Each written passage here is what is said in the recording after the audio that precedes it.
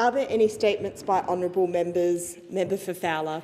Thank you, Deputy Speaker. I want to speak to two matters that go to the heart of opportunity and fairness in my community of Fowler, and to the growing gap between promises this government makes to Western Sydney and the reality it delivers. I recently had the pleasure of attending the opening of the University of Wollongong's new campus at Liverpool Civic Place. Liverpool is already home to UOW's fastest growing student cohort, with a 134% increase in completed applications compared to this time last year. These are young people who are able to pursue their education and build their futures close to where they live. I welcome the university's strong commitment to communities like mine in south-western Sydney. For many young people in Fowler, access to world-class education, just a train or a bus ride away is about far more than lectures, exams or degrees. It represents opportunity. It reflects the hopes of families, many of whom came to Australia, like my own late mother, because they believed in the promise of education as a pathway to a better life. That promise only holds true if it is equitable and accessible to everyone, regardless of postcode, which is why the recent decision by the government to withdraw funding for the promised Western Sydney expansion of special broadcasting services is quite disappointing. This was meant to be a hub for jobs, skills and opportunities, a pipeline from education into meaningful employment, and now that pathway has been taken away. What is the value of investing in education if this government fails to support the jobs and industries those students are training to enter? We are told this decision was made in the context of the current fiscal environment, but once again, it is communities in Western Sydney that are asked to bear the cost. SBS plays a critical role in telling stories of multicultural Australia, and there's no more multicultural region in this country than the communities I represent. The jobs this expansion would have created across media, communications, and creative industries are exactly the roles that students at University of Wollongong, Liverpool, are preparing for right now. Yet, instead of strengthening those pathways, the government has cut them off. And this is not an isolated case. We have seen it before with the failure to deliver a proper Western Sydney Metro link to the new Western Sydney Airport, leaving communities disconnected from the very jobs and opportunities that infrastructure was meant to unlock. The University of Wollongong has shown belief in Liverpool and in Western Sydney communities. It's a shame that this government has not done the same thing. Thank you. The Assistant Minister for Defence. Thank you, Deputy Speaker. It's so exciting because last week we opened a brand new Medicare urgent care clinic in Coburg. So it's exciting for our constituents. This is what we're here for, to serve and make sure that our constituents have a better life. And I'm pleased to say it's already having great reviews. We've heard from a local dad who took his daughter into the clinic to assist with anaphylaxis, and he let my office know that they receive fantastic urgent care. Exactly what we want to hear, Deputy Speaker. Opening a Medicare urgent care clinic in Coburg was a key commitment I made to my community ahead of the last election. And it's fantastic to know that the incredible staffing team are already providing top-level care. This is one of the legacy pieces of the Albanese Labor government. And the impact it has on local communities is enormous. The investment in Medicare, the investment in bulk billing, the investment in these Medicare urgent care clinics is going to be remembered and acknowledged for generations. Every person I speak to out on Sydney Road, out the front of my office there, when I've told them about the clinic, their eyes light up. They say, this is fantastic, we need this. We don't have one in this area. That's why I fought so hard to get it opened up in Coburg. Being able to get this kind of non-life-threatening but urgent care late at night, on the weekends, is a must for the community. And for those in my community who might be watching this online or reading the transcript, I'm not sure how many read the Hansard anymore, here's the info to remember. The Coburg Medicare Urgent Care Clinic is open 7 days a week, 365 days a year from 8 a.m. to 10 p.m. You don't need an appointment. You just walk in when you need it, and you don't need your credit card. All you need is your Medicare card, because appointments are completely free. Speaking of our investments in Medicare, Deputy Speaker, 55% of GP practices in my electorate of Wills are now fully bulk billing. That's not 55% of GPs, that's 55% of GP practices fully bulk billing. As the Prime Minister said when he came to my electorate of Wills last weekend, there's a reason the Medicare card is green and gold. It's because it's one of the great Australian institutions.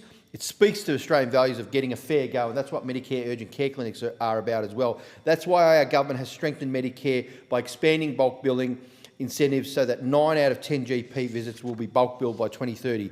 Labor is the party of Medicare. Labor will always strengthen Medicare, and only Labor is taking real action to ease the cost of living for families through Medicare. Lastly, Deputy Speaker, I want to give a quick shout out to the Coburg Cycling Club, who celebrated their 130th anniversary last week. It's such an impressive milestone. It's one of the oldest clubs in the world for cycling, continuous. 6th oldest in the world, running in the world, 2nd oldest in Australia.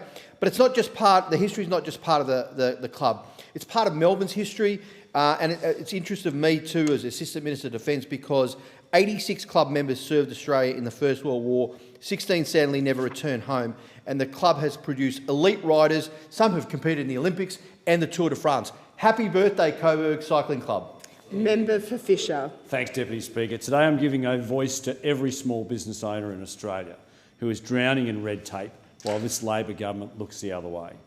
In the small business capital of the nation, the Sunshine Coast, a cafe owner can face up to 30 separate licences and approvals before they pour their first coffee. A local tradie needs to pay hundreds of dollars in permits just to fix a tap. An engineer working across state lines must obtain separate qualifications and pay multiple fees in each jurisdiction just to do their job. Red tape in Australia has become a war on enterprise. The numbers are damning. Compliance with federal regulation now costs Australian businesses $160 billion a year, nearly 6 cents in every dollar of GDP. That's up from $65 billion a decade ago. Boards are now spending more than half their time, 55%, just managing compliance. That's more than doubled since Labor came to office. That is time not spent on hiring, investing or growing their businesses. While Labor adds layer upon layer of red tape, our competitors are moving in the opposite direction. The UK has committed to cutting its regulatory burden by 25%. Canada has introduced a one-for-one rule. Remove a regulation for every one that has been created. The EU, even the EU, is slashing red tape for small business. And Australia, we have no national target, no plan. The Productivity Commission has confirmed what every small business owner already knows. Labor's regulatory weight is crushing investment, stifling innovation and dragging down living standards. And capital is going elsewhere. And who could blame it? Deputy Speaker, the Coalition has a concrete plan to fix this.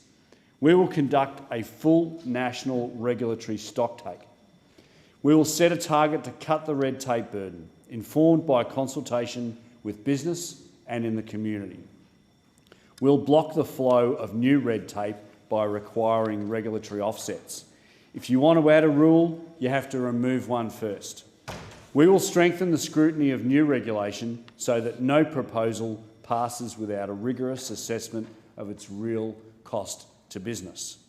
And we'll lift the reporting thresholds that are forcing thousands of medium-sized businesses to spend hundreds of thousands of dollars on compliance that adds nothing to their bottom line or the national interest.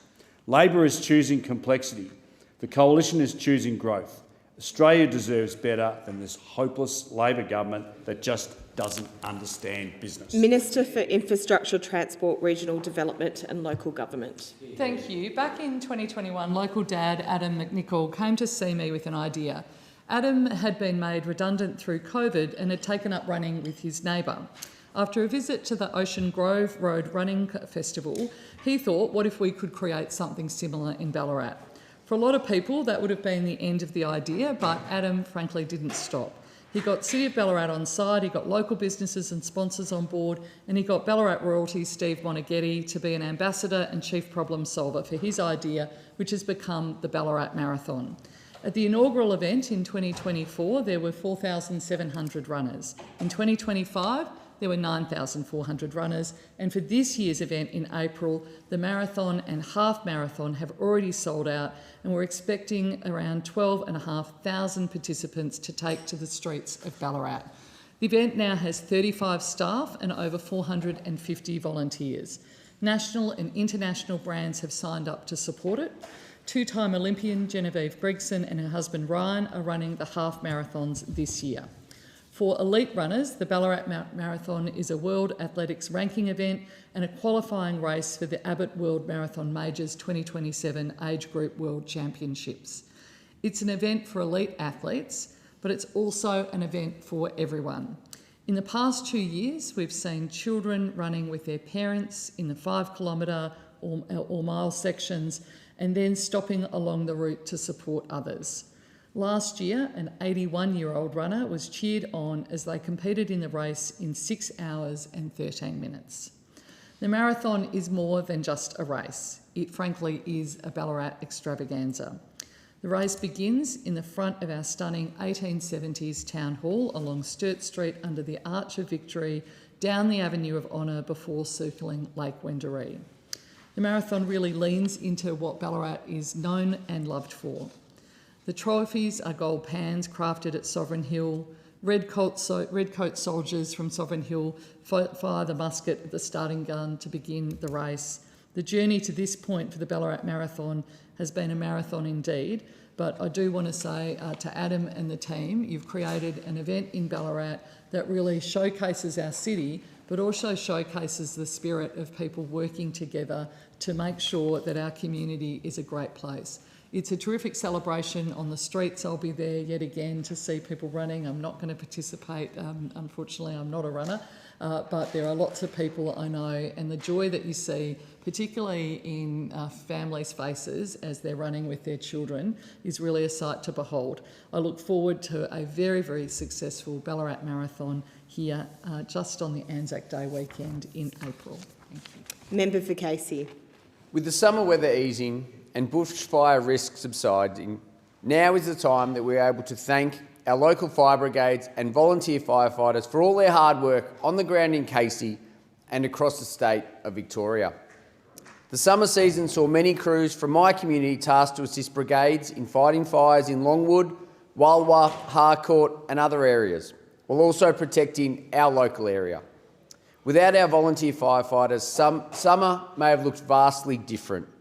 So thank you to each and every single firefighter who volunteered across Casey for their continued dedication to protecting our community. Our local fire brigades are an integral part of our community, and without support, they cannot continue to protect us. And over the weekend, the Gruya Fire Brigade held their annual Beef on a Spit fundraiser event, which is a favourite amongst the community, and this year didn't disappoint with another great turnout, despite the cold weather. The event is more than just a fundraiser. It's a night that we come together with family and friends to share good food and help support one of our local brigades. Well done to the Gruya Fire Brigade for another successful Beef on a Spit night, and thank you for all the hard work you do protecting and serving our community.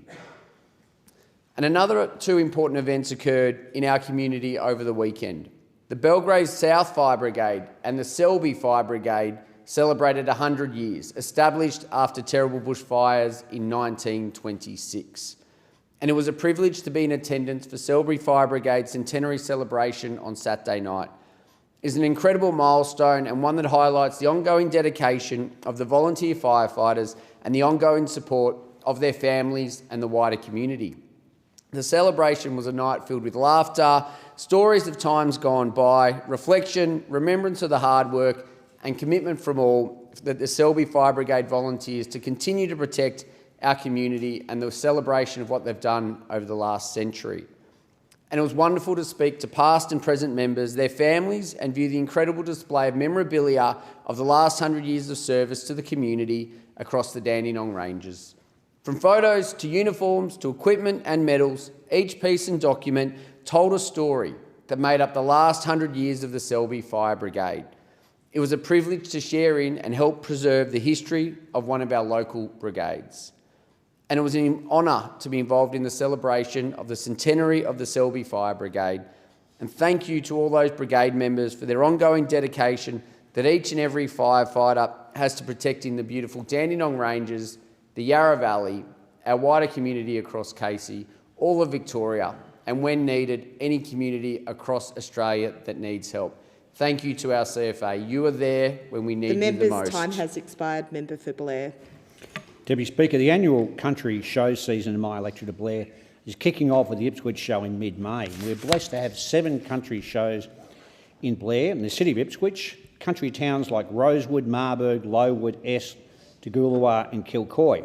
And the Show Society movement is the biggest volunteer movement in Australia, and country shows contribute more than $1 billion to the Australian economy every year. Agricultural shows play a vital role in the fabric of regional Australia, including in my electorate, which takes in the rural parts of Ipswich and the rural Somerset region. They provide significant social and economic benefits to regional communities and agricultural industries. In an electorate like mine that spans urban and rural areas, they help bridge the divide between city and country. Regional communities depend on shows to reconnect with neighbours, build relationships, exchange knowledge and support local businesses, and they provide a great way for me to keep connected with my local constituents by having information stalls. I'm having stalls at each and every country show, an Ipswich show for 3 days once again this year with the state member for Ipswich West, Wendy Bourne. I'm proud to support many of the country shows, by example, sponsoring prizes at the Toogoolawah show, poultry prizes at the Rosewood, Marburg and Lowood shows, and the primary school art prizes at Rosewood. I'm delighted to donate hampers for raffles and print programs for some of the country shows like the Kilcoy show, and I've done that for a number of years. As well as being used for annual shows, showgrounds are often used as community gathering points during emergency situations, as venues and other events and local festivals. That's why I advocated for and secured funding over the years for buildings in Kilcoy, toilets and sheds in Lowood and lighting at Toogoolawah, at all their showgrounds. This is why I was so pleased to secure a 2022 election commitment of $6 million to upgrade the Ipswich showgrounds, which includes $4.5 million for general upgrades and $1.5 million from the government's Disaster Ready Fund to improve amenities such as showers and toilets for use by residents during emergencies. During floods, showgrounds provide emergency accommodation for local residents, including local residents who are cut off from other country towns. Their homes are inundated, and those showgrounds provide places of refuge and relief. I want to thank the sponsors, exhibitors and volunteers who assist in all of the country shows in my electorate. The talent, skills and abilities from showing cattle and horses to the quilting, painting, crafts and crocheting are all there on display. These local shows and their volunteers are the lifeblood of country communities, and I am so pleased to represent a vibrant rural and regional electorate in South East Queensland. Thank the member for Blair, and I call the member for Lyne. Thank you, Deputy Speaker. I rise today to acknowledge and pay tribute to the extraordinary men and women of the New South Wales Rural Fire Service, particularly those from the Mid Coast District, who are recognised for their outstanding service to our communities at Club North Haven on Saturday. Across regional New South Wales, the Rural Fire Service is not just an emergency response organisation, it is a cornerstone of community wellbeing. It is made up of volunteers who give their time freely, who step forward when others step back, and who embody service before self. It was more daunting to speak in front of these men and women than it is to speak in this parliament. Present on Saturday was 1,200 years of courage, commitment and sacrifice, an incredible achievement to say the least. Among those recognised was Brett McMillan, awarded the National Emergency Medal Clasp for his service during the devastating 2022 floods, a reminder of the extraordinary demands placed on RFS members not only during bushfire seasons but across a range of natural disasters. We also recognise 14 recipients of the National Medal, awarded for diligent service over many years. People like Bruce Arnotts from Tinoni Brigade, whose leadership, community engagement and consistent contribution both operationally and administratively reflect the very highest standards of the service. Kevin Thornton, whose work in communications and aviation has strengthened operational capability and enhanced community safety across the region. Nicholas Wright and Sherry Gall from the Kundal Moto Brigade, who've not only served their communities but have invested in training, mentoring and building the capability of others. And we recognise 34 recipients of the Long Service Medal whose service spans many decades. Jim Blackmore from the Wallaby Joe Brigade, with 40 years of contribution across operational and leadership roles. Andrew Tulloch from the Lake Caddo Brigade, with more than 4 decades of service and leadership. And those whose commitment extends even further: Gregory Bannister, Joy Walker, Howard Mitchell and Frank Vumbaka, each contributing more than 50 years to the RFS. This level of service is extraordinary. It reflects not just dedication, but a lifelong commitment to community. We also acknowledge the next generation of volunteers, including young members of the year finalists Brock Windsor and Dylan Shee, who represent the future of the service and give us confidence that this proud tradition will continue. Importantly, behind every volunteer is a network of support, families, employers and communities who share in the sacrifice and make this service possible. Many were there to support their husbands, wives, fathers, mothers and grandparents, but all honorary awardees too. The New South Wales Rural Fire Service represents courage, professionalism and quiet determination. Its members do not seek recognition. On behalf of my community and indeed all Australians, I say thank you. Thank the member for Lyne, and I call the Minister for Veterans Affairs. Thank you, Deputy Speaker.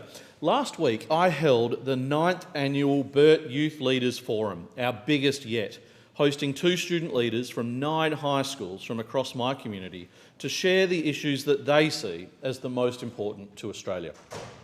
From Kenwick in the northern end of Burt out to Piara Waters on the western edge and Byford in the south, students from all over our community had their say. Just because they can't vote yet doesn't mean that their voices shouldn't be heard by the Parliament. The students raised important issues that affect all of us, with topics including cost of living, housing affordability, AI, deepfakes, education and innovation, community division, global instability, the importance of the family unit, recognising overseas qualifications, as well as mental health and overdiagnosis. And they didn't just raise problems, they worked through the causes of each issue and how it impacts people, before coming up with ideas for how each issue can be improved or fixed. I'll soon present a report with those findings to the Prime Minister and to Western Australian Premier Roger Cook. Young people aren't always included in the forming of policy and the decision-making that will impact their future. Engaging and consulting with young Australians should be genuine and not an afterthought. Through the annual Burt Youth Leaders Forum, I'm able to elevate the concerns of young people in our community to the Federal Parliament, sharing what they want to see from us as national leaders. Issues like cost of living, housing affordability and mental health, which students have raised with me many times before, but also new issues and emerging areas of concern. This year, students talked about AI safety and protecting children from exploitation in this evolving technology. This concern isn't unique to young people, and we've already acted, passing the anti-deepfake laws in 2024. However, there clearly is still concern amongst young people in this space. Our young leaders also raised concerns over reliance on AI and the need to harness AI for our economic future. I also want to take this opportunity to mention that Youth Week in WA is coming up from the 10th to the 16th of April. Take part in an event, volunteer, get engaged. This is a chance to recognise the valuable contributions of young people in WA and to be involved at events like the Serpentine Jarrahdale Youth Fest.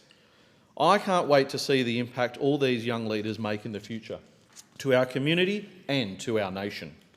Thank you for your contribution, your time and your sincere engagement in our democratic processes into the future. Our future is in very good hands. I thank the Minister, and I give the call to the member for Bowman. Thank you, Deputy Speaker. Next week, I will be launching a new community initiative in the Redlands. There are, of course, some stories that should never be forgotten, but sometimes, sadly, they are. Private William Arthur Mobbs is one of those stories.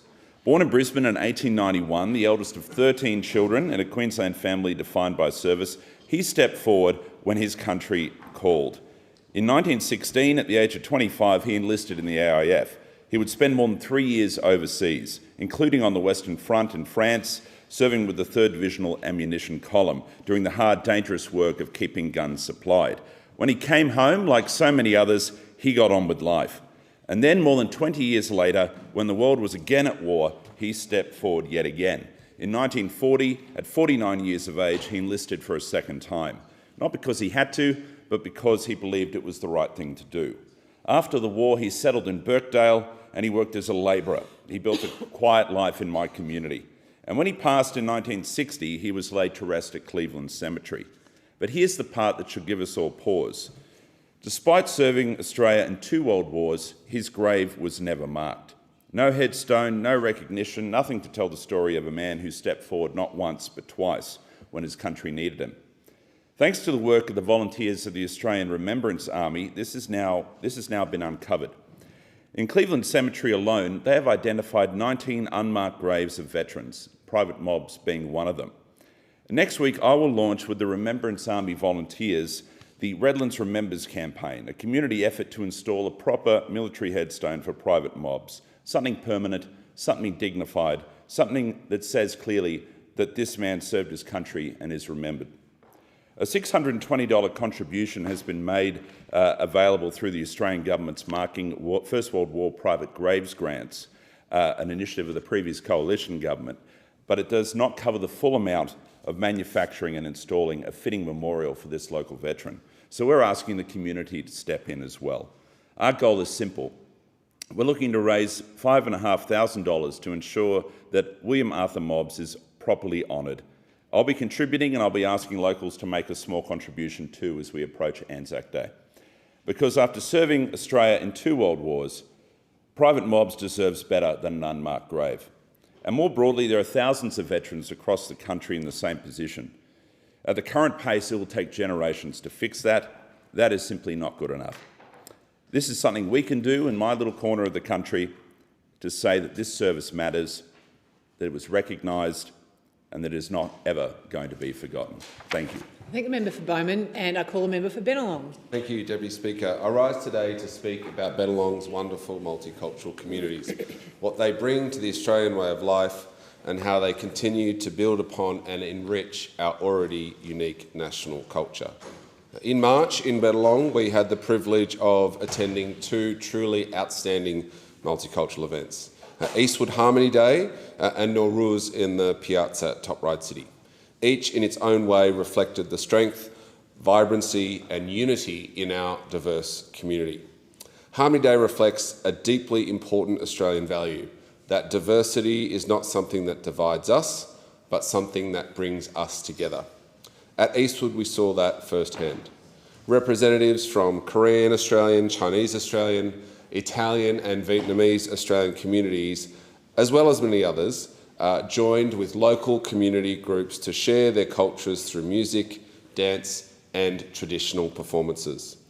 I want to extend my sincere thanks to Jimmy Park from Eastwood Koreatown and Joey Chan from the Eastwood Chinese Senior Citizens Club, as well as the many community groups and performers who made that day so special there in Eastwood Plaza. Events like these do not happen without the dedication and generosity of volunteers, organisers and community leadership, and their efforts should be recognised. I'm also incredibly proud to represent a very large Iranian Australian community in Bennelong, Deputy Speaker.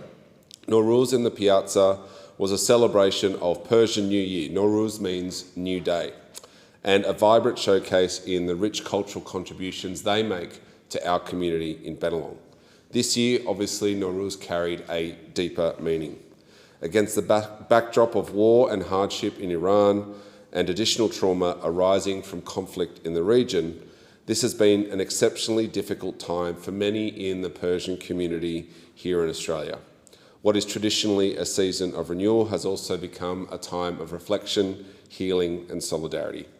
In moments like these, Deputy Speaker, community matters more than ever. Many locals have asked me to raise awareness about these issues and about the Iranian regime's brutal targeting of innocent protesters and to stand in solidarity and support. It's important that their voices are heard. So at Top Ryde City, we gathered together and we celebrated Nowruz with vibrant stalls, food, art and importantly, cultural expression. I want to acknowledge the contributions of local store holders and community members including Nassim Art, MTC Australia, Hug and Read, Taj Art, Taj Design, Persian Sweets and the Zara Market. Their presence helped create a joyful and meaningful celebration. This is modern Australia, Deputy Speaker, and proud to have it in Bennelong. I thank the member for Bennelong. In accordance with Standing Order 193, the time for members' constituency statements has concluded. I call the clerk. Private members' business, notice number 1, for a motion in relation to the fuel tax credit scheme. I give the call to the member for Bradfield. Thank you, Deputy Speaker, and I move the motion relating to the fuel tax credit scheme in the terms in which it appears on the notice paper. I give the call to the member for Bradfield. Thank you, Deputy Speaker. The cost of living is hurting people across my electorate and the entire country. So wouldn't many of those hard-working Australians be outraged to learn that last year, while they were struggling to get by, the government was handing out billions upon billions of dollars in fossil fuel subsidies? In the last financial year, the government dealt out almost $11 billion under the fuel tax credit scheme, which is Australia's largest fossil fuel subsidy. And this outdated subsidy is predicted to get even bigger, reaching $13 billion by the end of the decade. Who's paying for these enormous tax breaks? You are, the taxpayer. And this scheme is aimed at helping relieve the cost of businesses using petrol and diesel in certain applications in the economy. Miners use a lot of diesel on mine sites in machinery and moving materials between mine and port. And transport companies running heavy vehicles over 4.5 GVM are also potentially eligible for the handout. Now, before I go on, I want to make something very clear. I am in no means proposing that we take away that support, especially now with fuel prices skyrocketing. What I'm proposing instead, and I'll explain those details very shortly, is that we stop giving mining companies, including polluting coal and gas companies, tax breaks that do nothing to sustain their risky reliance on imported liquid fuels. Now, the mining industry receives the lion's share of the fuel tax credits, and in 2024, in that financial year alone, it received almost $5 billion under the scheme. And the total amount received by the mining industry since the scheme began in 2007 is an almost unimaginably large $57.5 billion. Subsidising mining companies like this doesn't seem to make a lot of sense from any angle. First of all, and most obviously, these companies are doing quite well without it. They don't need our help. They're some of the most profitable companies in the world, and it makes no sense to artificially widen their margins at the expense of other high-value public investments like healthcare and education. And on top of subsidies these companies receive, we don't tax them heavily, especially our gas industry. So that's a double whammy. Handouts in the form of subsidies which keep them addicted to dirty fossil fuels and low tax rates charged. But second, by incentivising diesel use, the scheme locks us into continued dependence on imported fuels. The more we need diesel, the more vulnerable we become to global price shocks, and the last few weeks are showing us just how painful those shocks can be. So thirdly, all that money could be spent better. And think about all the things that the government tells us is too hard to fund, too expensive and too impractical, from cheaper healthcare, more and better paid teachers and nurses, free university degrees, better funding of public schools, more energy relief, especially for those who can't access solar, for example, in strata, and more funds for Australians' creatives like musicians, actors and writers.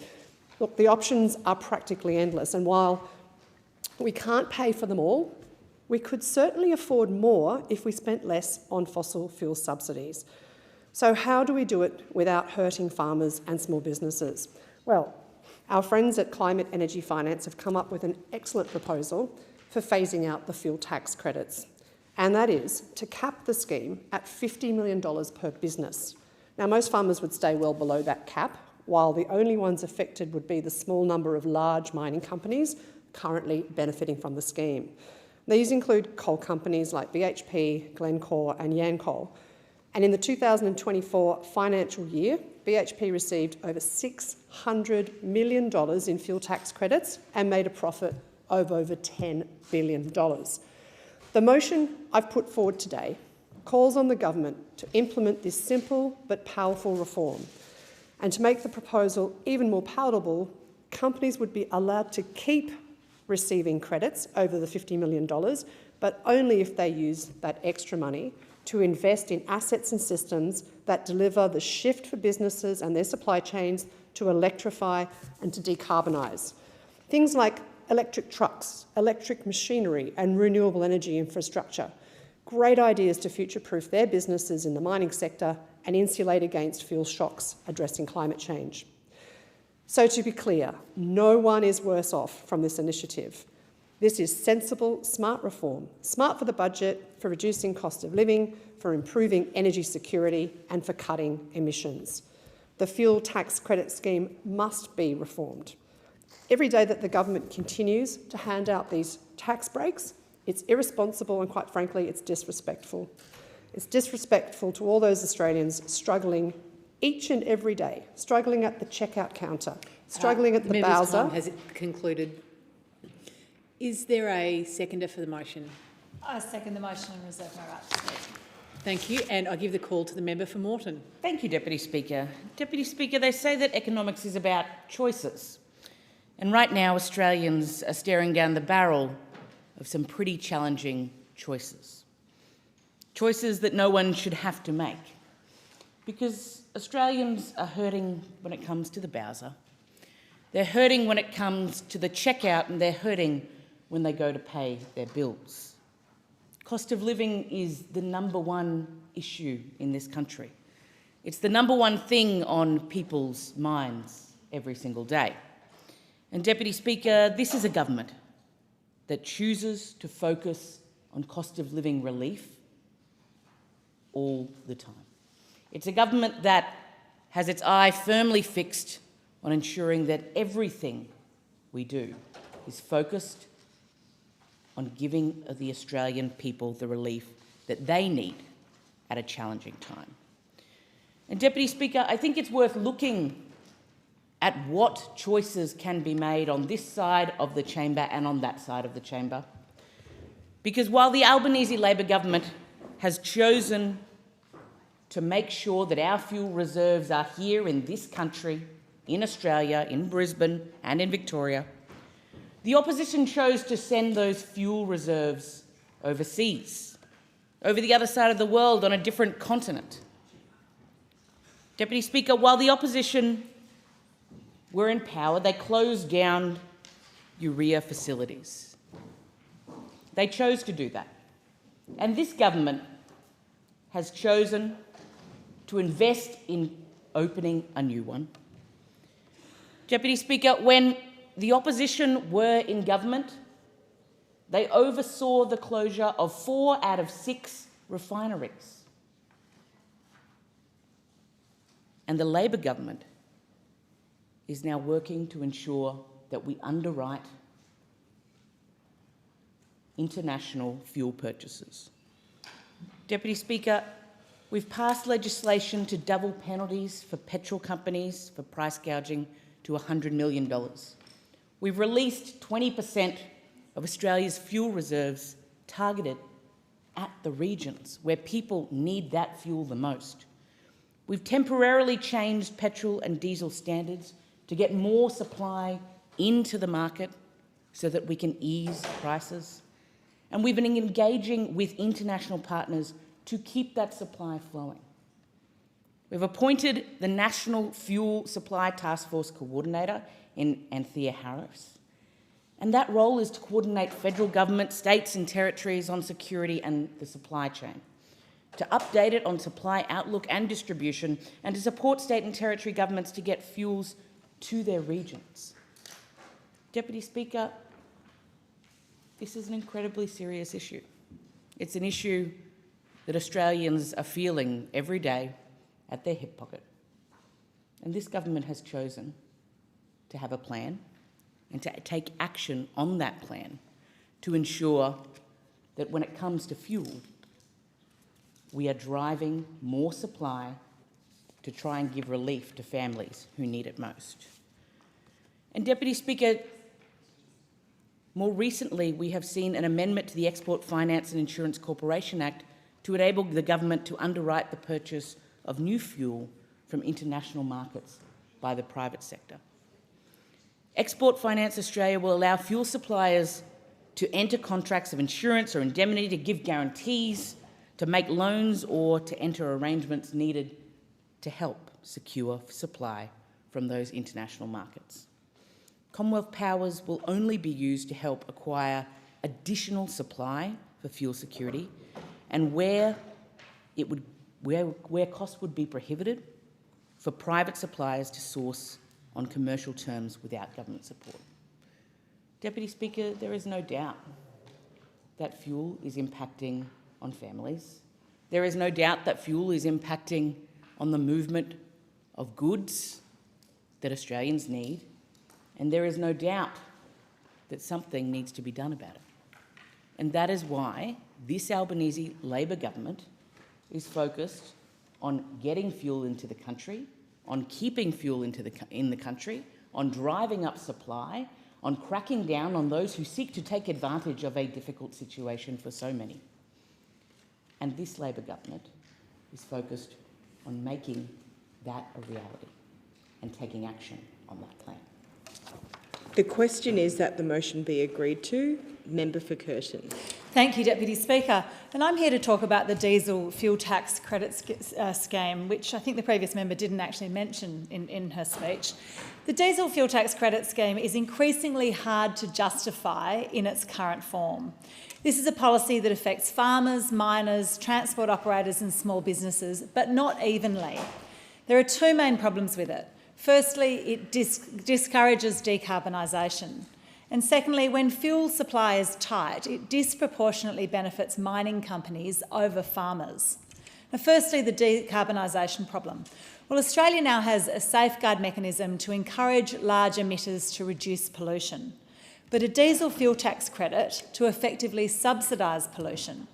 And the incentive to keep polluting is much greater than the incentive to reduce pollution. Under the safeguard mechanism, there's an effective carbon cost of $30 to $40 a tonne, but the diesel fuel tax credit amounts to an effective subsidy of about $190 per tonne of carbon pollution from diesel use. Now, that is more than 5 times the decarbonisation incentive created by the safeguard mechanism. So for the very large diesel users, we have a weak incentive to decarbonise and a strong incentive not to. In 1 year, the diesel rebated under this scheme produced more emissions than the combined emissions from all of Australia's planes, buses and trains. Now, that is extraordinary. The rest of us are working hard to do the right thing, but at the same time we're making it cheaper for big polluters to keep polluting than to carbonise. Right now, we're seeing another good reason to decarbonise. The war in Iran is demonstrating how exposed we are to volatile and concentrated global fossil fuel markets with geopolitical instability. Now, if we were further on our way to decarbonisation, we would not be so exposed. Continuing to effectively subsidise diesel for mining companies delays investment in electrification and in cleaner alternatives that would strengthen energy security over the long term. And the second problem with the current fuel tax credit structure is that the scheme in its current form favours mining companies over farmers, truckers and small businesses when fuel supply is tight, like it is now. A small farmer cannot secure bulk contracts or hedge price risk or stockpile fuel in the same way a major mining company can. When supply tightens, farmers become price takers. Their ability to get diesel at all can depend on what's left. The concentration of this scheme is extraordinary. In the most recent year of available data, just 15 mining and freight companies received almost $3 billion in diesel fuel tax credits. Those companies burned close to 6 billion litres of diesel in 1 year. And these 15 companies made up 25% of total fuel tax credit claims. This in a scheme with over 170,000 businesses buying diesel and claiming tax credits. So while Australians are doing it tough at the bowser, copping huge prices, BHP is being given $600 million in taxpayers' funds for its use of diesel. Billions of dollars are going to some of the world's biggest companies while Aussies are doing it tough. So with diesel supply chains tightening, this policy is actively shaping who gets access to fuel and at what price. Right now, that policy favours the biggest players in the market, and it does so at a time when farmers, truckers and everyday Australians who genuinely depend on diesel and often have no alternatives are under pressure. Now, this motion is not suggesting that we remove fuel tax credit support for farmers or small businesses. Many have no viable alternatives to diesel today. They should not be asked to carry the burden of reform, especially at a time like this. The proposal put forward by the member for Bradfield is modest and targeted. It places a cap on how much diesel fuel tax credit a single company can receive. Above that cap, $50 million, credits are still available, but only if they're reinvested in reducing diesel use through electrification or other decarbonisation measures. Now, this change would incentivise mining companies to reduce their reliance on a volatile international diesel market. Decarbonising mining operations would make our economy more resilient to shocks like the Iran conflict. On last year's figures, this reform would affect only about 15 companies. Farmers, small businesses and most regional operators would not be affected. It would make the scheme fairer in a fuel-constrained market, reduce pressure on diesel supply chains and bring tax settings into closer alignment with stated climate goals. This is about ensuring that scarce public resources aren't reinforcing outcomes that work against farmers, against resilience and against long-term competitiveness. I commend the motion to the House. Member for Spence. Thank you, Deputy Speaker. I want to address this motion before us because while it may be well-intentioned, it risks missing the reality faced by communities like mine in the north. The fuel tax credit scheme is something that keeps trucks moving, farms operating and supply chains functioning across this country. It's worth explaining exactly what the fuel tax credit scheme is because it is often misunderstood. The FTC allows businesses that use fuel off public roads, very important piece, or in heavy vehicles and machinery to claim a credit for the fuel tax they pay. It applies to industries like agriculture, transport, mining and construction, sectors that quite literally keep our economy moving. Put simply, it is not a subsidy in the traditional sense. It is about ensuring these industries are not taxed twice for fuel use that does not rely on public roads. So when we talk about fuel tax credits, we are also talking about the cost of getting food from paddock to plate, the cost of keeping construction sites running and the cost of ensuring regional Australia stays connected. And if we get this wrong, Australians will feel it, not theoretically but at the checkout, at the Bowser and in their power bills. This motion suggests an orderly phase-out, but there is nothing orderly about pulling support out from under industries that rely on this scheme to operate day to day, especially in the situation nationwide that we find ourselves in, where due to unforeseen global circumstances, petrol in some place is hovering around $2.50 a litre and diesel has peaked at above $3. To remove a scheme such as the fuel tax credits would simply cripple businesses and mean we pay more to get food on our plate. Because the truth is, electrification at scale is not yet a reality for many of these sectors. Heavy transport, agriculture, mining, these are not industries that can simply switch overnight. And we all support the transition to net zero. That is not in dispute. But the path to net zero must be practical. It must be staged and it must bring people with us, not leave them behind. So to the drivers around Australia who still use fuel, we are providing greater fuel support for those that are doing it tough at the Bowser right now. We have taken practical steps to protect Australians from unfair fuel price spikes, because when global uncertainty hits, it should not be everyday Australians who wear the cost. That is why we have empowered the ACCC to crack down on unfair price rises, ensuring there are real consequences for companies that do the wrong thing by motorists. We have also acted to boost supply, releasing 20% of the baseline minimum stock holding obligation for petrol and diesel, getting more fuel into the system when it is needed most. At the same time, we have temporarily amended fuel standards, a sensible, targeted measure designed to increase supply and ease pressure on prices without compromising long-term standards. And importantly, we are working hand in hand with industry and with the states and territories to make sure that fuel is getting to the communities that rely on it most, particularly in regional Australia. Because for many communities, especially across places like mine in Spence, access to affordable fuel is not a luxury. It is essential to daily life. We know there is more to do, and this government will continue to examine every practical option available to shield Australian households and businesses from the worst impacts of global volatility. That is why the Prime Minister has brought together National Cabinet this morning, because coordination matters. and leadership matters in moments like this. And this approach is consistent across the board. On tax, we reshaped the Stage 3 tax cuts so that every taxpayer benefits, not just those at the top end of town. That is not about ideology, that is about fairness and making sure relief reaches the people who need it most. On energy, we did not offer a promise decades into the future and walk away.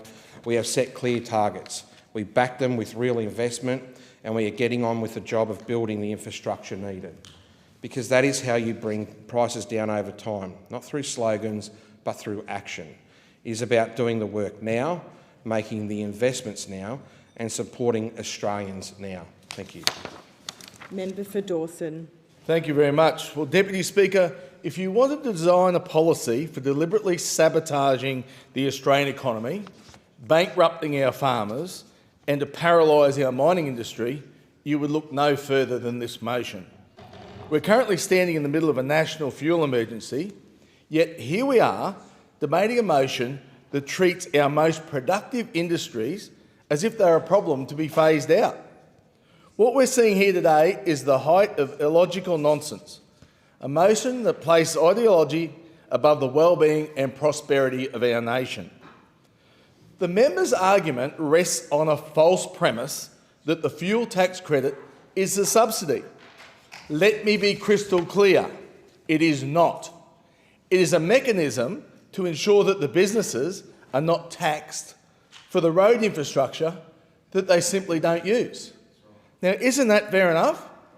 Why would you ask people who are not using the roads to then pay for a tax on the roads? That is just nonsensical, a total false premise. The heavy machinery and the harvesters, the tractors, and the 400-tonne mine haul-out trucks that power our economy do not drive on our highways. To tax their fuel is like having a double tax on production, a move that would drive up the cost of every single thing that is grown, mined, or made in this country. Let us talk about the total physical lunacy of this motion. We're talking about the fuel tax credit here. Is an expense of $11 billion. The FDC is a vital lubricant for a $1.2 trillion industrial engine. And to suggest we save $11 billion by handicapping the sectors that return over $60 billion in mining royalties alone is dangerously naive. Is anybody ever going to trip over $1 to pick up a cent? Furthermore, the environmental logic behind this motion is nothing short of laughable. This motion suggests we will phase out these credits to meet net zero targets. Net zero is killing Australia. All we are doing is exporting our emissions, along with our jobs and prosperity. Right now, Australia is forced to be having diesel refined overseas because the Albanese Labor government has made domestic production almost impossible. But here's the kicker. What we import fuel, we are adding to the global emissions through massive shipping distances and processing in countries with far lower environmental standards than our own. This House is being asked to adopt a not in my backyard attitude, pretending that as long as the smoke isn't coming out of an Australian chimney, it doesn't count. It is hypocritical, it is nonsensical, and it is betrayal of the national interest. If this Labor government really cared about the environment and our sovereign capability, we would be taking ownership of our own resources. We would be extracting, refining, and using our own fuels. We should be encouraging our resource industry, not penalising it. In this motion, the member for Fairfield suggests a $50 million cap to protect small business. But this is a hollow gesture. In my electorate of Dawson, the large-scale mines of the neighbouring Bowen Basin are the engine room of our local economy. They provide jobs that support local grocery stores, our mechanics and our schools. And when you penalise the big end of town in this resources sector, you're effectively cutting the throat of every small business that services them. We're also told that this will force electrification. Deputy Speaker, this may shock the teals, but you can't run a D11 dozer or a cane harvester on a battery. The nation's heavy industry runs on molecules, not on electrons. To force a phase out of fuel credits before there is a viable, affordable and proven technological alternative, that's not a transition, that is a shutdown. The net zero fantasy and a tax on their prosperity of every Australian. We need a system that reduces energy costs, not one that bankrupts the nation to satisfy a city-centric agenda. We either are to be a sovereign power or an economic disaster, and this motion, if supported, will be an economic disaster. The allotted time for this debate has expired. The debate is adjourned and the resumption of the debate will be made an order of the day for the next sitting. I call the clerk. Private member's business, notice number 2, for a motion in relation to housing delivery. Member for Maribyrnong. I move the motion relating to housing delivery in the terms in which it appears on the notice paper. Thank you, Deputy Speaker. 1,030. That's the number of social and affordable houses that this Labor government has helped deliver in my electorate of Maribyrnong. That's over 1,000 vulnerable and low-income Australians who now have a place to call home. That's over 1,000 homes close to the city, to public transport, to bulk billing clinics and other services. That's well over 1,000 people who can live and work in the communities that they love, where they're close to family and friends. Now, Deputy Speaker, I've got another number for you, 373. That's the number of social affordable homes that the Coalition built in the 9 years they were last in government. And don't let them fool you. There was a housing crisis back then too, but yet not a single one of those 373 homes were built in my community. Not one. This Labor government has delivered nearly triple the amount of social and affordable homes in my electorate alone than those opposite delivered across the entire country in the 9 years they were in government. Deputy Speaker, when it comes to housing in this country, there is only one party of government that's serious about tackling this crisis. Labor has 25,000 social affordable homes either in construction or planning right now across this country. We have been in government for half the time those opposite were, and yet we're already delivering on our ambitious agenda to build 55,000 new homes. Why the stark contrast? Well, as the member for Wright has said in the past, apparently there wasn't a housing problem in this country when they were in government. Seriously? Their heads were so far in the sand that they didn't even have a Minister for Housing. But this government, this Labor government, understands how big the task is at hand. Not only do we have a Minister for Housing in Cabinet, we also have a Special Envoy for Social Housing and Homelessness. And behind them sits a united caucus focused on delivering real housing reform, delivering for the communities we represent. Deputy Speaker, our social affordable housing target sits within a broader housing plan that includes making it easier to buy and making it life better for renters. It's ambitious and it's backed by a $45 billion investment. Our home guarantee scheme has been operating 6 months and has allowed over 1,200 people in my community to buy their first home with just a 5% deposit. This scheme is about helping young Australians and single parents enter the housing market that for too long they've been locked out of. When I speak to young people in my community, many of them raise the issue of housing. What was once considered an Aussie dream has turned into a living nightmare for them. And the reality is that while this government has taken massive steps to reform our housing sector and deliver real solutions for the housing crisis, there is still a lot of work to do. And we acknowledge this. We also acknowledge that there are a lot of people out there who are still some time away from buying their first home. That is why we are delivering our Build to Rent program to help increase housing options for those who need it most. In my community, close to 2,000 new homes are under construction or in planning stages thanks to Labor's Build to Rent. And we've delivered the biggest back-to-back increase to the Commonwealth rental assistance in 30 years. This increase has helped over 6,300 low-income households in Maribyrnong pay their rent. So when those opposite inevitably get up to speak, that they'll complain and they'll whinge. But what young people, working families, single parents and low-income Australians should be asking them is this. Why did you vote against the Help to Buy scheme, supporting 40,000 low-income Aussies into home ownership? Why did you vote against the Build to Rent program, building 80,000 new long-term leases? Why did they vote against the 5% deposits and decry the building of 100,000 new homes? Those opposite have simply given up on home ownership, on renters and supporting young people. Deputy Speaker, Labor has not given up. We're stepping up. Australia's housing crisis didn't happen overnight and it won't be fixed overnight either. But this Labor government has made a commitment to an ambitious plan that is aimed at chipping away at the problems that have been left unchecked for generations.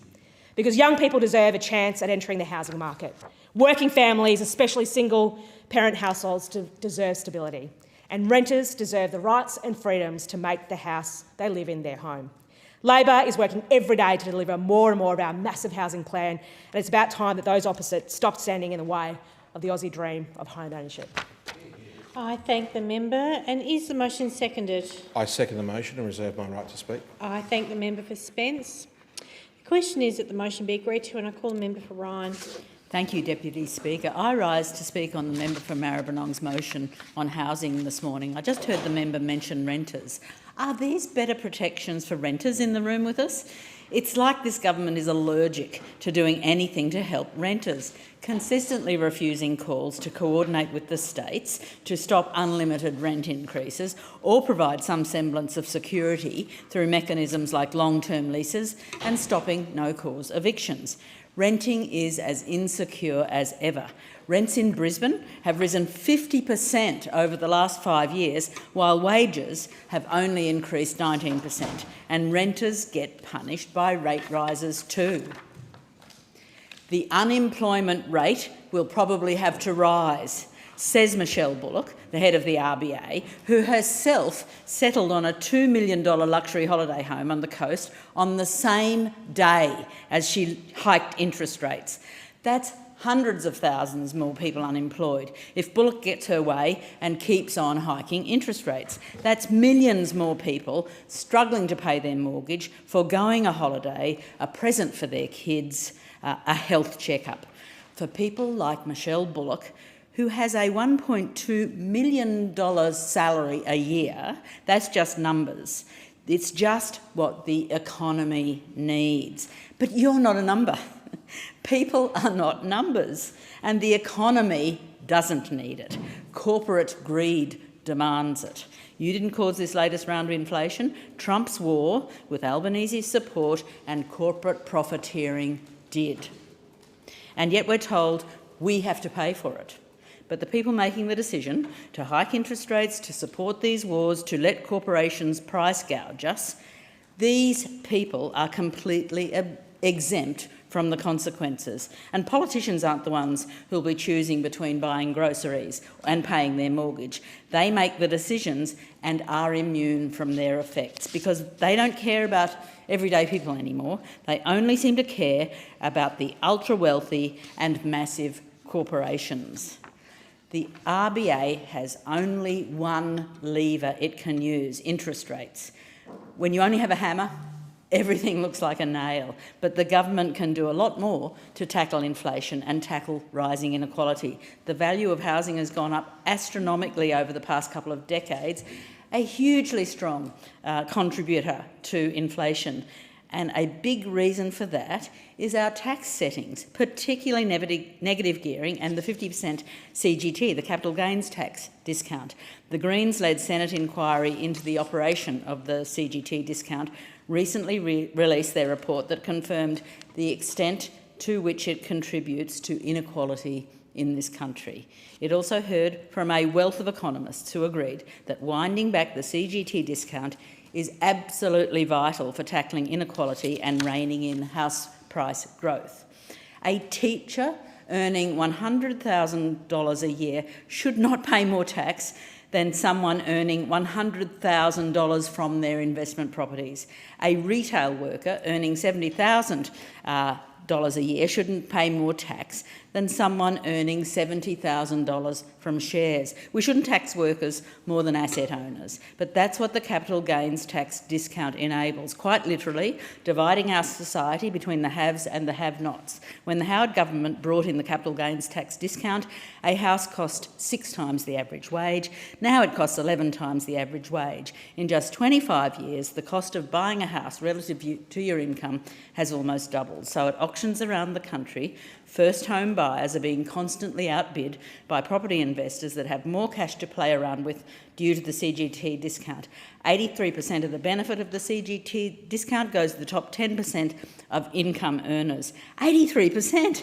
And around 60% to the top 1% alone. Let's be clear, that is literal transfer of wealth from ordinary people to the ultra-wealthy. The CGT discount was supposedly introduced to help productivity, but it's having the opposite effect, acting as just a huge government subsidy for the wealthy. It overwhelmingly goes to capital gains on existing housing stock, and business investment has proportionally gone down since it was introduced.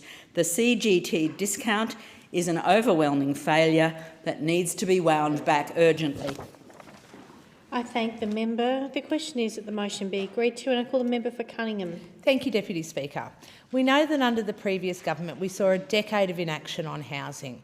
Over that time, the Liberals built just 373 social and affordable homes, a shocking record that Labor is working every single day to turn around. We're investing $45 billion to build more homes, to help renters and help more Australians buy their first home. And we are literally changing lives. Under the Albanese Labor government's Crisis and Transitional Accommodation program, we recently delivered more than $4.6 million to a local organisation, SASI, to buy and refurbish 6 homes in the Illawarra. And on the 20th of March, I was thrilled to get a tour of these new homes and hear directly about the impact that they are having. Already, 5 of the 6 units are housing women and children fleeing domestic violence, as well as older women at risk of homelessness. SASI's CEO, Penny, an incredibly passionate community advocate, has worked tirelessly to deliver not only this project, but several others right across the Illawarra and South Coast. She's not done either, with more exciting projects in the works, possible only because of the opportunities the Housing Australia Future Fund is providing. Chatting with Penny's team, the pride that they felt at delivering this amazing project was so obvious. From dilapidated units that hadn't been touched in decades, they have produced beautiful, comfortable and most of all, safe places that local women can call home. An absolutely incredible job by Penny's whole team, and I really want to give them the credit that they deserve for their passion in working for vulnerable local people. They are amazing. And while we were there, we met Monica, a humble woman who generously and proudly wanted to show us her new home. Through a set of unfortunate circumstances, Monica, like so many women over the age of 55, found herself without a home of her own, sleeping on her sister's lounge, a situation she knew couldn't go on. She was really struggling. Her absolute delight at having this new apartment that she could call her own, full of her photos, her belongings, and somewhere where she could bring family and friends was so clear. This little unit had changed Monica's life. Having a safe place you can call your own helps these women and children to regain their dignity and to start a new life. It is just the beginning for them, whether they stay for a long time or a short time. This is the first step in a brighter tomorrow. And I could not be prouder to be part of the government making this life-changing investment in their future. In my electorate of Cunningham, there were 6 homes. These were 6 homes of 50 that our government has proudly invested in, with a total of nearly $19.5 million delivered so far. Penny and her wonderful SASI team have received another $2,625,000 for 8 homes under the Safer Places program for crisis accommodation for women and children fleeing domestic violence. In October last year, I celebrated the topping out of the Housing Trust Waruya project in central Wollongong. This project received over $10 million under the Housing Australia Future Fund for 27 social and affordable homes for frontline workers, older women and families impacted by domestic violence. The Housing Trust is another incredible local organisation which is working hard every day to support local people in need. Their project, North Sea, has also received a further $2.15 million under the HAF for 9 affordable rental apartments in Wollongong CBD. North Sea is one of Australia's first purpose-built mixed-tenure buildings with social, affordable and private housing all in the same beautiful building, which was opened in December 2024.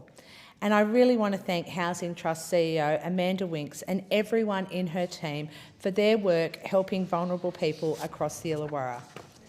With the New South Wales Government, we are also delivering 43 new and refurbished social homes in the Wollongong local government area under Labor's Social Housing Accelerator program.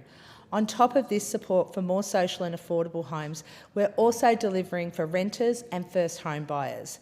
In my electorate alone, more than 1,056 people have bought their first home sooner thanks to our expanded home guarantee scheme. More than 10,000 local people have also received an almost 50% boost in back-to-back increases in Commonwealth rent assistance, and more than 560 local construction trade apprentices have benefited from $5,000 incentive payments. I thank the member. The question is that the motion be agreed to, and I call the member for Forrest. Thanks, Deputy Speaker. This motion suggests that under Labor, the housing crisis is easing, that renting is fairer, home ownership is closer within reach for young Australians, and that the government is changing lives. Unfortunately, Australians can't live in Labor media releases. They only live in the real world. And in the real world, housing is more expensive, more scarce and more insecure than it was when this government took office. Renting today is not easier, fairer, nor more affordable. In fact, renters today face the worst rental affordability in some 2 decades, worse than at any time during the GFC and worse than at any time under a coalition government. National median rents have risen by more than 30%.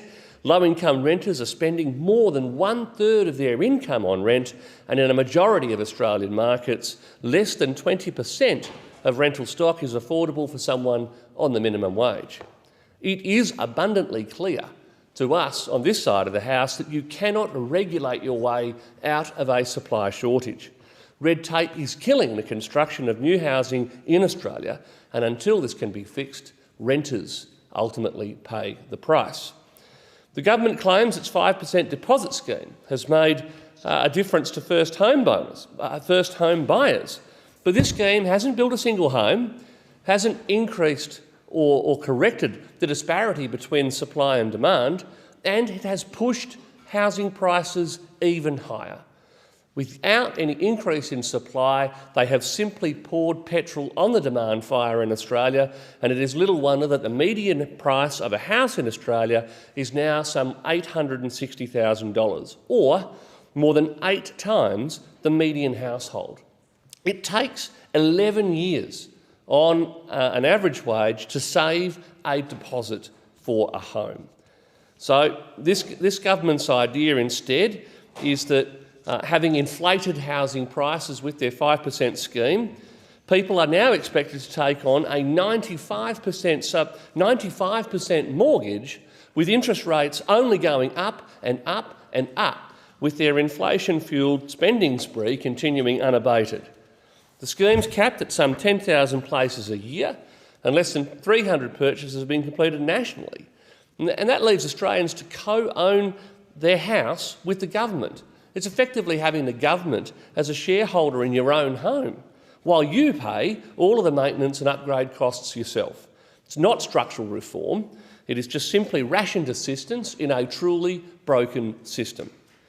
Supply targets, as I said, are continually being missed, because this government claims it's building more homes, and we all understand that it's actually the private sector that builds homes in Australia, and we need some 240,000 of them every year to keep up with population growth.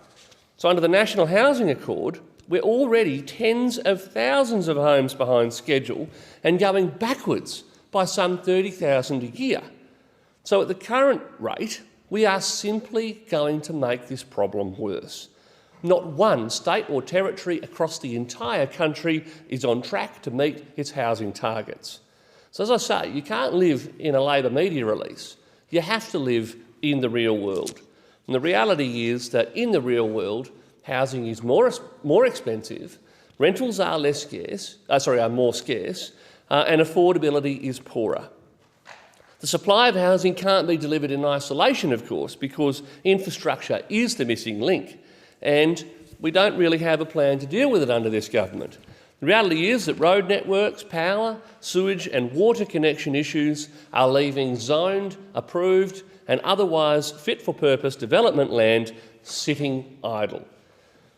We have growth corridors, we have developers ready to go, we have obviously huge demand for housing in Australia, and all that we are looking for is leadership from the government to provide that essential infrastructure that turns paddocks into suburban homes. So it's one thing to announce housing targets and have glossy brochures, but without the infrastructure to deliver them, that's all this will be, a glossy brochure, and it won't be restoring the dream of home ownership for Australians. And I love the way that the government likes to talk about government housing, and that's effectively what social and affordable housing is. It is state housing, and unfortunately some 640,000 Australians are languishing on a waiting list looking for real action from this government, not more media releases. I thank the member. The question is that the motion be agreed to, and I call the member for Adelaide. Thank you, Deputy Speaker. Deputy Speaker, during the last election, the Labor Albanese government promised to help more Australians into housing, and that is exactly what we're doing. We spoke about the 5% deposit scheme. We delivered on an election promise commitment 3 months early than when it was meant to start. Deputy Speaker, the 5% deposit helps first home buyers get a home of their own sooner, slashing the amount of time required to save for a deposit. It's interesting listening to the others opposite who have been critical of our policies. Can I just say, at 9 years in government, no action taken whatsoever, and in fact, a large segment of those 9 years there wasn't even a housing minister.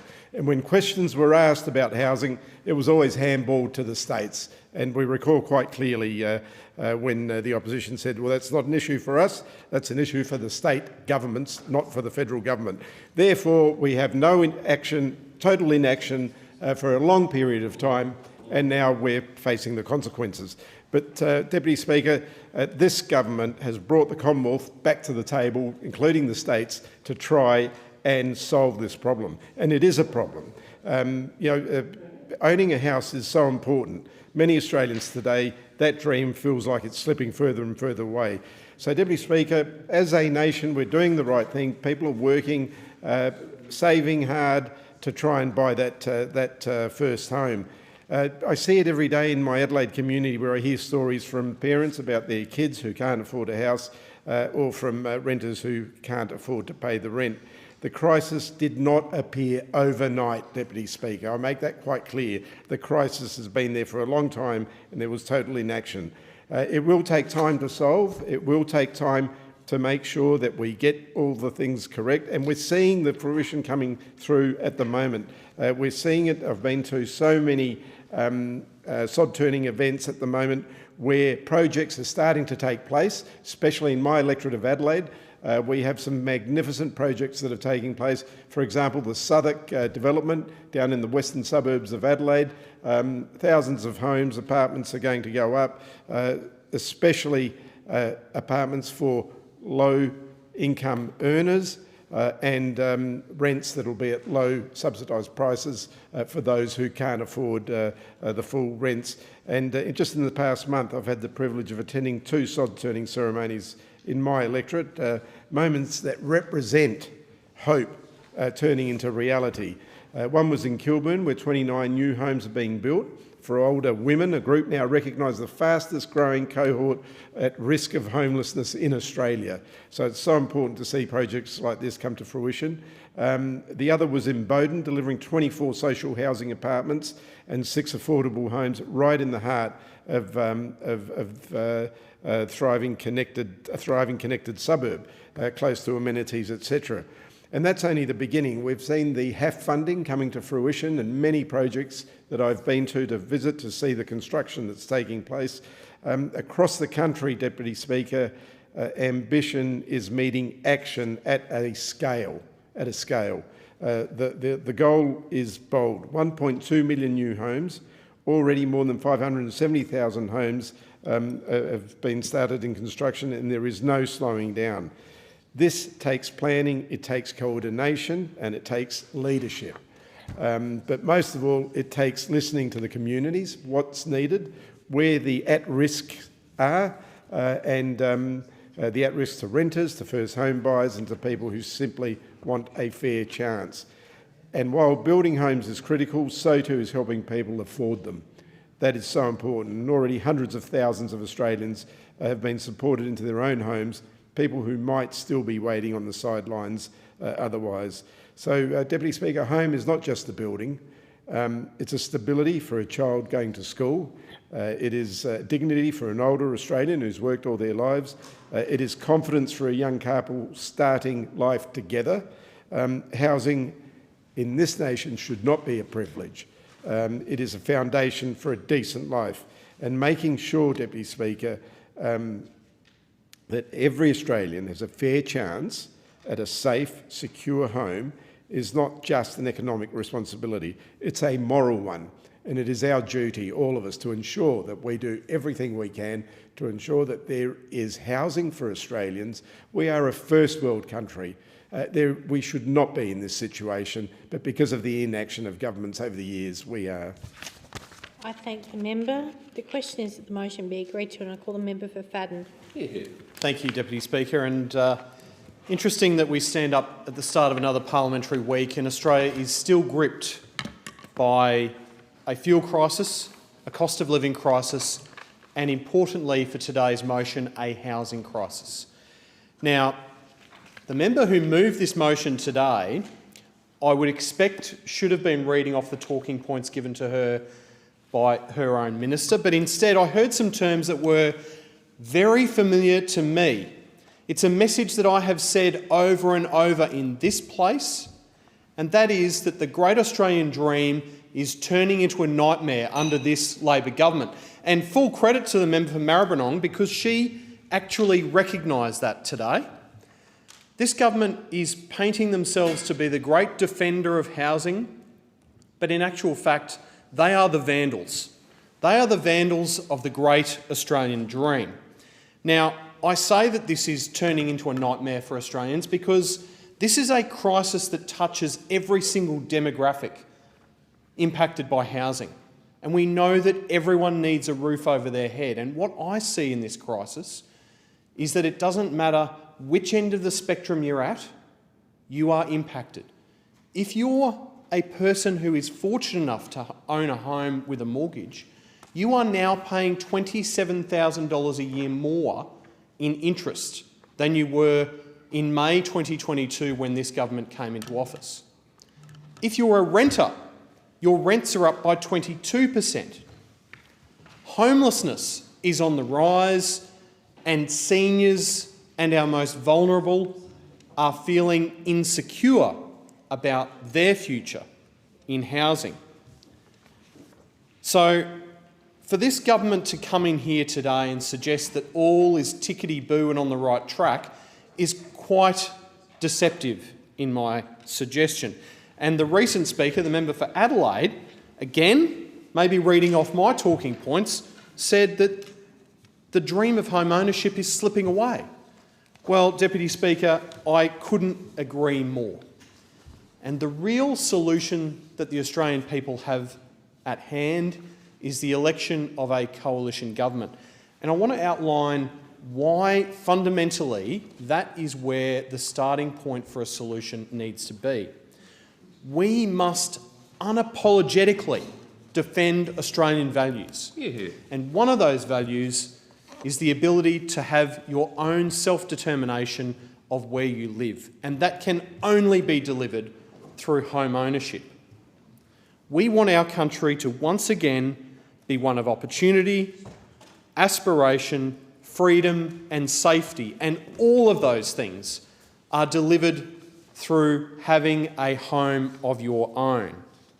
We must restore Australia to a country where life is affordable, where our kids can buy a home, where you can raise a family and where there's a fair go once again. We must again become a country of strength and unity.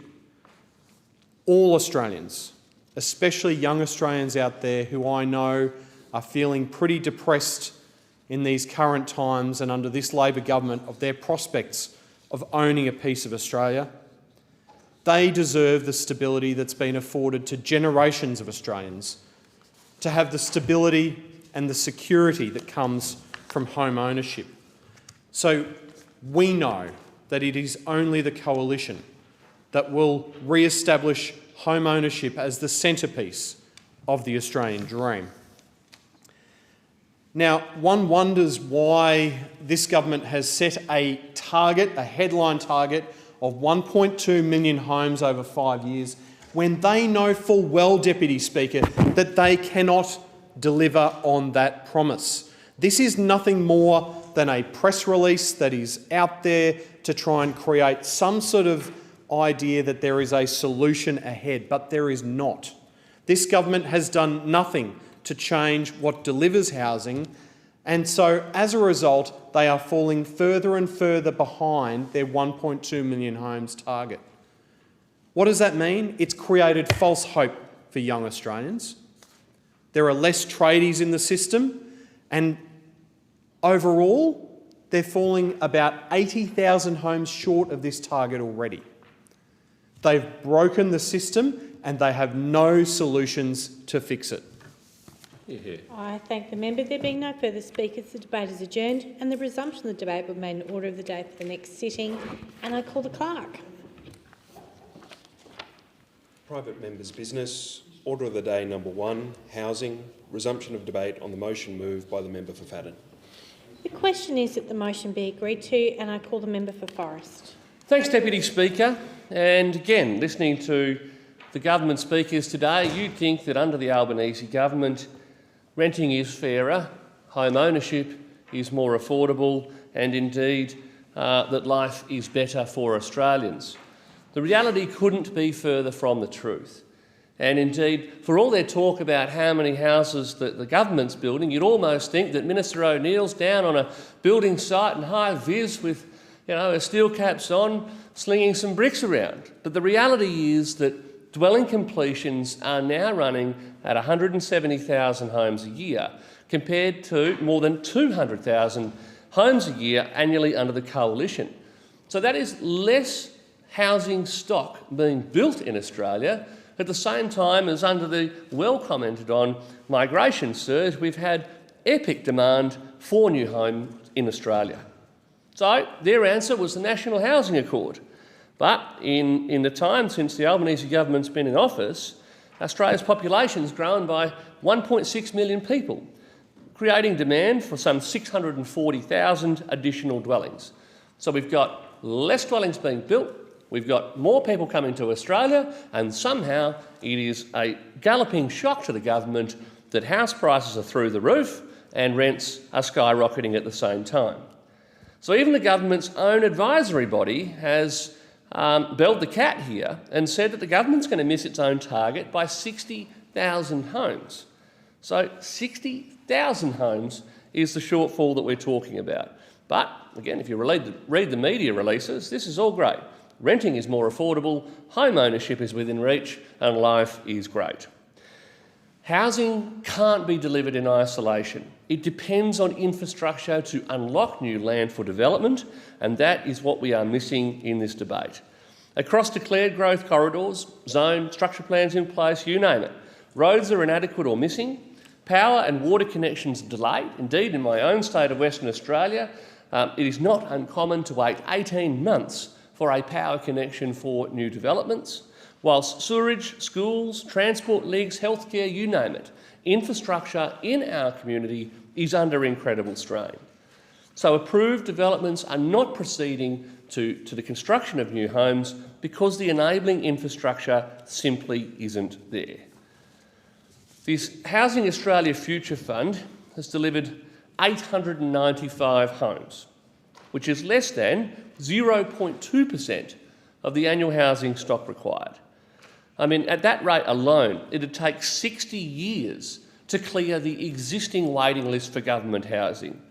And the average cost per dwelling under the fund exceeds some $600,000, and 70% of the projects are in planning or procurement stages, not even at the point where Minister O'Neill, in her high-vis with her steel caps on, could carry some bricks around the building site. And, you know, I just find it staggering that when Australians are doing it so tough, those on the government benches are so keen to look at them down the barrel of a camera and say, you've never had it better. Now, these challenges in the housing market weren't caused by tax settings, let's be clear. Tax arrangements didn't change magically in the last couple of years when house prices started to skyrocket, just as demand went through the roof and, of course, construction collapsed. Indeed, interest deductibility has been a thing since 1936, and it was, of course, the Labor government in the 1980s that introduced capital gains tax in 1985. If you think about it, before 1985, there was no capital gain that could be taxed, meaning that property investors somehow never had it better, and yet we didn't have a housing crisis then. Tax settings did not cause this housing crisis, but rather the failure to manage Australia's migration and binding our housing and construction sector up with new levels of red tape, regulation and restriction has created the perfect storm, making housing less affordable, less available and less within reach for young Australians than ever before. So again, you can't live in a Labor media release. You have to live in the real world. And the reality is that house prices are skyrocketing, rents are through the roof, availability is through the floor, and this government is continuing to pump out media releases, not new housing. I thank the member. The question is that the motion be agreed to, and I call the member for Griffith. Thank you, Deputy Speaker. I thank the member for Fadden for the opportunity to speak on housing and on the work that this government is doing to address it. Given housing did not have a dedicated ministerial focus for 6 years for the opposition's time in government, it's genuinely good to see the member for Fadden and more recently Senator Bragg holding the shadow housing portfolio. Housing is one of the most immediate and life-shaping challenges facing Australians today. Across Griffith and across the country, people are working hard, doing all the right things and yet struggling to get in the market. I hear it from young people who wonder if they will ever be able to own a home of their own. I hear it from parents who want their children to have the security that they once took for granted. I hear it from renters facing repeated rent increases, short leases, and the stress that comes with not knowing what happens next. Australia's current housing situation has been building for a long time. For 40 years, our country simply has not been building enough homes. We know it will not be fixed overnight, but that is exactly why it requires national leadership, serious ambition, and a government prepared to act. The Commonwealth needed to return to housing policy with purpose, investment, and a clear focus on delivery, and that is what this government has done. Our $45 billion housing plan is built around 3 clear priorities: building more homes, making it easier to buy, and making it better for renters. It is a practical plan that recognises there is no single lever to pull and no one announcement that will solve a challenge of this scale. At the centre of this effort is a simple fact: we need more homes. That is why we are working with state and territories on planning reform, cutting red tape, investing in enabling infrastructure and training more tradies so we can lift housing supply across our cities, across our suburbs and our regions. The commencement of new builds are up 11.6% compared with this time last year. Construction cost inflation, which reached extraordinary heights under the former government, has fallen to 1.8%. Construction times have also improved, with new homes now being built 10% faster. These are important signs of progress. They do not mean the work is done, but they show that sustained action is making a difference. We are also rebuilding the Commonwealth's role in social and affordable housing, something very close to my heart. Through the Housing Australia Future Fund and our broader housing agenda, 55,000 new social and affordable homes are on the way for people who need them most.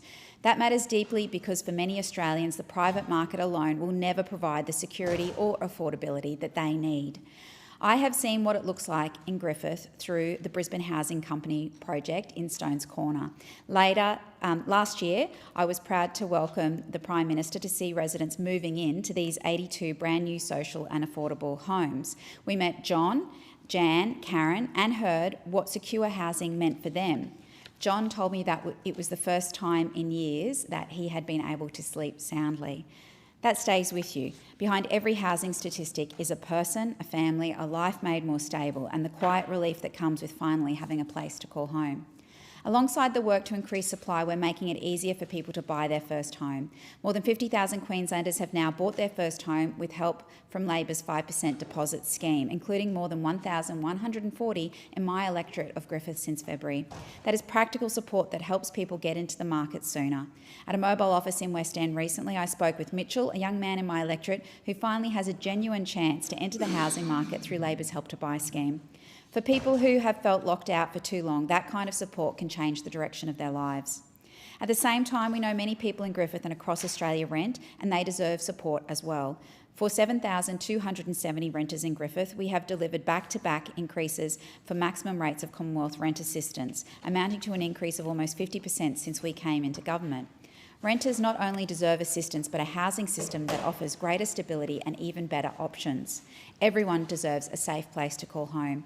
In Griffith, that hope is shared by young renters, growing families, older residents, key workers and people doing their best to get ahead. They deserve a government willing to meet the scale of that challenge with energy, investment and purpose.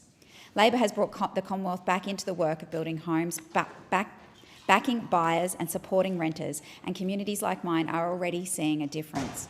I'm proud to be part of a government approaching this challenge with ambition, care and a clear commitment to delivery for the people of Griffith and for Australians across the country. Deputy Speaker, this government is getting on with the job. We're building more homes and we're making it better to rent and easier to buy. I thank the member. The question is that the motion be agreed to. I call the member for Cook. Thank you, Madam Deputy Speaker. Housing affordability has never been tougher. Housing has never been more out of reach than it has for this current generation. And it's hard to tell what it will do to the social fabric of this country if it's allowed to continue this way. Now, we talk a lot about housing supply, and yes, we build 170,000 dwellings a year. But there's a simple truth. If population growth does not match housing supply, you'll see prices go up, housing become less affordable, be it buying a house or renting a house. Now, unfortunately, immigration settings have been far too strong and allowed to run far ahead of housing completions. At a time when we've brought over 1.2 million new Australians into the country, we've added less than 500,000 homes. Now, that simply does not work. Unfortunately, housing is inelastic. You cannot just create a few houses overnight.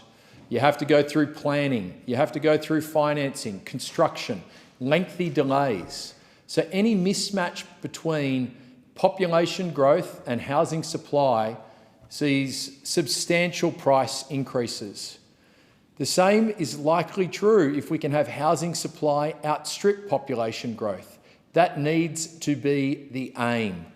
We need to increase housing supply and reduce population growth so these two metrics are in equilibrium. And this is something this government has failed dismally, failed incredibly dismally, and that is why we see such a stark increase in house prices. Similarly, some of the metrics on the supply side are not increasing home ownership. We're seeing subsidies for super funds and institutional investors to build to rent, given multi-billion-dollar subsidies in some cases to bring on new housing. Well, these subsidies would be far better directed at Australian mums and dads, aspiring young Australians who want to get into the housing market. These are the people we should be subsidising and backing to make Australia more affordable.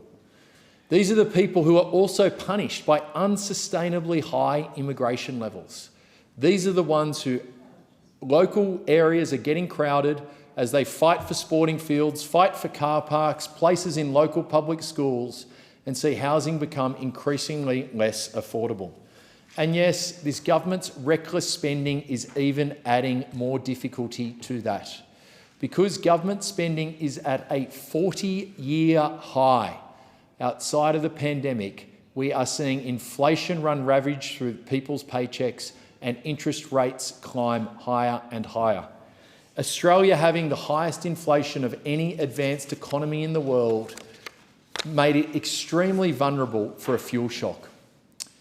Now we have that fuel shock, inflation is running even higher and even more rampant, and we are faced with even more interest rate rises.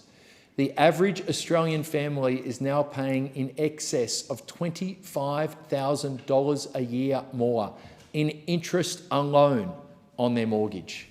And that's before you add in the cost of energy bills, before you add in the cost of inflation, before you add in the cost of increased taxation for bracket creep. Well, what we now need to do is actually balance immigration. If we've never had more of a reason to do it than now, balance it with housing supply. We need to focus on housing supply measures. Policies such as the first homeowner guarantee is continuing to fuel demand at a time when demand should be taken off with the volumes of new immigrants entering this country. Even on social and affordable housing, this government's record is equally concerning. The Housing Australia Future Fund now holds around $11.4 billion. Yet after more than 2 years, it's delivered fewer than 900 homes. It's raised $11.4 billion in taxpayer revenue, delivering just 900 homes. This isn't a delivery problem at the margins, it's a fundamental failure of execution. Australians are being promised a step change in housing supply, but instead what they are seeing is extremely worrying. Money sitting around in a fund while a shortage continues, and the government won't address the problem that's staring it in the face. That is increased population growth and increased immigration levels. It should be reduced now to match housing supply. Thank you, Deputy Speaker. I thank the member. The question is that the motion be agreed to, and I call the member for Solomon. Thanks, Deputy Speaker. As those listening may or may not realise, those opposite the coalition who were in government for 9 years were an absolute joke when it came to housing, and not just social and affordable housing, but all housing measures. They didn't even have a minister for housing at the get-go. And what was so disgraceful about that, of course, is that it is such a life-defining challenge for so many Australians, and I'll speak from the point of view of the people that I represent in the Territory, but we are tackling it in a way that is increasing supply, and that's exactly what we need through a $45 billion comprehensive, multifaceted plan that is focused on three things. One, building more homes, the supply I just talked about, making it easier to purchase a home, and making it better for renters as well. Now, real progress is being made right across the country and in the Northern Territory. When it comes to home building, we have a very ambitious target of 1.2 million homes, and I believe in ambitious targets. It's something that we're getting after, and that there will be people saying that we're not doing enough. But when you consider that in the whole time of the Abbott, Turnbull and Morrison government, just in 1 year we built more social and affordable homes than they did over 9 years or so. So we are doing the work that needs to be done by cutting red tape, delivering new infrastructure and training more tradies, the people that actually build the homes right across the country, working with states and territories to implement the real and substantial planning reforms, scaling up modern methods of construction, such as the modular housing piece, which has got the real potential to be a big game changer. But home building is turning around, with new home startups at 11.6% increase on this time last year. And the National Housing Supply and Affordability Council has recently released their quarterly report showing that the National Housing Accord is delivering early results of solid growth in housing supply and improving construction conditions across Australia throughout the first 5 quarters of the Accord period. So we're back in the game of building more social and affordable housing, with over 150 homes on the way in the Territory under the Housing Australia Future Fund. We need a lot more stock than that in the Territory, but 150 are on the way there. We have also provided support for more first home buyers from Darwin to get into home ownership by increasing the property price cap for the 5% home deposit scheme, and I thank all of those stakeholders in Darwin and Palmerston and the greater rural area there, where we have now got a 2 price cap system, as they do in the States, so that to take account to the higher price of purchasing a house in Darwin. So from the 1st of July, around the Territory, it's going to be still at the $600,000 mark, which reflects that market, but for Greater Darwin, we've increased that cap to $750,000 as of the 1st of July 2026. And that is a result of listening to Territorians, particularly in those people that I represent in Darwin and Palmerston, and reflecting what they need to achieve the Australian dream and the Territory dream.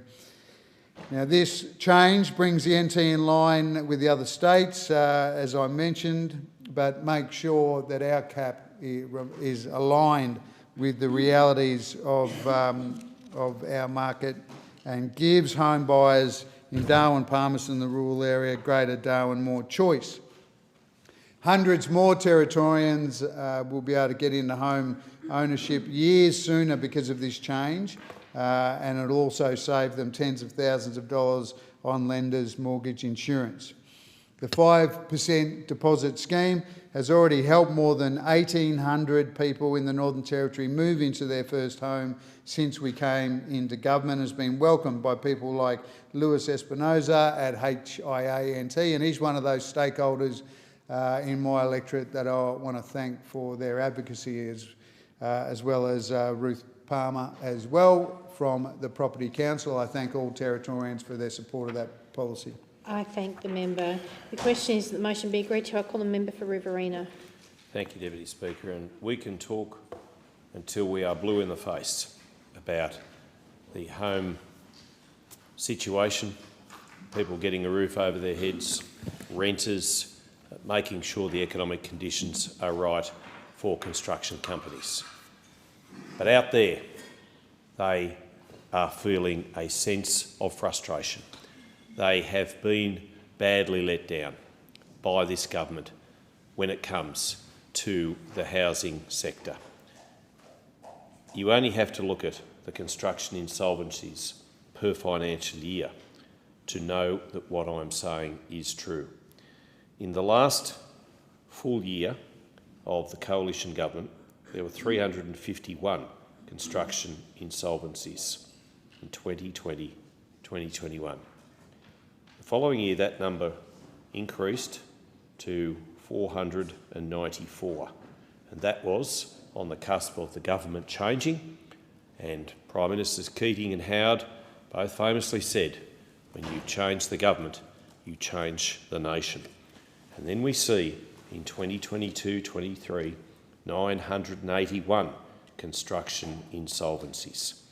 The following year, 23-24, 1,409, and 24-25, 1,567. And dare I say, in 2025-26, I'm sure that number will sadly, unfortunately, probably be even higher. And I know this from personal experience. My wife, Catherine, was the regional manager of Dennis Family Homes. It was bought out by Simmons Homes in November 2024, and Dennis Family closed their operations, their regional operations. Such a pity. And it was due to economic conditions, it was due to lack of land availability, it was due to the difficulty of getting people, contractors, getting product. And when I addressed this particular issue, getting product in the House of Representatives, the then Housing Minister, the member for Franklin, I was talking particularly about the timber industry in Victoria being shut down by the state government there, interjected and said, well, what does timber have to do with it? Well, it's got a lot to do with it because you build homes out of timber. You do. Note to her. But I just heard the member for Solomon talking about what they're doing in the space of the trades. But you cannot find tradespeople, carpenters, electricians, bricklayers, all of those people who are vital in the construction of houses in regional Australia in particular. And if you can, the costs are so very high and getting higher. It's at breaking point. It absolutely is. And you only have to hear from the likes of Urban Development Institute of Australia, New South Wales head Stuart Ayres. He's a former New South Wales Cabinet Minister. He said there were real fears the construction industry could flatline. Now, he was speaking last year. Goodness knows what he's probably thinking now. The rapid escalation of costs for construction businesses put many construction businesses under pressure and seen an increasing number forced into liquidation, Mr Ayres said. Developers can't deliver the housing we need without competitive construction businesses to do the building work. Taxes, compliance and regulatory requirements and a shortfall of skilled labour all have cost implications for business. With consumers struggling to afford apartments at what it costs to construct them, builders just don't have any margin left to absorb these costs. And in regional Australia, it's so difficult too. We went to the election last year with a good plan to help councils offset water and other amenities to new subdivisions. Of course, we didn't win the election, more's the pity, but it's going to be working with local and state governments in particular that is going to be key to help solving this housing crisis. But first and foremost, it's going to be to get the cost of doing business down. It's going to be to pull those levers of the economy to get the cost of living crisis sorted, because people simply can't afford to buy a house. They can't simply afford to pay the rent to put a roof over their head. And that is the great crisis. Labor has now been in government for near on 4 years, and they can't keep using the excuse it's the coalition's fault. I thank the member. The question is that the motion be agreed to. I call the member for Aston. Thank you, Deputy Speaker. And thanks also to the member for Fadden for the opportunity to speak on this very important matter. Housing is a life-defining challenge for so many Australians, and nowhere is that clearer than in my community of Aston. People are working hard, doing everything right, and they're still finding it hard to afford a place to call home. Young people are standing in long queues just to inspect rental properties. Families who a generation ago would have owned their own home now feel as if they're locked out of the market. And parents worry they can't give their kids the same stability they once had. I'm one of those parents, in fact. Renters are being hit with increases that are too high and too frequent. But this isn't a new problem, Deputy Speaker. Oh no, it's a challenge that stretches back decades. Started really under the Howard government, quite frankly, and for far too long it was left to the states while the Commonwealth stepped back. Under the Coalition for nearly a decade, from 2013 to 2022, the federal government was a negligent bystander. They tapped out of housing, didn't even have a housing minister until their very last term. No national target, no serious plan, and above all, no leadership. Well, Deputy Speaker, under the Albanese Labor government, that has changed. Under our government, the Commonwealth is back at the table with an ambitious $45 billion housing plan focused on three things: building more homes, making it easier to buy, and making life better for renters. And we are delivering. Firstly, we are building more homes. We've set a national target of 1.2 million new homes because we know the simple truth. The best way to make housing more affordable is to build more houses. Since coming to government, more than 570,000 homes have already been built across the country. New home starts are up, construction times are improving, and construction cost inflation, once at a half-century high of 17% under the Coalition, has been brought down dramatically. We're cutting red tape, investing in infrastructure, training more tradies and working with states and territories to unlock supply in our cities, suburbs and regions. Through our social and affordable housing agenda, including the Housing Australia Future Fund, we've already completed more than 6,000 homes for Australians who need them most, with 55,000 more in the pipeline. Compare that to the Coalition, where just 373 social and affordable homes were delivered nationwide when they were in office.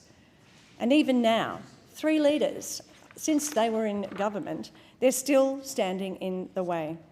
They delayed the Housing Australia Future Fund. Then they promised to scrap it. They've tried to tear down Build to Rent, putting 80,000 rental homes at risk. They've opposed Help to Buy, which is helping 40,000 low-income Australians into home ownership.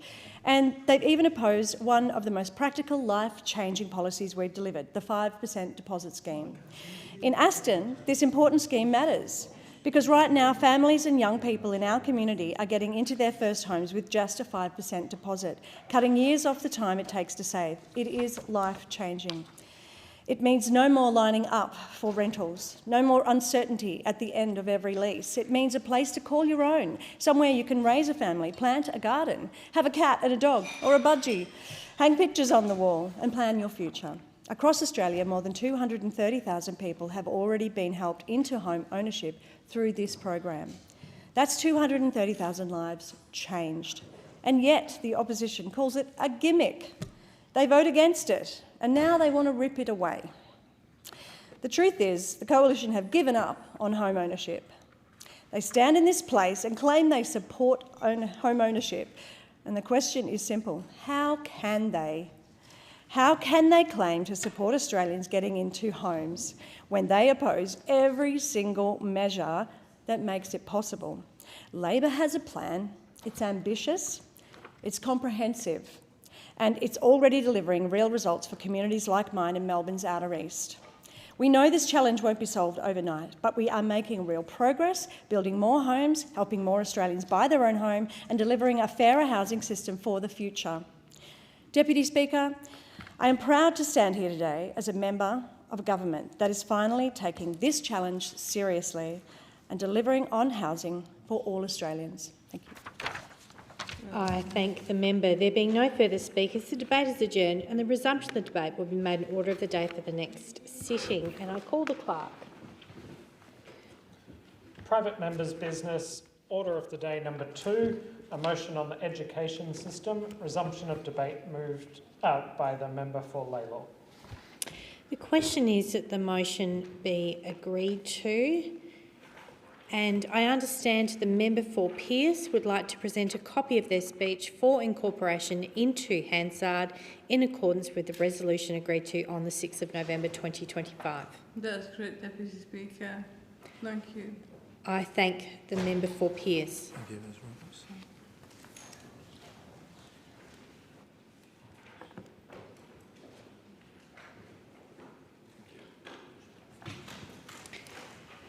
The question is that the motion be agreed to, and the member for Barara is seeking the call. I seek leave to speak again on this motion. The member for Barara seeks leave to speak again on the motion. Is leave granted? Leave is granted. I thank the member for Macomb.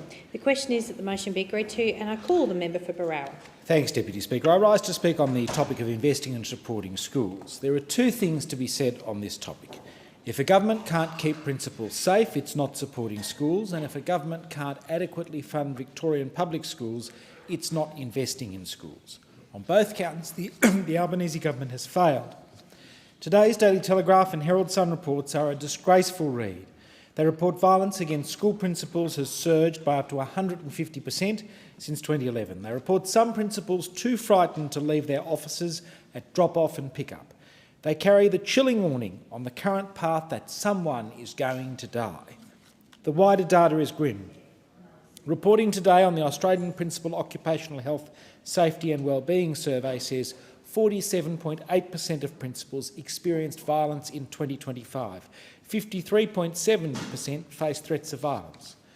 This government, principals are being punched, kicked, pinned against walls, followed home, stalked by cars with headlights off. pelted with rocks, having chairs and tables and bookshelves thrown at them, being threatened with death and rape and forced to hide in locked rooms. Some have received broken bones, cuts and severe bruising in the attacks.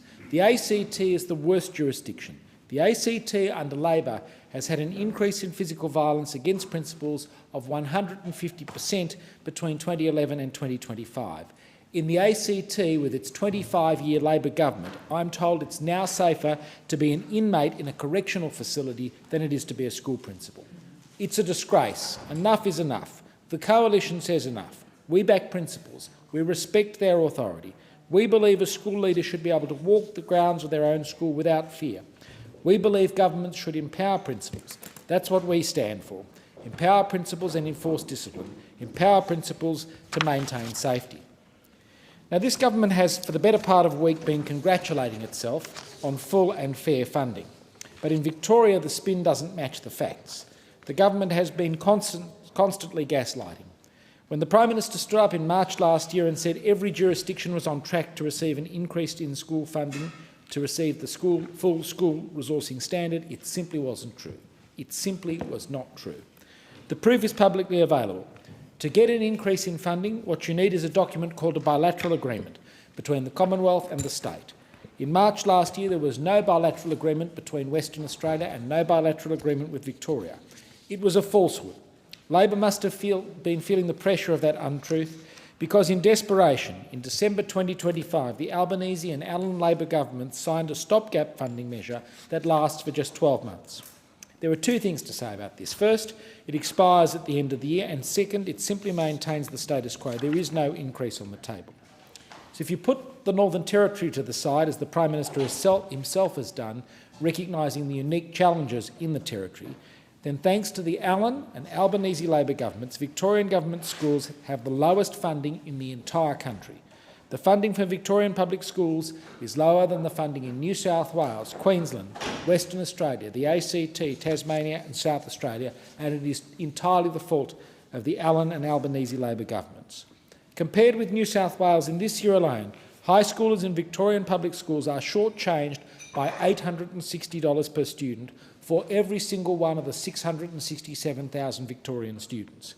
Compared with South Australia, it's $900 less per student. And for Tasmania, $1,740 less per student for every single student. Now, maybe if Victorian Labor hadn't paid $600 million for another country to host the Commonwealth Games, they wouldn't be falling behind under this funding agreement. Maybe if the Allan government hadn't funnelled $15 billion of taxpayer money to the CFMEU, kids in Victoria would have the chance at a better education. This is the CFMEU Labor cartel in action. Labor's run Victoria's economy into the sand, and it's Victoria's school children who now suffer the consequences. I want to finish by putting some facts on the table because over the last week I've seen the falsehoods around cuts to education peddled by Labor. The simple fact is that annual school funding nearly doubled under the Coalition. Don't take my word for it. Look at the publicly available reports, Australian government schools funding published each year on the Department of Education website. In 2014, total funding to state and territories and non-government schools was $13.77 billion. 2015, $14.95 billion. 2016, $16.14 billion. 2017, $17.63. 2018, $18.8. 2019, $21.37. 2020, $21.99. 21, $23.8 billion. And 2022, $25.59 billion. The Coalition has increased funding. The member's time has expired. I thank the member for Berowra. The question before the Federation Chamber is that the motion be agreed to, and I give the call to the member for Tangi. Thank you, Deputy Speaker. Tangi has 43 public schools, and through the Better and Fairer School Agreement, all these schools are on a path to full and fair fundings. When we came to government, private schools were fully funded, but this was not the case for public schools. Through the Better and Fairer School Agreements, we are delivering an additional $16.5 billion in Commonwealth funding to public schools over the next decade. In WA, this means an extra $2.4 billion for all our public schools in WA. It is the biggest new investment in public school by the Australian government ever. I speak with teachers, principals, families and students in my electorates of Tangney who tell me that this funding is much needed. They love public school and they recognize the crucial role our public school play in our society. They want to see a fairer education system. The funding is tied to a real and practical reforms like phonic checks and numeracy checks, evidence-based teaching, and small group tutoring to help children who need the extra support. Under the agreement, every state and territory will have a Year 1 phonic check this year. In 2028, every state and territory will have a numeracy check. I've spoken before about a teacher who changed my life, and I think many of us will agree that teaching is one of the most important jobs in the world. I want to take a moment to acknowledge the public school teachers in Tangney. Their dedication and belief in their students help shape not only the future of individual students, but the future of our community and our society. We need more teachers. Between 2017 and 2023, the numbers of students studying teaching dropped 22%. We are now seeing a big turnaround in this number of people starting teaching degree, and that numbers have bounced back up 20%. Early data this year shows another increase in university offers. We have invested $160 million in the Commonwealth Teaching Scholarship Program, which is delivering 5,000 scholarships over 5 years. In return for the scholarship, teacher needs to commit to working in public school for up to 4 years. And for the first time ever, the Australian government is delivering pay prep, including for teaching students while they undertake their mandatory placements. Students in Tangney have told me about the cost and financial stress of having to do mandatory placement. Pay prep provide a bit of help. More than 58,500 students have benefited so far. Deputy Speaker, bullying in school is a big problem. And with the internet, it means that bullying follows kids home to school, school to home, and everyone can see what is happening. There is no escape. This is why the government commissioned the Anti-Bullying Rapid Review. Last October, the education ministers adopted the review's recommendations. We announced $10 million to help fast-track the implementation of the review's finding.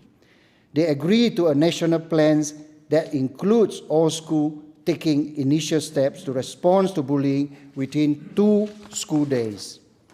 We want children and their families to feel confident that bullying will be managed. The Albanese Labor government is delivering on our commitment to build a better and fairer education system. Thank you, Deputy Speaker. I thank the member for Tangi. The question is that the motion be agreed to, and I give the call to the member for McPherson. Thank you, Deputy Speaker. Deputy Speaker, I rise to speak on this motion today as the beneficiary of the Australian public school system. But I know I'm a new member and I've been here for about 9 to 10 months. But it really surprises me the amount of motions that come through this place that are merely congratulatory of the government, and the government-led motions that congratulate themselves on various things. And this one is no different. It's congratulating themselves on their investment in Australian public schools. Deputy Speaker, Australian public schools have an incredible role to play in educating the future of, or in educating our next generation. And across my electorate of McPherson, we have some incredible public schools and public school communities. And I know that there are many people in this place on all sides of the chamber who are the beneficiaries of that. But the one thing I would say to the government, and I'd say it in relation to the public school system, but I'd also say it in relation to other forms of expenditure, is that just because the government is funding something or increasing funding, it doesn't mean that the results are going to follow. And if we look at history, that is exactly what we've seen. Deputy Speaker, in preparing for today's speech, I thought I'd take a look online to see where we're at as a country in terms of two things. I think firstly it's looking at the level of education and education standards in this country, but secondly as well, it's in relation to our teachers. It's in relation to our teachers and their satisfaction levels, our ability as a country to retain them in the profession, but also our ability to attract new people to the profession of teaching. On the first front, we've seen there were stats that came out last year which spoke about our NAPLAN results. And we've seen NAPLAN results again showing that roughly 1/3 of students are not meeting expectations in literacy and numeracy. And that is amplified, that concern is amplified when you look at students in remote areas, when you look at Indigenous students, and when you look at people who are experiencing disadvantage, who are also even further behind their peers. We look to the second front at teachers, and I hear this all too often in my seat when I speak to people who are involved in the professions, when I visit schools, when I speak to parents who engage with teachers. And there is clearly some significant issues in wanting or in our ability to attract them to the profession in the first place, but also in our ability to keep them there. And according to recent data from the Australian Institute for Teaching and School Leadership, up to 30% of teachers are considering leaving the profession before retirement age, and this comes at a time when student numbers are soaring and academic outcomes are slipping. Now, in 2022, under the Labor government, we saw federal, state and territory education ministers agreed on a national teacher workforce action plan. Again, plans, funding. What are the actual results? That was aimed at improving teacher supply, retaining teachers, revamping initial teacher education and elevating the profession.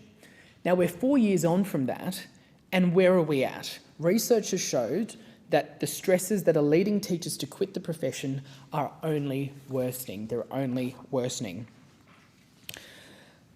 So, Deputy Speaker, I'd say to the government on yet another self-congratulating motion by them that the thing that actually affects the lives of Australians is the actual results of what we do in this place. Saying we're going to do things, committing to doing things, and even funding is not always in and of itself an end goal. And I'd say to the government, instead of putting focus on the fact that they're putting extra funding into this space, we should identify, we should spend our time here, and we've got limited time in this place, but we should spend our time identifying where the gaps are, identifying strategically how we can fill those gaps, because throwing money at a problem is not always going to be an end of itself. And I'd be more than happy to come here when we see those stats turning the other direction, and if the government wants to move a congratulatory motion, we can do it then. And I thank the member for McPherson. The question is that the motion be agreed to, and I give the call to the member for Adelaide. Thank you, Deputy Speaker. And Deputy Speaker, I rise to speak in support of this motion, and I do so because the history of over the last 20-odd years has seen the actual defunding of schools, and it's taken a Labor government into lots of governments in the Gillard government and this particular government to increase the funding for private schools.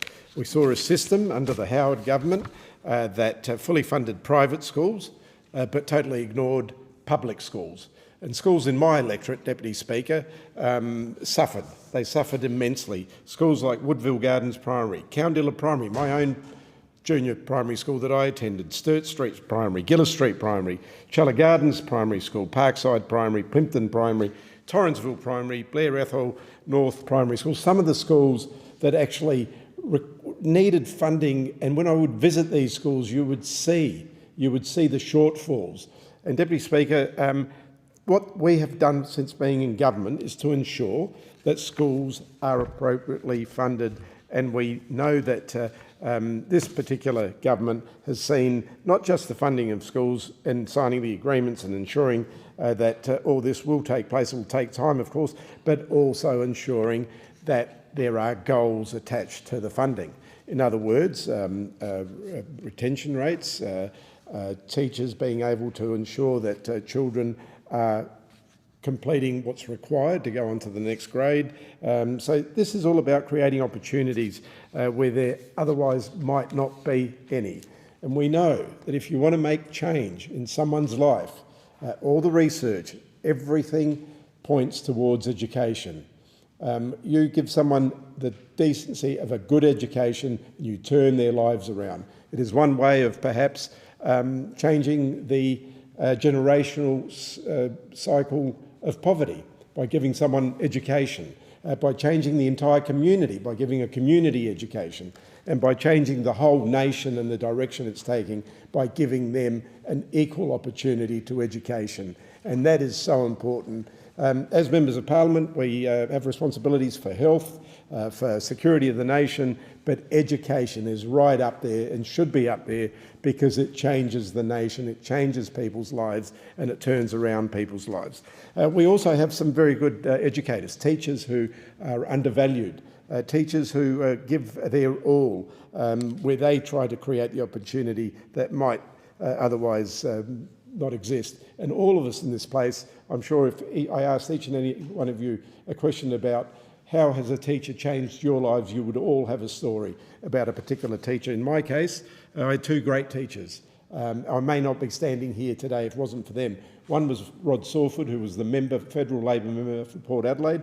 He was my primary school teacher, and I stayed in touch with him for many, many years. And the other one was John Traynor, who became Speaker in the State Parliament after being a school teacher, and someone that actually helped me in my political career. So teachers have a special role as well, and we need to support them. Deputy Speaker, this is why this Better and Fairer Schools Agreement matters so deeply. It's the most significant new investment, in public education ever made by an Australian government. $16.5 billion over the next decade, and a further $50 billion in the decade after that. That's a commitment. That is putting money where it's required. Those schools that I mentioned in my electorate desperately need that money to be able to educate those kids and turn their lives around and do all that they can for them. But Mr. Deputy Speaker, this agreement is not just simply about money, as I said. It comes with clear targets. It comes with clear targets for attendance, for literacy, for numeracy, and students finishing high school. That completion rate is so important.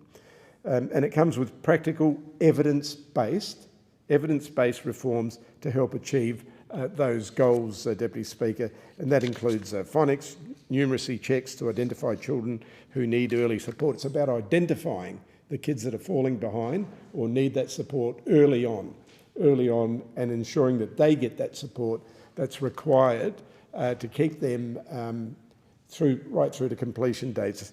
It also includes small tutoring to help students to catch up and keep up. And it includes reforms that recognise one critical truth: student success depends on teacher well-being.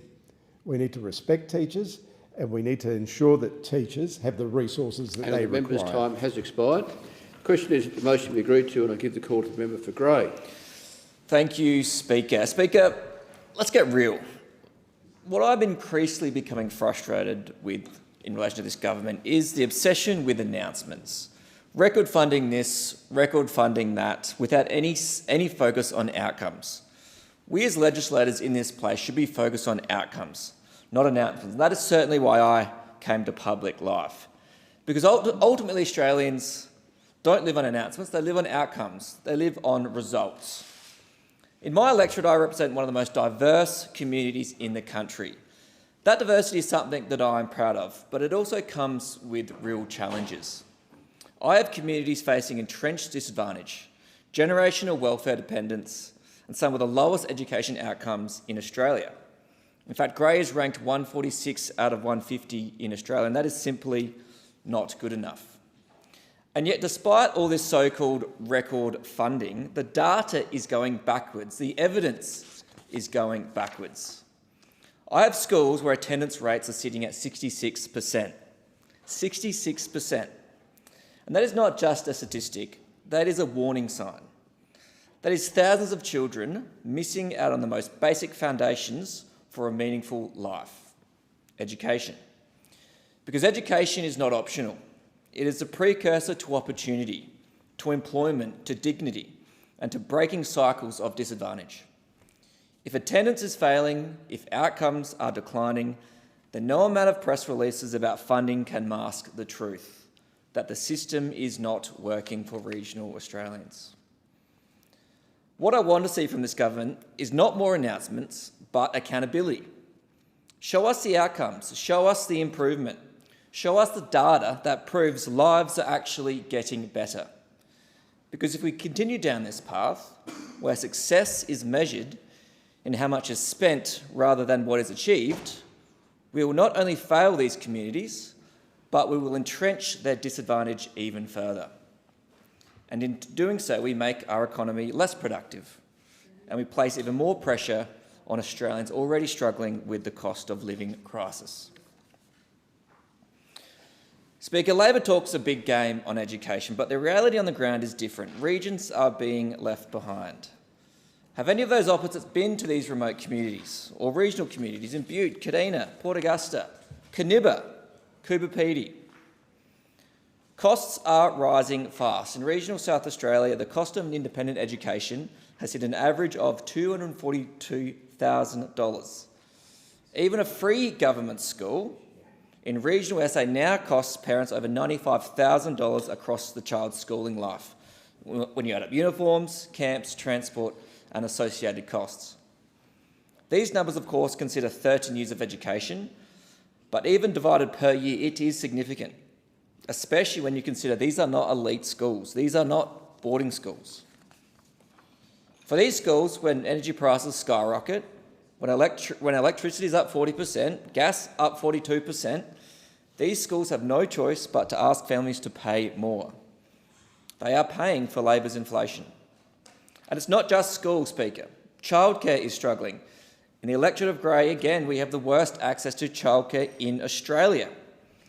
There are 23 council areas in my electorate with almost no services.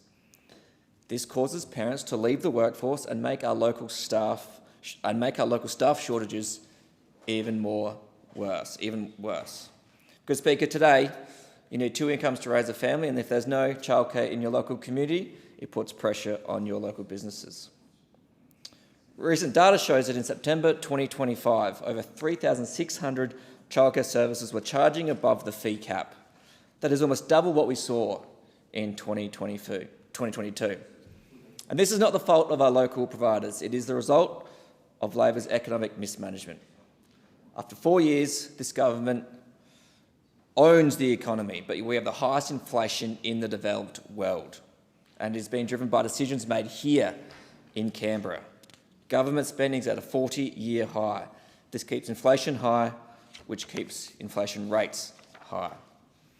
Speaker, regional families cannot afford another 4 years of Labor. We need a government that understands the tyranny of distance. It isn't just a phrase, it's a line item in a family budget that is currently in the red. The Coalition is focused on the basics: cutting red tape, beating inflation and getting energy prices down. We need support for our regional schools and students. The member's time has expired. I thank the member for Grey. The question is that the motion be agreed to, and I give the call to the member for Sturt. Thank you, Deputy Speaker. I rise in support of this motion, which is deeply personal for me on a number of levels. It's also personal for every Australian because it speaks to this government's deliberate policy agenda that is directed at strengthening Australia's education system, making it fairer, more affordable, more accessible and more attractive as a career option. We need more teachers, Deputy Speaker, and this government, led by the PM and the Minister for Education, want to see this happen. Now, firstly, I went to many different public schools around South Australia, and frankly, I found it disappointing that prior to 2022, when we came to government, no public school outside the ACT was fully funded. But this has changed, 180-degree turn, and through the Better and Fairer Schools agreements, we're delivering an additional $16.5 billion in Commonwealth funding to public schools over the next decade.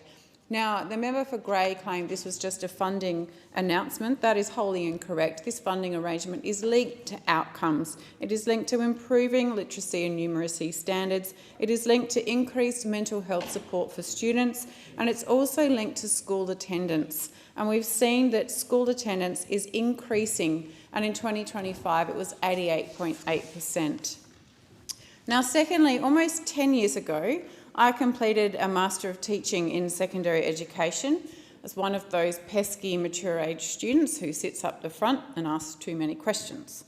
I did a number of pracs as part of this degree, and I was fortunate that when I did these pracs, I was employed as a lawyer, and so I had access to annual leave from my job, which I took at half pay to cover my living expenses whilst I was out on placement. I also had a very supportive employer, shout out to ASC. But not everyone is in that position. Placements are full-time, Deputy Speaker, and they run for weeks. Until now, students on placement just had to fend for themselves, and when you stop work to do your placement, the bills don't stop. And if you do a rural placement, which many students do, not only do the bills keep rolling in, you probably have to fund extra costs for your time away, not least of all accommodation. The feedback from students was that they could afford their degree, but they couldn't afford a placement. And so for the first time ever, the Australian Government is delivering paid prac for nursing, teaching, midwifery and social work students while they do their mandatory placements. And so far, this $338.60 per week payment has helped just under 60,000 students. Finally, bullying in schools. In my first speech in the House of Representatives, I shared my experience of being bullied in primary school, which, although after years and years and years I was able to move forward from, the scars and damage to confidence and self-esteem have never quite left me completely.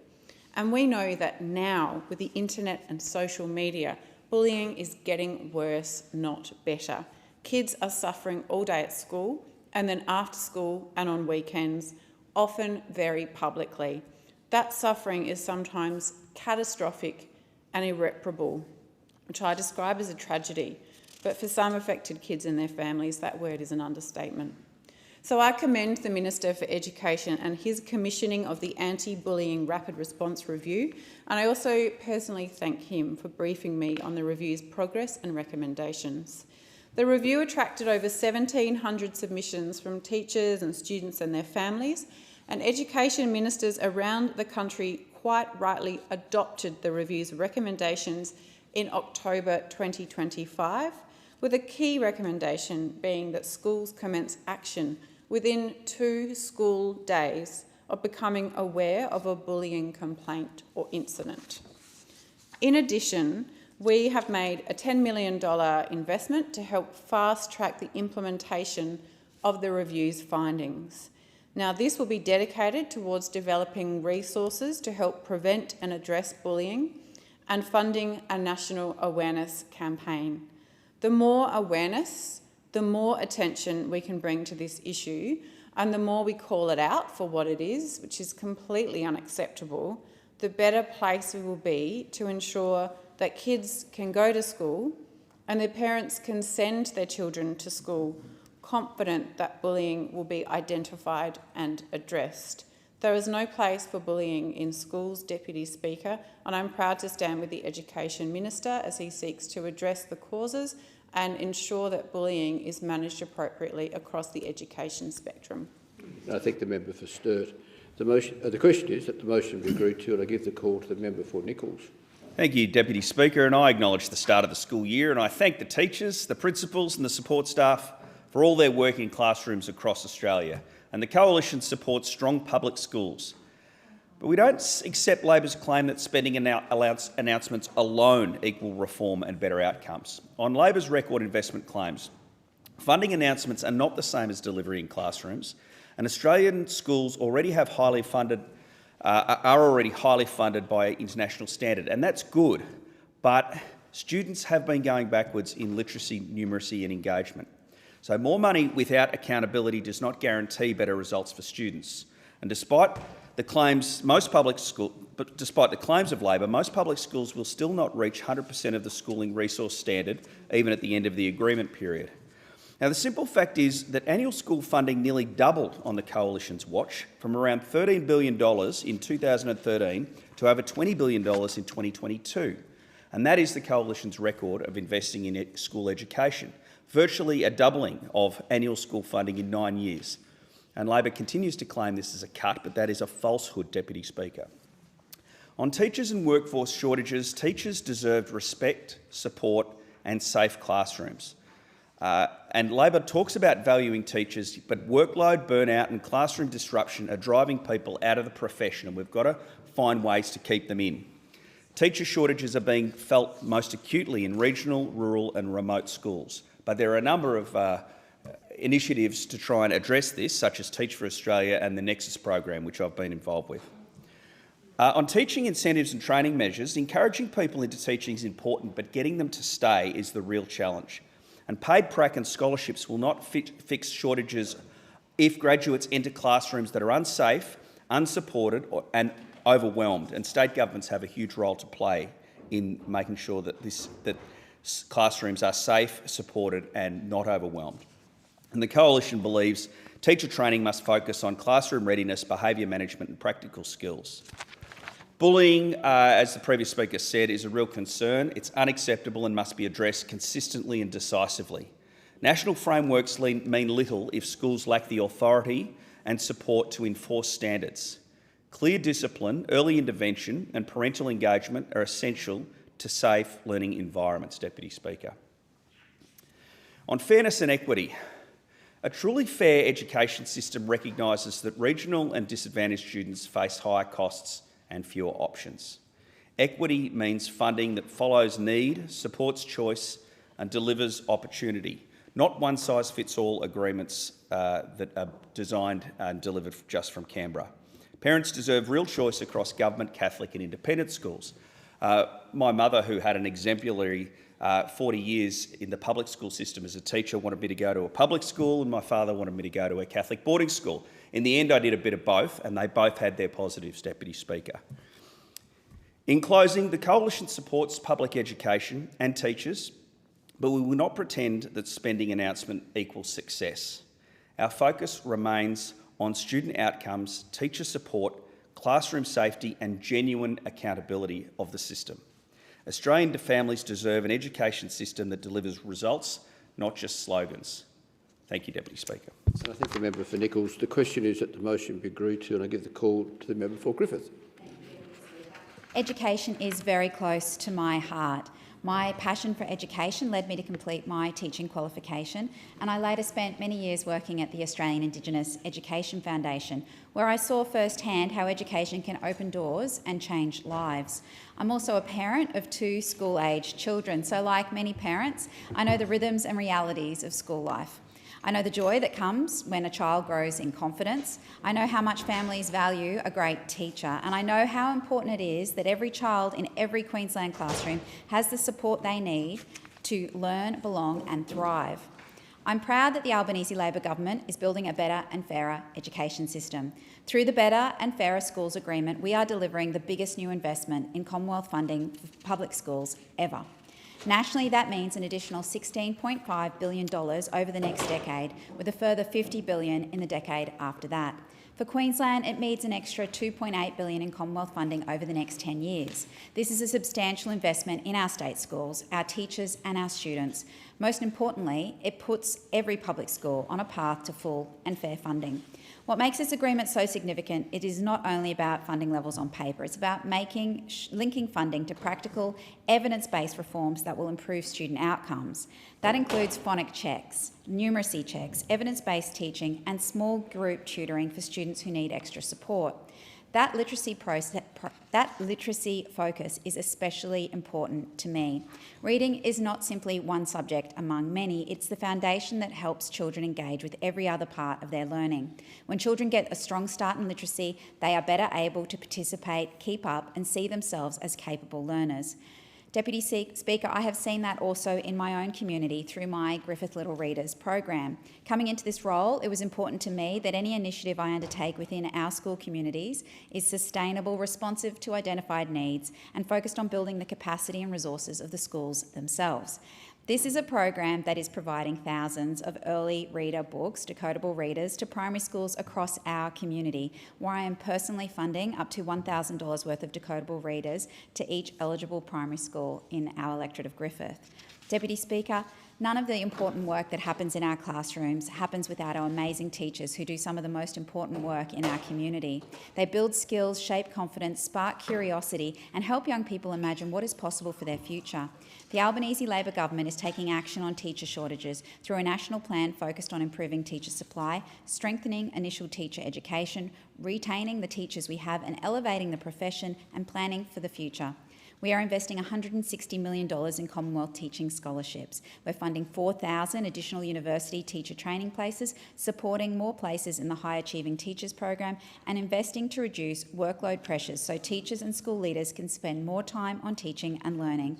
This government is also delivering the biggest changes to teacher training in a generation. We're also delivering paid prac, Deputy Speaker. More than 20 years ago, I had completed the coursework for my teaching degree, but when it came time to do my final practicum, there was no way I could afford to give up that work for the period of time and still pay my rent and other costs. So I had to make the very difficult decision to graduate with an arts degree and leave my education degree on the shelf for a little longer. It took me a couple of years of working and saving to return to university and finish my teaching qualifications.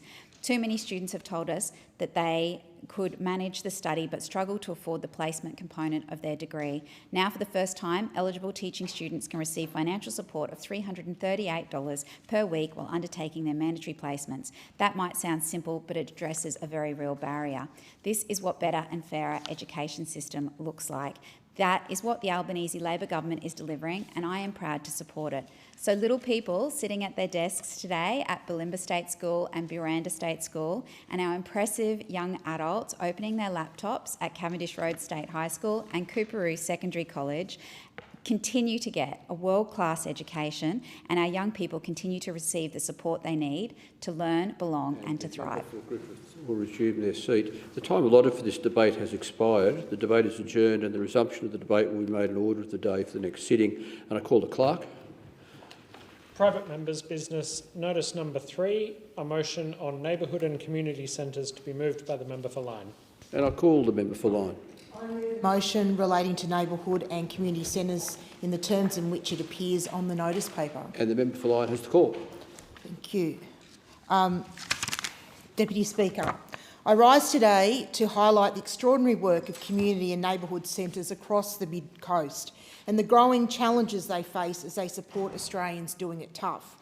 I move this motion to recognise the life-saving work of neighbourhood and community centres in my electorate, including the Foster Neighbourhood Centre, Buckets Way Neighbourhood Group, the Dungog Shire Community Centre, Mid-Coast Outreach and the Manning Valley Neighbourhood Services. Each does invaluable work and provides vital services including emergency relief, advice and referrals, child and family support, no-interest loan schemes and various community programs. At the Dungog Community Centre, demand for support continues to rise as cost of living pressures bite deeper into regional households. As the centre has made clear, we're seeing more people than ever before who have never needed help. Families, workers, older Australians, now coming to us because they simply cannot make ends meet. Yet despite this surge in demand, funding remains short-term and uncertain, making it difficult to plan and deliver sustainable services. At the Foster Neighbourhood Centre, the housing crisis is no longer abstract, it is immediate and visible. The centre reports that housing stress and homelessness are now the #1 issue that they're dealing with. They're seeing people sleeping in cars, couch surfing or facing eviction with nowhere to go. These are not isolated cases, they are becoming the norm. In Gloucester, the Gloucester Neighbourhood Centre is grappling with the realities of serving a dispersed, often isolated population. As they've said, we've expected to do everything from food relief to disaster recovery support with limited staff and heavy reliance on volunteers. And those volunteers are stretched to their limits. Meanwhile, Mid-Coast Outreach Services is taking services directly to people across vast regional distances, often at significant cost. They note that the cost of delivering outreach services across our region is rising rapidly, particularly fuel and transport, while demand continues to grow. Deputy Speaker, across all these organisations, the story is the same. Demand is surging, needs are becoming more complex, and yet the resources available to meet those needs are not keeping pace. The Buckets Way Neighbourhood Group has had $100,000 worth of federal government funding received via the Salvation Army cut. This in turn means that the Buckets Way Neighbourhood Group has had to cease its safety net program, which enabled provision of fuel vouchers, online grocery shopping cards and pharmacy relief to those experiencing serious financial hardship. The cuts by this government have had a real and immediate impact. The Foster Neighbourhood Centre does not receive core operational funding, therefore their hub is staffed by volunteers 5 days of the week. They are also not funded to provide crisis support, but because they have a physical location and a door that is always open, they are increasingly also doing the work of the services that are funded. This has to change. For the current financial year, Foster Neighbourhood Centre is tracking an increase of 50% in requests for assistance. Consequently, with more presentations and requests for assistance and yet less funding, these centres are increasingly being forced to shift from early intervention to crisis response. They are filling the gaps left by a fragmented system. They are supporting people who have nowhere else to turn, and they are doing so with extraordinary dedication but very limited means. With such a small amount of income, some community and neighbourhood centres estimate they are achieving well over $1.5 million in social value for their communities. This needs to be recognised and resourced appropriately by both levels of government. If we are serious about supporting regional communities, then we must recognise that community and neighbourhood centres are not optional extras, they are essential infrastructure. Core operational funding for neighbourhood and community centres is crucial to support regional communities now and into the future. They are often the last line of defence for vulnerable Australians, and they deserve funding certainty, workforce support and recognition equal to the role they play, because when these centres are strong and our communities are strong, but when they are stretched to breaking point, it is the most vulnerable who pay the price. And, Deputy Speaker, I look forward to having engagement with the Minister for Social Services. I appreciate that her office has been willing to engage with me on these important matters. I like to think that they are beyond politics because we are trying to support those who need our support the most. Thank you. And I thank the member for Lyne. Is the motion seconded? I second the motion. And do you reserve your right to speak? And reserve my right. I thank the member for Hinkler. So the question before the Federation Chamber is that the motion be agreed to, and I give the call to the member for Adelaide. Speaker and Deputy Speaker, community centres, neighbourhood and community centres are very vital parts of our communities. Often you'll see in neighbourhood and community centres when there's an issue in the area surrounding that area, it's usually used as a meeting hub to raise issues or to have public meetings or to get the neighbourhood, the suburb and the community informed about particular issues. So they play an important role in our electorates. Across Australia, particularly in our regions, local neighbourhood houses and community centres provide the essential social services to people who might otherwise have nowhere to turn, with information hubs, with community meetings informing people. And as a Member of Parliament, I've used many community hubs and neighbourhood houses and community centres for forums, for informing people, perhaps after the budget, for example, informing people of what's in the budget for pensioners or informing people what's in the budget for health. We've done many of these forums over the years, usually in a particular community centre in my electorate. Deputy Speaker, some of the great community centres in my electorate, Western Community Centre, fantastic Western Community Youth Centre. It operates as a community centre. It has everything from kinder gym to sporting clubs, people using the facilities, drop-in centres and a whole range of things. And we just announced a $7.3 million funding at the last election for the upgrade of this centre because it provides such a vital role in the community. Another one is the Unley Community Centre, and again, over nearly $2 million, so they can actually get some infrastructure in place and be able to house their community centre. But also, importantly, they have a Unley Community Museum, which allows the public from the area to exhibit certain historical items, gets the community involved, and we were great news that we announced that funding, and in fact we went to the first sod turning not that long ago. This is a way of supporting and ensuring that community centres are viable, that they have the proper infrastructure in place, and this Labor government certainly is focused in that area. When there's a crisis in some places, maybe not so much in city electorates like mine, but out in the regions, community centres are the go-to place. And we've seen it when we look at the floods and fires. We constantly see community centres housing people, emergency housing, feeding people, and just the centre where they will get the information of where they can get services from, or with perhaps Centrelink turning up for extra payments, etc., for those people who are in crisis. In many communities, as I said, especially outside the major hubs, they are the only place providing relief and emergency support.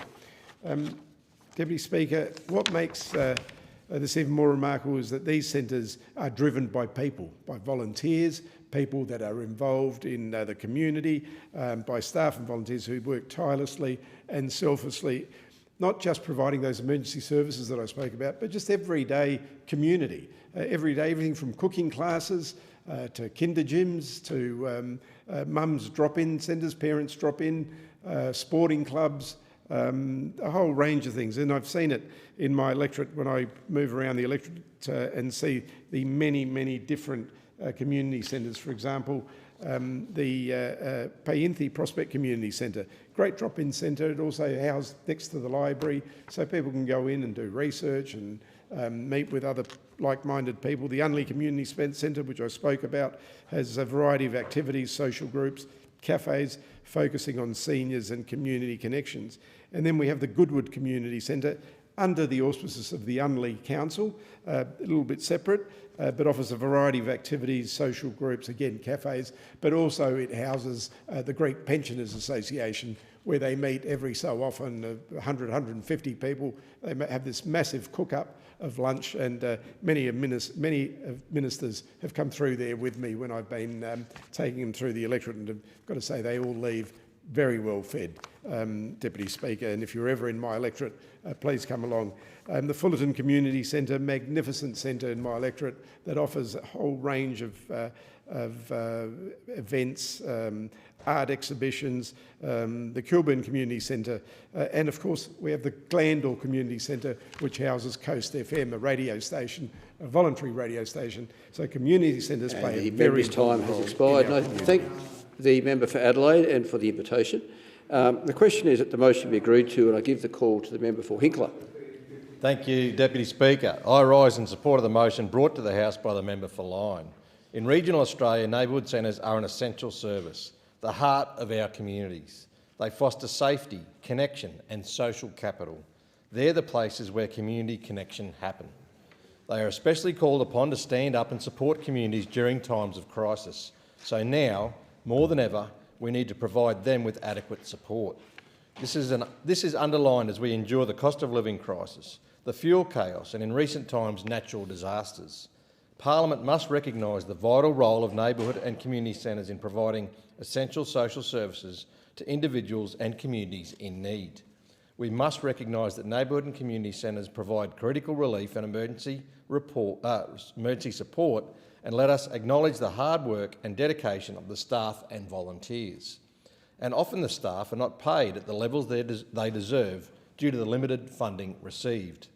This motion expresses concern that many centres are indeed underfunded and heavily reliant on ad hoc competitive grant funding. Further to that, I join the call for the government to provide long-term operational funding and dedicated infrastructure funding. To illustrate the amazing work that these hubs deliver, in the past few weeks, the Bundaberg community has experienced its third major flood in 16 years, with more than 250 homes and businesses inundated. The Bundaberg Neighbourhood Centre stood up. It provided a place for one of the city's 2 recovery hubs. Open 16 days straight, it became a home for the Red Cross, Lifeline, Regional Housing and the Community Recovery Team.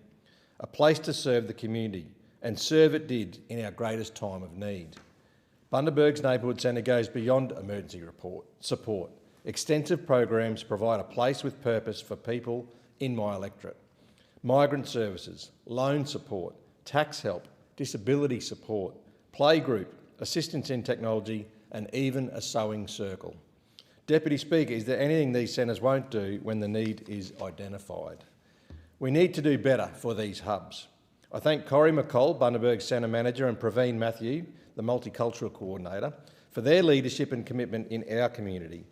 It was great to be at the Bundaberg Centre's AGM last year, and I appreciate the opportunity to regularly catch up with the team to hear firsthand about funding shortfalls, the reliance on donations and charities, and to work with them on creating a more resilient community. And it's always heartening to learn about the hard-working volunteers and staff who go above and beyond. And the support doesn't stop in Bundy. This year I've had several visits to the Neighbourhood Centre in Harvey Bay, a great chance for me to see the different services on offer. I've met with CEO Tanya Stevenson and committee member and past president Bernard Wiebel and toured their centres. I want to highlight the Neighbourhood Hive, a converted warehouse space encouraging creativity, learning and collaboration, particularly targeting youth. And I want to offer my wholehearted support for the current funding request of just over $1 million to upgrade the facility to be able to deliver services all year round. Through the Hive, the Neighbourhood Centre offers industry training, youth assistance and events to combat loneliness. Then there is the main hub for the Neighbourhood Centre in Pyalba. What impresses me so much is the level of information made available to all members of the community through this centre. This centre develops and delivers programs and services in response to community needs. So let's lock this funding in and give certainty to yet another service with a proven track record. In Hinkler, we also have the Neighbourhood Centre in Childers, which is delivered by the local council and managed by Deborah Murphy and her fantastic team. As it is council run, it works under a slightly different model to the Bundaberg and Harvey Bay hubs. But what remains the same is the commitment to community connection. I note the recent adoption of wellbeing workshops, painting sessions, and for the kids, Lego activity and wet play days. Deputy Speaker, it's the help with the tax return, an art class, a morning tea, a friendly face in your time of need, support as a new Australian, an ear to listen when you don't have anyone else, or a referral that could make your life better. That is what a Neighbourhood Centre supports. So with a backdrop of escalating cost of living pressures and rapidly growing populations in places like Hinkler, let us understand and be clear. A community is at its best when it's strong and connected. The staff and volunteers of our neighbourhood centres believe that everyone matters. Neighbourhood centres serve as welcoming spaces that reduce isolation. Neighbourhood centres build resilience and are ready to respond when crises hit. The Coalition is committed to protecting Australia's way of life and restoring their standard of living. We must ensure these community hearts beat strongly forever. And I think the member for Hinkler. The question is that the motion be agreed to, and I give the call to the member for Solomon. Thanks, Deputy Speaker. I spoke last week in this place about the Northern Territory Government finally announcing a tender process for a youth engagement hub at a new location in Leanya in Darwin. We announced the Youth Engagement Hub as an election commitment in 2022, almost 4 years ago. Ever since the Youth Shack at Casuarina closed, there had been a great need for a place that young people could drop in, to hang out, to play some sport, to connect with mentors and services. And working with the then Territory Labor Government, and after significant consultation, a site was selected at the old Casuarina Fire Station. This site was chosen due to its centrality, including its proximity to Casuarina Square Shopping Centre, bus services, as well as youth mental health services, such as Headspace, and areas where young people live and study and work. A key element of the concept for this location was the interest from the Casuarina Square's owners, Sentinel, to provide internships and traineeships in the retail areas for those young people that will allow them to engage effectively with appropriate supports, but also be within walking distance of those employment opportunities. A consultation process was undertaken for the model of care of these young people and the design of the site, and that was all done, all developed. The Darwin Men's Shed was at the old Casuarina Fire Station at the time, and I made a commitment for $1 million, and they were moved to a temporary site to allow the old Casuarina Fire Station to be razed to the ground. It was full of asbestos, so that the site could be prepared for the building of the Youth Engagement Hub. So everything was in place. It was a shovel-ready site. But then came the NT government election. So enter the CLP NT government. On the basis of a shonky petition, they decided to move the Youth Engagement Hub, even though it was shovel-ready.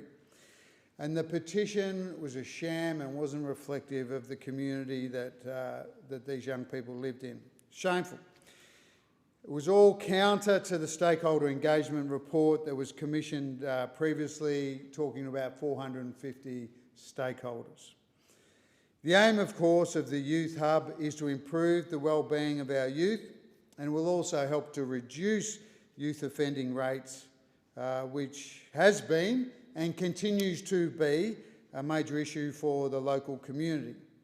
Deputy Speaker, the shame of this was that the Casuarina Fire Station site was shovel-ready, and we could have been opening it about now instead of starting a new process 18 months later all over again. But we are where we are. The Northern Territory Government must deliver on this objective of supporting our young people with the required funding and services as a matter of priority. The federal government funding is still there for the build, but we've wasted a lot of time. I will move on, but the original plan was for a dedicated fit-for-purpose facility with safe indoor and outdoor spaces and long opening hours to better service the needs of young people in our community. And as I said, we would have been able to open it about now, but we need a dedicated permanent structure to deliver the opportunity for young people, the hub model with the co-location of NT government agencies, non-government agencies that deliver those youth services. A one-stop youth engagement hub is exactly what we need. Is still some time away, but to have that engagement with the students and young people, flexible learning models. The Youth Hub will work with young people from 10 to 17, scope for families to become involved. If there's a young person that attends the Youth Engagement Hub, bring younger siblings in, engage with the families. Providing a safe and engaging space for children and young people is so important. Linking them to support services where needed and linking those families in, as I said, in encouraging them to also engage in our young people. I thank the member for Solomon. The question is that the motion be agreed to, and I give the call to the member for McPherson. Thank you, Deputy Speaker. I rise to support this motion and to recognise the extraordinary role that neighbourhood and community centres play, not just in times of crisis, but every single day in communities like mine on the southern Gold Coast. These centres are often the quiet backbone of our communities. They're where people turn when life becomes overwhelming, when they need food on the table, when they need support for their mental health, help navigating services, or simply a place where someone will listen. On the southern Gold Coast, we're fortunate to have a network of dedicated community organisations and neighbourhood centres that step in where other services simply don't reach. From Palm Beach Neighbourhood Centre to the Varsity Lakes Community Resource Centre, these centres are often the first and sometimes the only point of contact for vulnerable Australians. And their importance becomes even more evident in times of disaster. Because on the Gold Coast during ex-tropical cyclone Alfred, we saw firsthand just how vital these community centres and and organisations are. While the winds were still howling, rain was falling and power was out for days, community centres opened their doors. They became safe havens, coordination points and lifelines. They distributed supplies, checked in on isolated residents and provided real-time information when people needed it most. And importantly, they offered reassurance, a human connection at a time of uncertainty and fear. But despite all this, many of these centres are operating under immense strain. They're underfunded, overstretched, and they're often forced to rely on short-term competitive grants just to keep their doors open. And what we're seeing now is that we are left hanging when it comes to whether this government will fund the Stronger Communities program that these community centres and neighbourhood centres often rely on and benefit from. We can't expect organisations that provide essential frontline support to operate in a constant state of uncertainty, never knowing if they'll have the resources to continue to do their work 6 months down the track. The staff and the volunteers who power these centres deserve better. They're people who go above and beyond every day. They work tirelessly, often with limited resources, driven not by profit but by a deep commitment to their communities. On the southern Gold Coast, I've seen this dedication firsthand, meeting with volunteers who give their time to supporting others.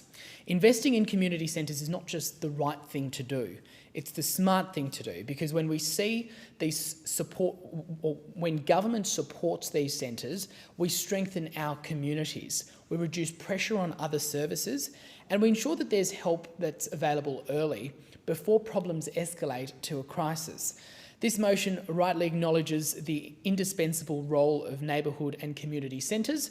It highlights the challenges they face and it calls for the long-term support that they so clearly need. I commend the member for Lyne for bringing this motion forward and I encourage the government to listen and support it. And I thank the member for McPherson. The time allotted for this debate has expired. The debate is adjourned and the resumption of the debate will be made in order of the day for the next sitting. It being 1:30 p.m, the Federation Chamber will suspend until the Chair is resumed at 4 p.m.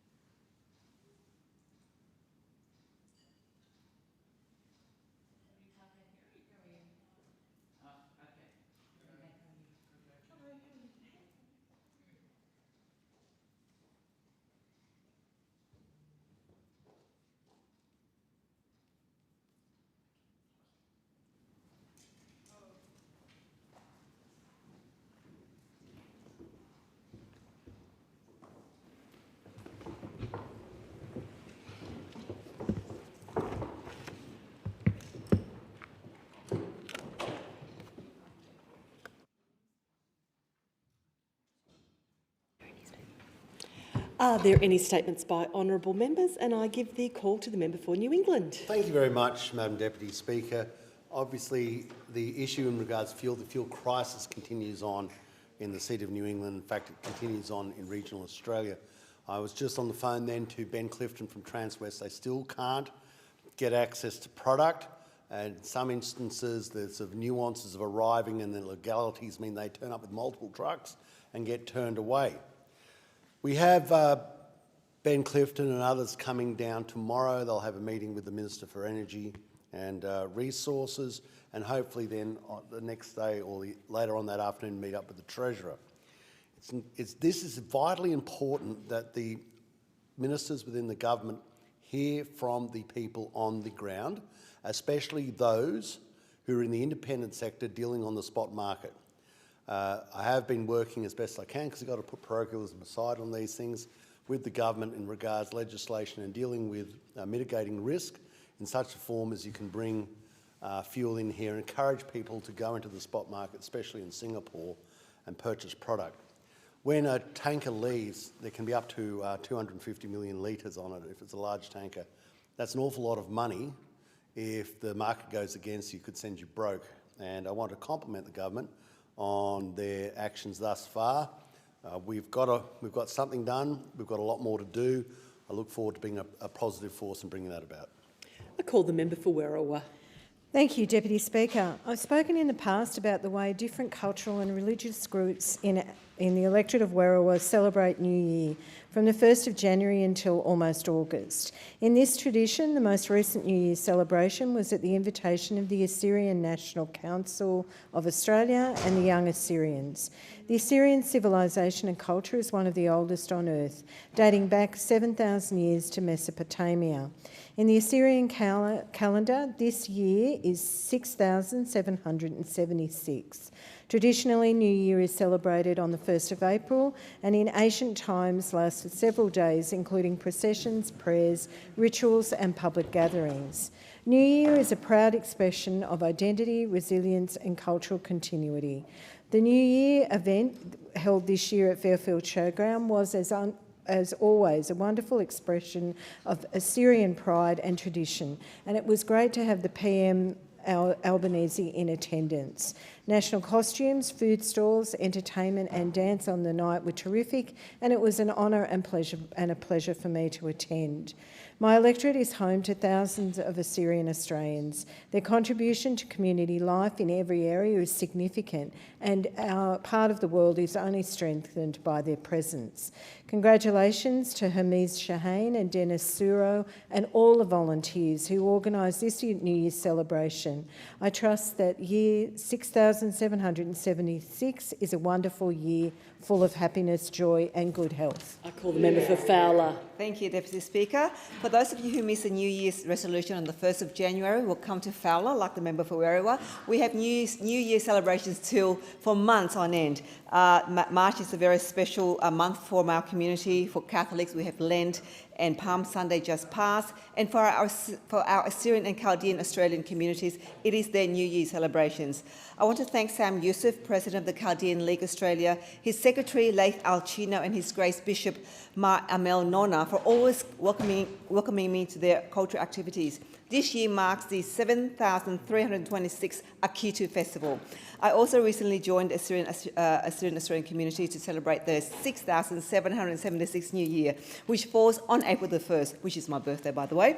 I thank President Hermes Shaheen of the Assyrian National Council and Dennis Suro, President of the Young Assyrians, for including me in their celebration. Even in difficult times, it is remarkable to honour the Australian heritage of one of the world's oldest communities, a community at the very heart of Fowler. Families gathered not just to celebrate culture, but identity and belonging. I'm reminded that through collective commitment, we build a brighter future for all. To all the Chaldean and Assyrian Australians, Happy New Year. May this year bring health, joy and continuous growth. And in the Assyrian Aramaic language, Rish Shato Brikto to everybody who celebrate the New Year. Thank you. Thank you. Member for Whitlam. I rise today to recognise Kelsey O'Neill, McKenna Collier and Allegra Fosteris, 3 extraordinary young women from the Oak Flats Albion Park Gymnastics and Acrobatics Club, which is in my electorate of Whitlam. Kelsey, McKenna and Allegra have been selected to represent Australia in the senior women's group event at the World Cup in Belgium. This is a major competition that is part of the International Gymnastics Federation World Cup Series. This talented trio, representing New South Wales, won the Senior International Women's Group competition at last year's Australian Gymnastics Championships. They not only won the all-around title, they also secured gold in the balanced, dynamic and combined routines. Their success highlights the fact that they are not only elite gymnasts as individuals, they also are able to combine superbly as a team at the highest level. There have been setbacks over the past year, but they have fought back from injuries and trained extremely hard, including for 20 hours a week in a hot tin shed over summer to win selection for this prestigious international competition. Tomorrow night is their last training session in Australia before they fly out. And on behalf of everyone in the electorate of Whitlam, I would like to wish Kelsey, McKenna and Allegra all the very best as they represent their club, their state and their country at the World Cup. Thank you. Thank you. I call the member for Curtin. Voluntary assisted dying, or VAD, is now an established part of Australia's health system. Every state and the ACT have legislated for it, with the Northern Territory expected to follow this year. Yet, as the 26th State of VAD report, to be launched tomorrow, highlights, significant barriers remain for people eligible to access it. Today, I want to focus on one key barrier, one with a simple solution, which I first raised more than 2 years ago through a private member's bill, but which remains unresolved. Outdated provisions in the Commonwealth Criminal Code mean clinicians risk criminal liability for using telehealth to provide lawful VAD care. Patients must therefore attend all consultations in person, and doctors fear prosecution if they mention VAD during a telehealth appointment. Telehealth is an essential part of modern healthcare. In rural and remote Australia, it's often the only way to access specialist care. For people who are seriously ill or frail, telehealth can prevent unnecessary suffering. Tragically, some people in regional WA have died without access to VAD or endured exhausting travel because telehealth is unavailable. Australia is the only country to criminalise telehealth in VAD. The fix is simple: amend the law to clarify that VAD is not suicide. I urge the government to act so no Australian is denied dignity at the end of life because of where they live. I call the member for Solomon. Thanks, Deputy Speaker. The Albanese Labor government is delivering lower fuel prices for Territorians.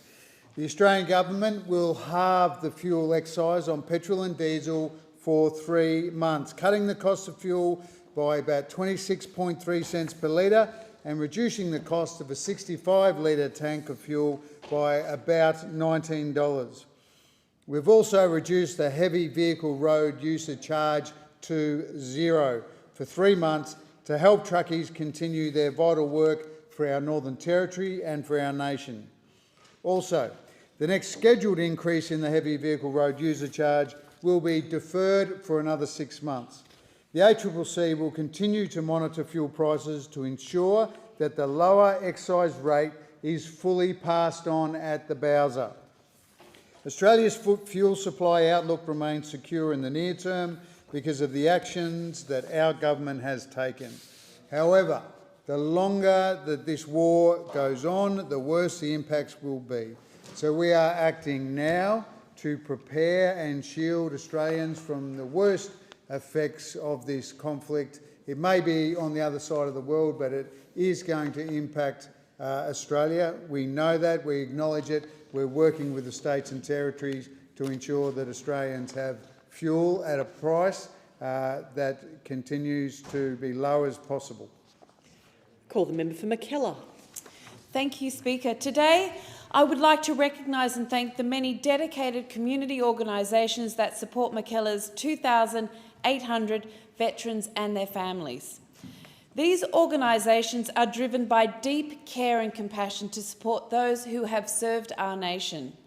Thank you to RSL Life Care, which operates both Homes for Heroes at the RSL Anzac Village in Narrabeen and also the Northern Beaches Veteran Wellbeing Centre, which they run in partnership with DYRSL.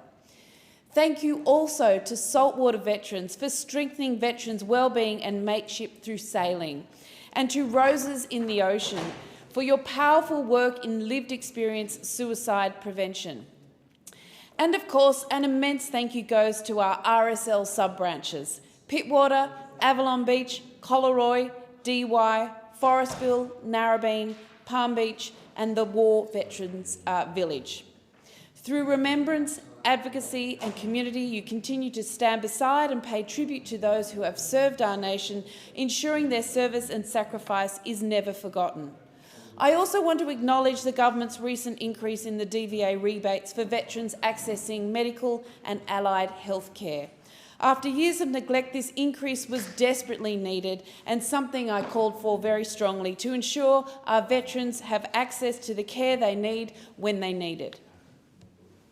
Thank you. I call the member for Brisbane. Thank you, Deputy Speaker. The number one priority of this Labor government is cost of living, which is why, since being elected, we have taken significant steps to help people out.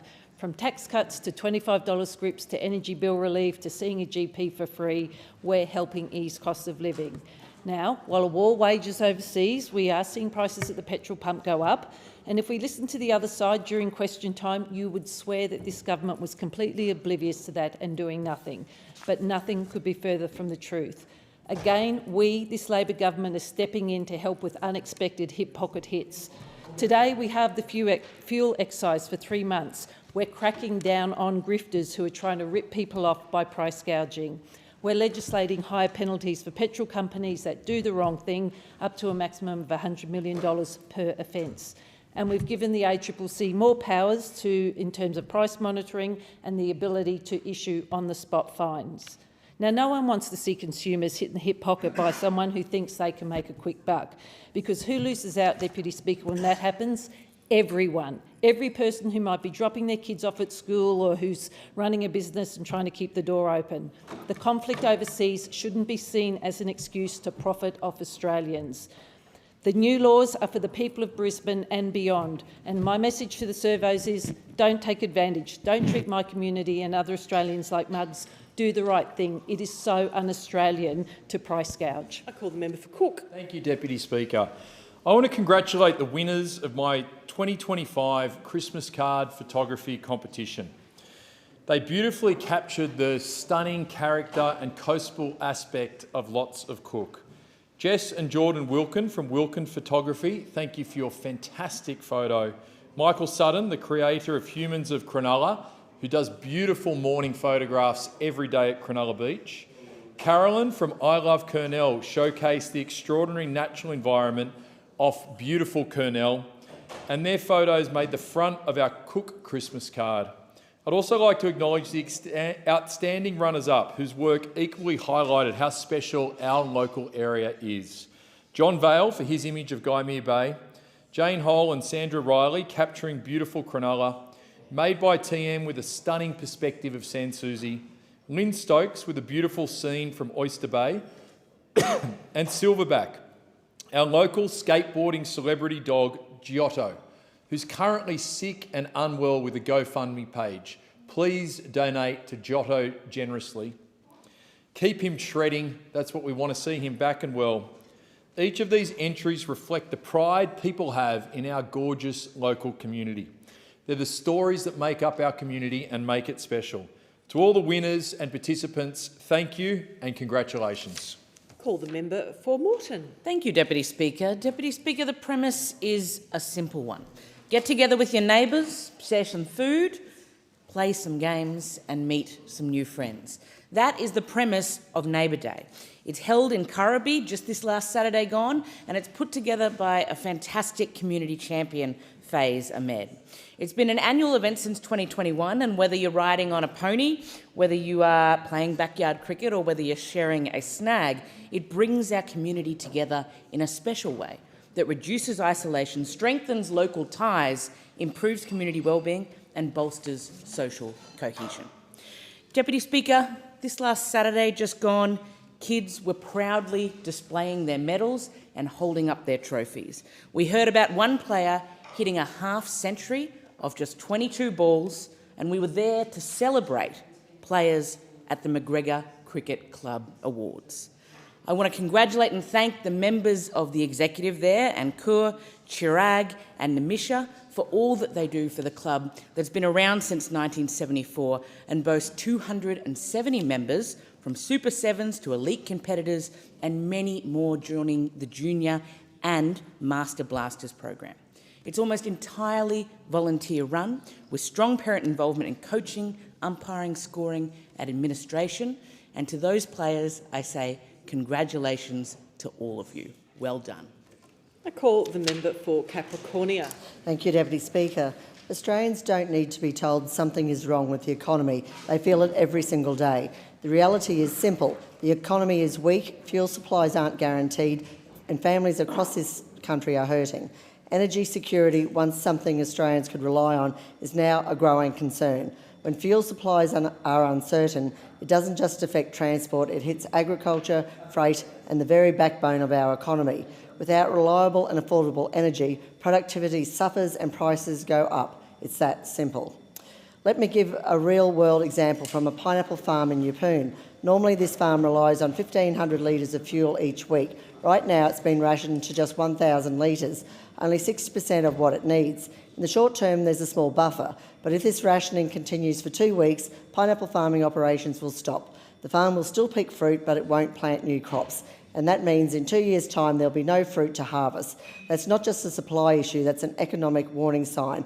And while these pressures mount, Australians are asking, where is the plan? Where is the leadership to strengthen our economy, secure our energy future and provide real relief? We need practical solutions that support households, back small businesses and ensure that essential supplies like fuel are stable and affordable. Because right now, too many Australians feel like they've been left behind. Our focus must be on delivering for the people we represent, not ignoring the reality they face. Australians deserve better. They deserve an economy that works for them, not against them. I call the member for Holt. Thank you, Deputy Speaker. On the weekend, I joined the Victorian Afghan Association Network to celebrate the holiday of Nowruz. Nowruz has been celebrated for over 3,000 years by peoples of many religions and cultures across the lands of the ancient Persian empires. It marks the new year and the arrival of spring in the Northern Hemisphere. While our seasons differ here in Australia, the spirit of Nowruz is alive and thriving in my electorate of Holt, where nearly 12,000 people from Afghanistan call home. In Dandenong Park, more than 10,000 people gathered to celebrate with poetry, traditional music, dancing, and cultural performances that reflect the diversity of the different cultures that make up Afghan Australian community. Events like these remind us that multiculturalism is not just something we talk about, it is something the Labor Party embraces and that we live every day in Melbourne's outer southeast. This was my 5th time attending this event, and each year it is a joy to join the Afghan Australian community in celebrating Nowruz. I want to thank President Zabi Mazuri, Event Coordinator Hafiz Asadi, Hadi Karim, and all VAN volunteers for their hard work and always welcoming me so warmly in each occasion. Thank you. I call the member for Barrera. Thank you, Deputy Speaker. Blowfly Cricket is a unique institution in our community. Operating within the Hornsby-Ku-ring-gai District Cricket Association, Blowfly Cricket is an all-abilities cricket club that gives people with disability the chance to take part in the game and build skills and develop a love of cricket. I recently visited Blowfly Cricket at James Park Oval in Hornsby. My bowling was promptly hit for 6 and I dropped a few classic catches, but I also managed to score a few runs. Most importantly, I had the chance to meet people who love the game and the community that surrounds it. What stands out about Blowfly Cricket is that there's a place for everyone. Some take to the field as players, others serve as scorers, officials, volunteers, or help run the barbecue on the sidelines. It's a club built on participation, teamwork, and the simple joy of the love of sport.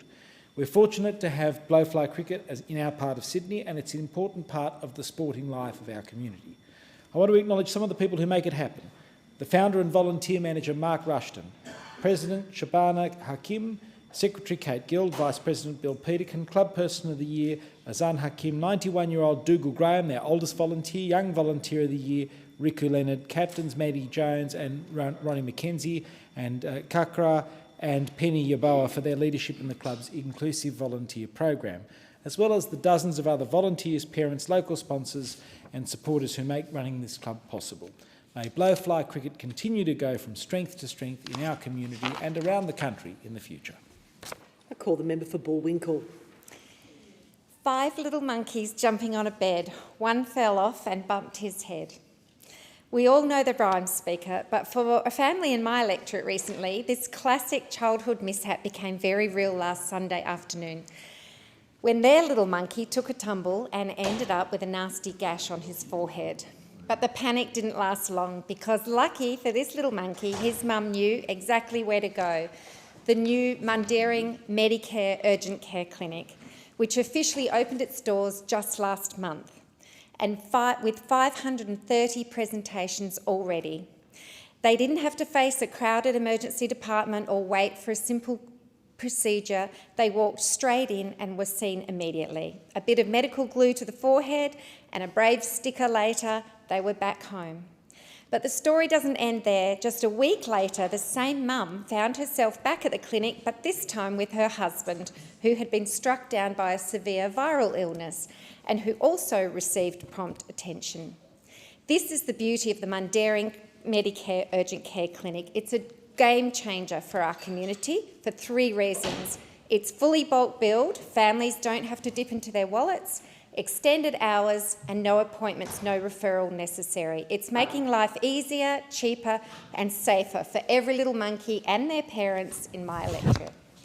I call the member for Maranoa. Well, thank you, Deputy Speaker. This afternoon we've seen the self-gratulation of the Albanese government of taking up the Coalition's idea of cutting excise and helping road user charge for our heavy transport industry here, because they've been asleep at the wheel. For the last 3 weeks they've done 3/5 of bugger all to help this fuel crisis. There was no crisis 3 weeks ago, and all of a sudden they've found one. They've found one because ultimately people have seen their service stations run out of fuel, not just in regional areas but also in capital cities. We are living in third world circumstances when you have a government that has had all the tools at their disposal. The Minister himself has had, since day one, the ability to know where every litre of fuel is in this country, and yet, despite the fact that he knew that there were gaps in the supply chain around this country, did nothing about it. Did zero, didn't care. He worked in the superficial of making sure a few servos in the cities kept their fuel, but those in regional Australia did nothing. His big plan, and with Jim Chalmers, the Treasurer, is to also increase penalties from the ACCC. Well, if these merchants were doing the wrong thing, why hasn't the ACCC already started an investigation, despite the penalty, done something about it? The ACCC is about as useful as the Bureau of Meteorology. Australians have lost faith in their institutions. They have lost faith in this government, who have let a crisis take hold and destroyed regional Australia, destroyed our supply chains and is destroying our economy. Call the member for Bonner. Thank you, Deputy Speaker. Every Australian family should have access to safe, nutritious and affordable food. Recently, I caught up with Michaela from OzHarvest, who are cooking up plans to further improve food security and reduce food waste in my community of Bonner. They're also supporting some of the most vulnerable in our community. In 2025 alone, they've delivered over 118,000 meals to those in need right across my electorate, saved nearly 135,000 kilos of food from landfill, and prevented the equivalent of 134,000 kilos of carbon emissions.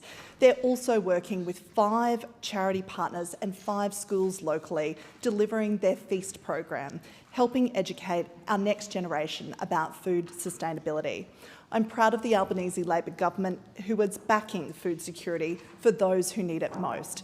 This includes $20 million from the financial wellbeing grants for 4 food relief providers, including OzHarvest, to increase the supply of affordable food. I say to OzHarvest, great work. You are planting the seeds for a more secure and less wasted food future. And through the Albanese Labor government's commitment, we will continue to ensure you are able to ensure all Australians get their fair share. Thank you, Deputy Speaker. Call the member for Riverina. Reports are that Desi Freeman, who shot and killed 2 police officers in Victoria, has been shot and killed himself, and there won't be much mourning done for this cop killer. Anybody who draws weapons on police deserve what is coming to them. And we have seen a rise in recent times of sovereign citizens in this nation, and it is extremely worrying. I wrote an editorial many years ago, and said that police officers who draw their weapons are damned if they did and dead if they didn't. And there was a number of people who were criticising police at the time in a number of high-profile incidents where police did what the community expected of them.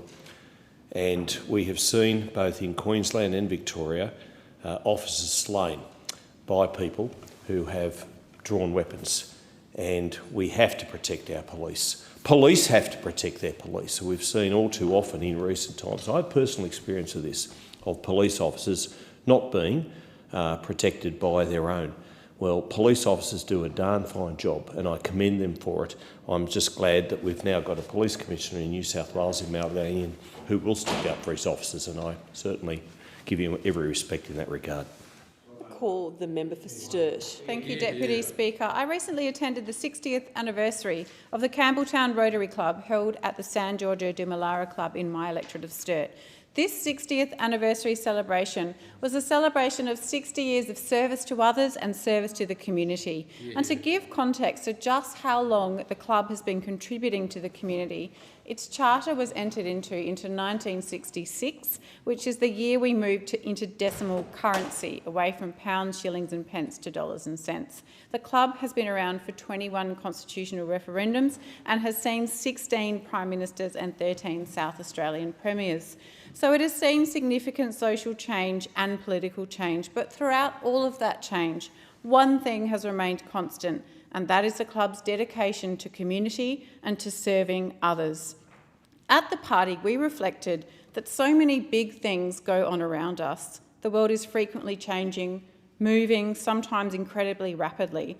So small wins, the little things, things that promote the small parts of our community to help it thrive and be a place of belonging, are more important than ever. Yeah. The Campbelltown Rotary Club's vision is to be progressive, inclusive and innovative in its approach to creating positive social change while having fun and expanding networks. So I offer a heartfelt congratulations to President Gail Casey and all Campbelltown Rotarians who continue to serve their community every day.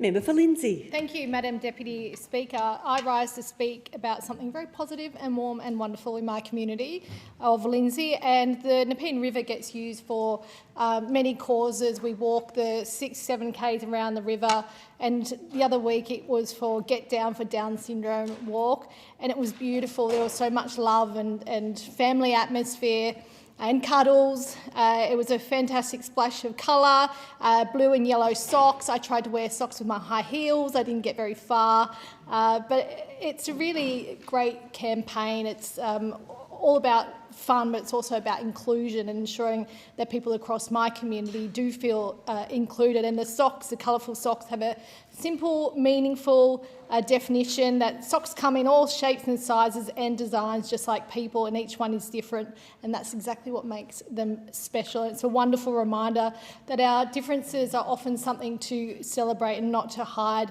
It's what makes communities richer, kinder and more vibrant, and there was a lot of kindness on the day around the Nepean River.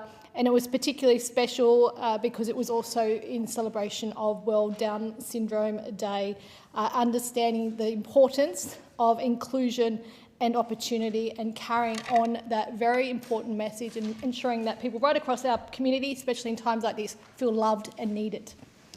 Thank you. The member for Banks. Thank you, Deputy Speaker. I rise to recognise the amazing work of Wild for STEM. Wild for STEM is a social enterprise dedicated to breaking down the barriers faced by women advancing in the science, technology, engineering and mathematics fields. A few weeks ago, I had the pleasure of meeting Wild for STEM's co-founder, Dr. Nadine Brew, and discussing their two nationally recognised programs. The WILD program and the Board X program, which helps women in STEM fields develop their leadership skills, observe the workings of boards in the industry and access recruitment pathways. The impact of Wild for STEM's programs is clear, with people like Kerry from Mortdale in my electorate of Banks have participated in this program and can attest to its ability to help women STEM leaders get a seat at the table. With STEM underpinning a significant proportion of our economy and essential to industries like defence, manufacturing and health, we cannot afford to let talented professionals fall through the cracks. This is why I look forward to continuing to work with Wild for STEM and supporting their work developing and promoting future industry leaders, not only in my community of Banks, but across New South Wales and across our country. Thank you. I call the member for Forrest. Thanks, Deputy Speaker, and it is so good that the Prime Minister has finally seen the light after being dragged kicking and screaming to axe the tax on fuel by the Coalition. On Friday, of course, we announced our policy to halve the fuel excise tax for every Australian for the next 3 months, which is absolutely great news for the people of the Forest because the Prime Minister has joined us in axing the tax and saving 26 cents a litre on fuel. Of course, in recent weeks, I've heard from Forest locals who have told me plainly that they needed help. Families, workers and small businesses in a regional community like mine travel great distances, whether for work, business, family life or leisure. So as fuel prices continued to rise, they were feeling the pinch. Prices at the Bowser increasingly starting with a 3. Indeed, in Bunbury, I was standing there, $3.26 a litre for diesel on the weekend, with a tradesman who does 70,000 Ks a year saying to me that he just didn't know how long it was sustainable to do so. That's to say nothing of the travel for work, school or medical appointments. The stress placed on household budgets was real and it was felt right across the community. And that's why, as a member of the Coalition, I'd listened. We came to the table with a policy that delivers some $16 million in savings every single day at the Bowser. And finally, the government has joined us in giving Australians the break that they need. I call the member for Chifley. Deputy Speaker, Parliament should be the place to honour the quiet contributions of our fellow Australians, and Ivan Rudolph deserves such recognition. He sadly left us aged 84. His story speaks to the very best of those folk that made it here to start a life in post-war Australia, leaving behind comfort and security, moving from one side of the planet to the other, building a new life from scratch. Arrived here in 1970, settled down in Wollongong, began a tailoring business where his hard work and reputation for honesty made him a success. And in 1974, returned to Slovenia to marry his wife Maria. They set up home in Balgownie, in the electorate now represented tremendously by the member for Cunningham, to start their family with the birth of daughter Rebecca and then son Robert. Ivan threw himself into helping the Slovenian diaspora here, energetically promoting Slovenian culture and language, maintaining connection. Beside establishing the Slovenian Voice program on community radio, he helped set up the Slovenian Australian club Planica, serving as president for over 40 years. The respect for his work was recognised widely in the Slovenian Australian community, as is reflected by the presence today of Minister Plibersek, someone proud of her Slovenian heritage and whose family proudly knew Ivan. To me, I'll remember Ivan for his humour, hard work, love of family and the country that was so good to them. I end with the heartfelt words expressed at his funeral, at his farewell. Ivan Rudolph's life reminds us that Australia's success has been built brick by people who asked for little and gave everything. May we never forget what we owe to those like Atta Ivan. Farley, Mr Rudolph, and I give the call to the member for Flynn. Oh, sorry, excuse me, the member for Lyme. Yes, Deputy Speaker, and I'm pleased you're here today because I'm actually going to talk about an intersection, although not one that we have in common, one up the other end of my electorate of Lyne, and that is the intersection of the Oxley Highway, Wrights Road and Lake Road, which is one of the most congested intersections on the Mid-North Coast. It's the major arterial link to the Port Macquarie Base Hospital, to the Port CBD, and to industrial and education precincts and surrounding residential areas. The growing Hastings Valley population and increased traffic volumes have placed very significant pressure on the corridor. Despite $4 million in funding being provided back in 2022 by the Coalition Government to finalise planning, the Albanese Government cut the funding and the project remains stalled. And even with constant calls from council, state and federal representatives for this to be corrected, every budget since has neglected to allocate a single dollar to the project. There was even a petition of more than 10,000 local signatures presented to the New South Wales Government on the issue, yet we're still waiting. There is now a further attempt underway in the community to get the ball rolling through its submission campaign via the New South Wales Transport Have Your Say portal.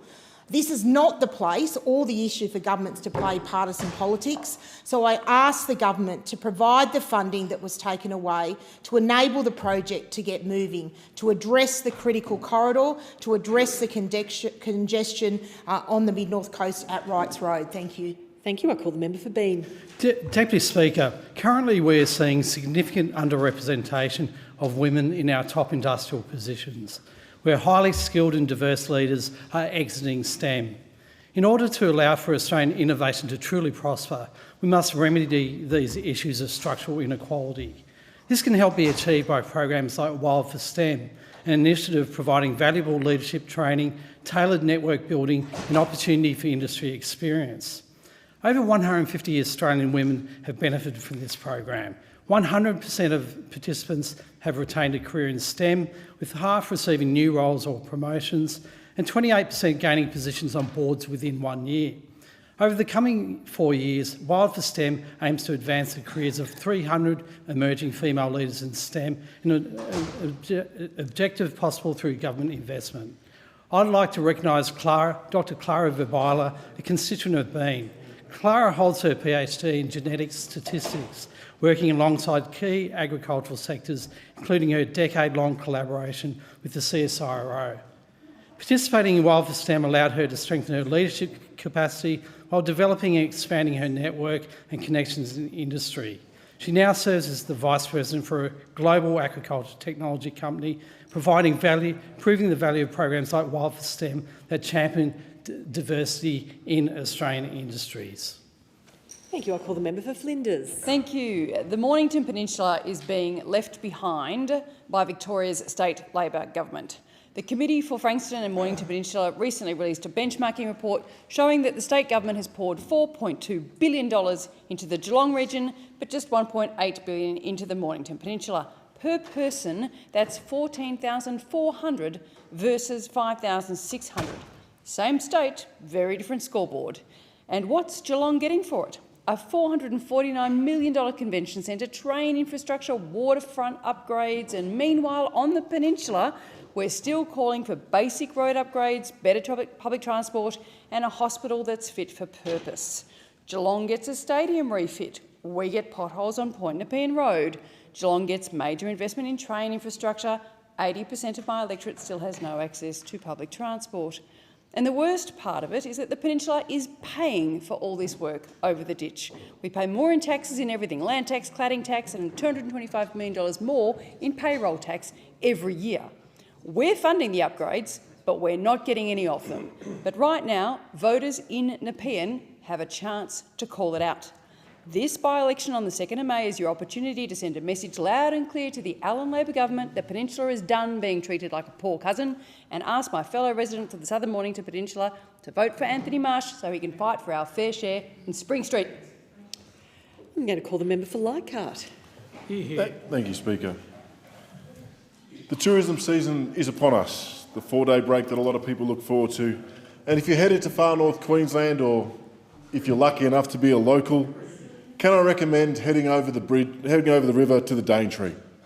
On Thursday, the Daintree ferry will open again after being closed due to a flooding incident on the 6th of March.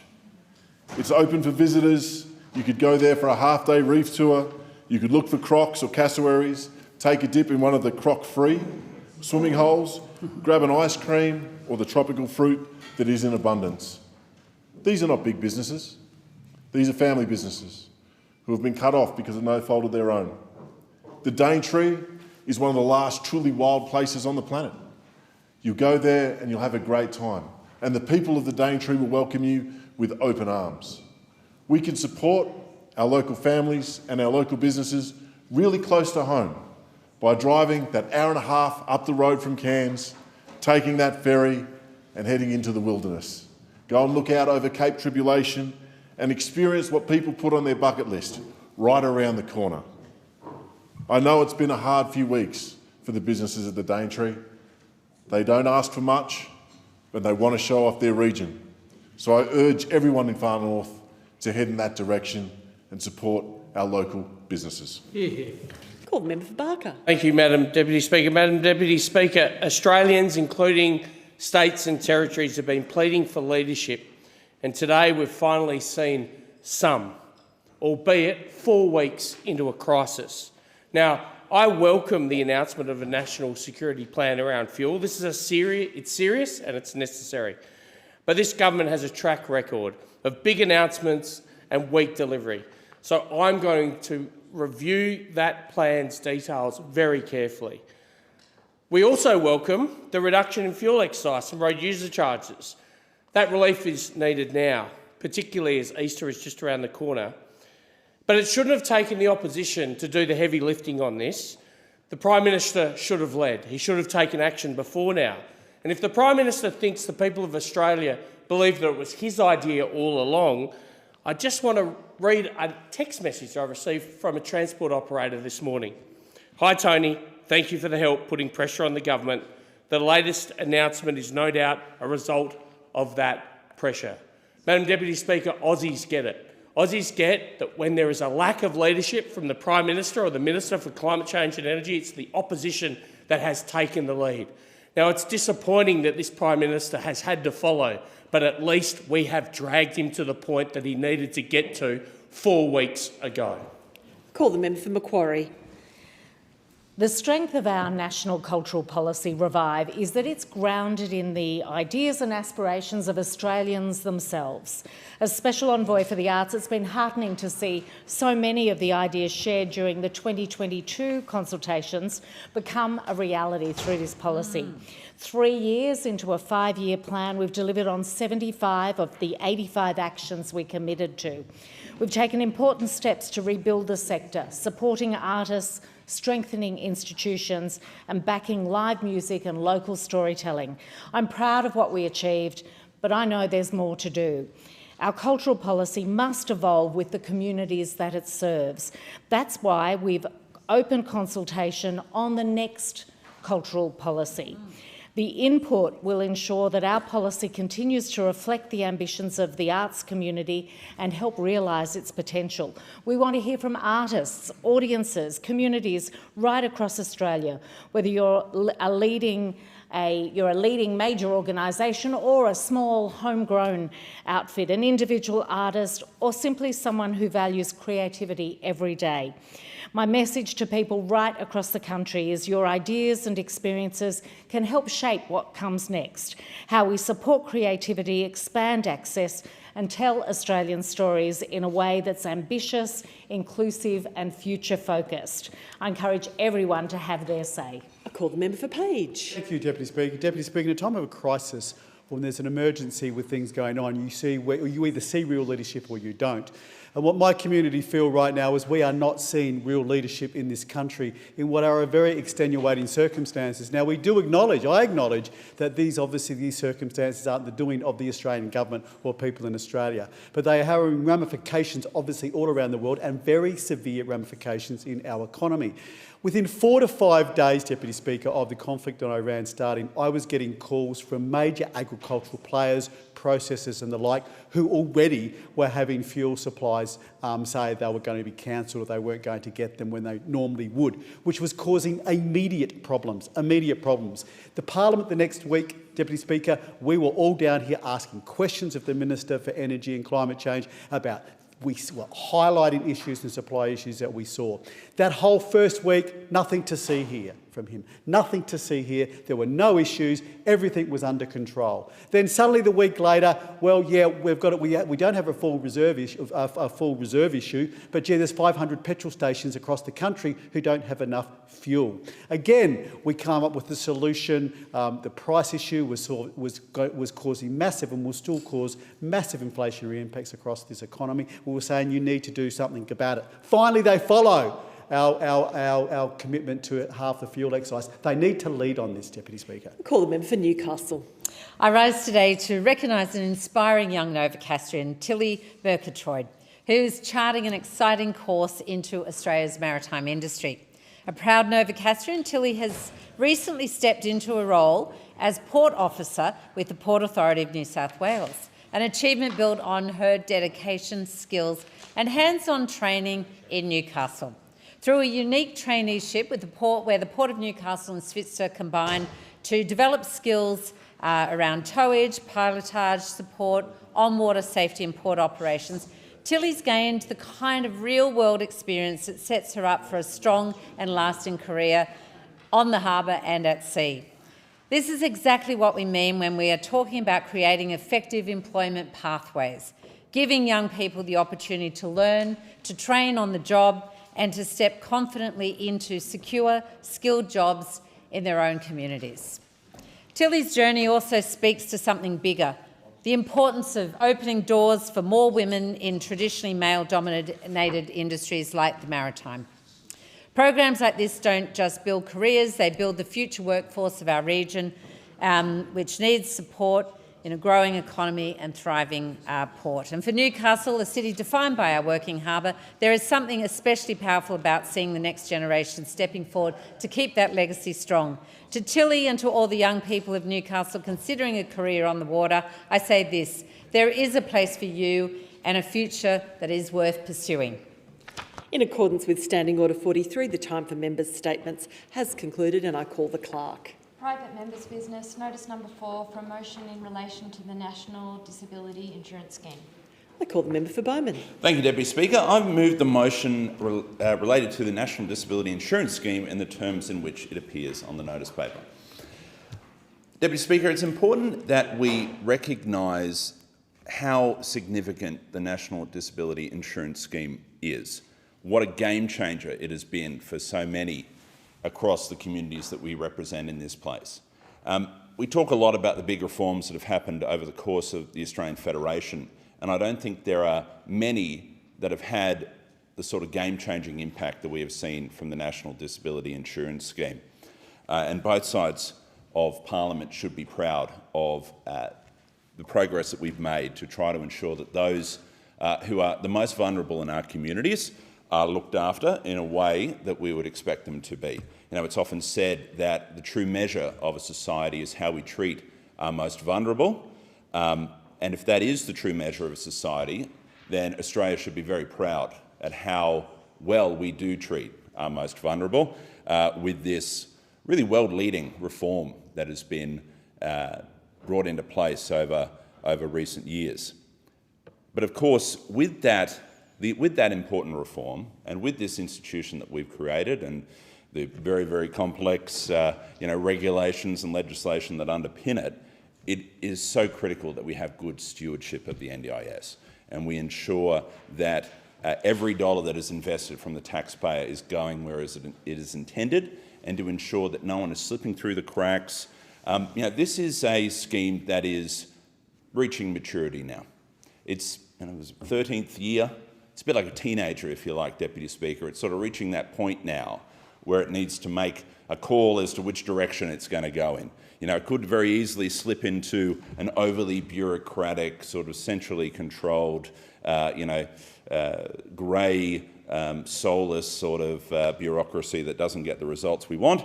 And similarly, it could become an absolute free-for-all, Wild West-style enterprise where people are rorting it left, right and centre. What we want to try to do is find that gap, that happy medium where people are getting the outcomes that they want, getting the outcomes that we want to see them want, but making sure that all the regulations are in place that are going to make sure that it is sustainable and achieving all those outcomes. But what we are unfortunately seeing is growth that is unsustainable. At the last quarterly... I didn't get that. Oops, sorry, Siri. Apologies for Siri's interjection there. What we are seeing is growth at about 10.3% per annum. That was from the last quarterly update. The government, of course, has had a strategy. They've had a goal of trying to get it to 8%. Then we've had, now the National Cabinet is trying to set a target of 5.6%. Unfortunately, what we're seeing in the press over recent days as we head towards the budget next month, or the month after, is speculation that the government's going to try to budget that 5 to 6% aspirational target as a target or as what they're going to use as their forward projection. So that concerns us because it worries us about whether the government has got a serious plan about how they're going to actually try to achieve that 5 to 6%. And unfortunately, I'm sure that every MP here, including the member for Forward, would appreciate that we have a huge amount of our casework that we're seeing in our electorate offices are people who are having their schemes cut. And they're being cut because this government is delivering very poor stewardship of this scheme. I've had a 78-year-old mother called Jan who reached out to me caring for her son who's palliative. He's got Huntington's disease. He requires constant one-on-one support. He can't communicate, can't feed himself, and he's at risk of choking constantly. Jan's providing all that care herself at 78. Her son's plan includes an $18,000 for behavioural consultations, of course, which he won't be doing because he's heading, unfortunately, into palliative care.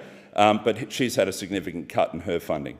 Julie, another woman, lives down the road from me in Wellington Point, 61-year-old living with advanced symptoms of early onset Alzheimer's disease, requires 24/7 care. She's had an unannounced 43% cut. And I'm sure I'm not the only MP who's hearing these sort of stories. I'm going to run out of time, Deputy Speaker, but all I can say is that cutting from the most vulnerable is the easy way out. That's not the way that any government should be trying to handle their stewardship of this scheme. These are the people the scheme was designed to support, and we cannot let them down. Is there a seconder for the motion? I second the motion and reserve my right to speak. Thank you. And I call the member for Ford. Oh. Sorry, excuse me, Member.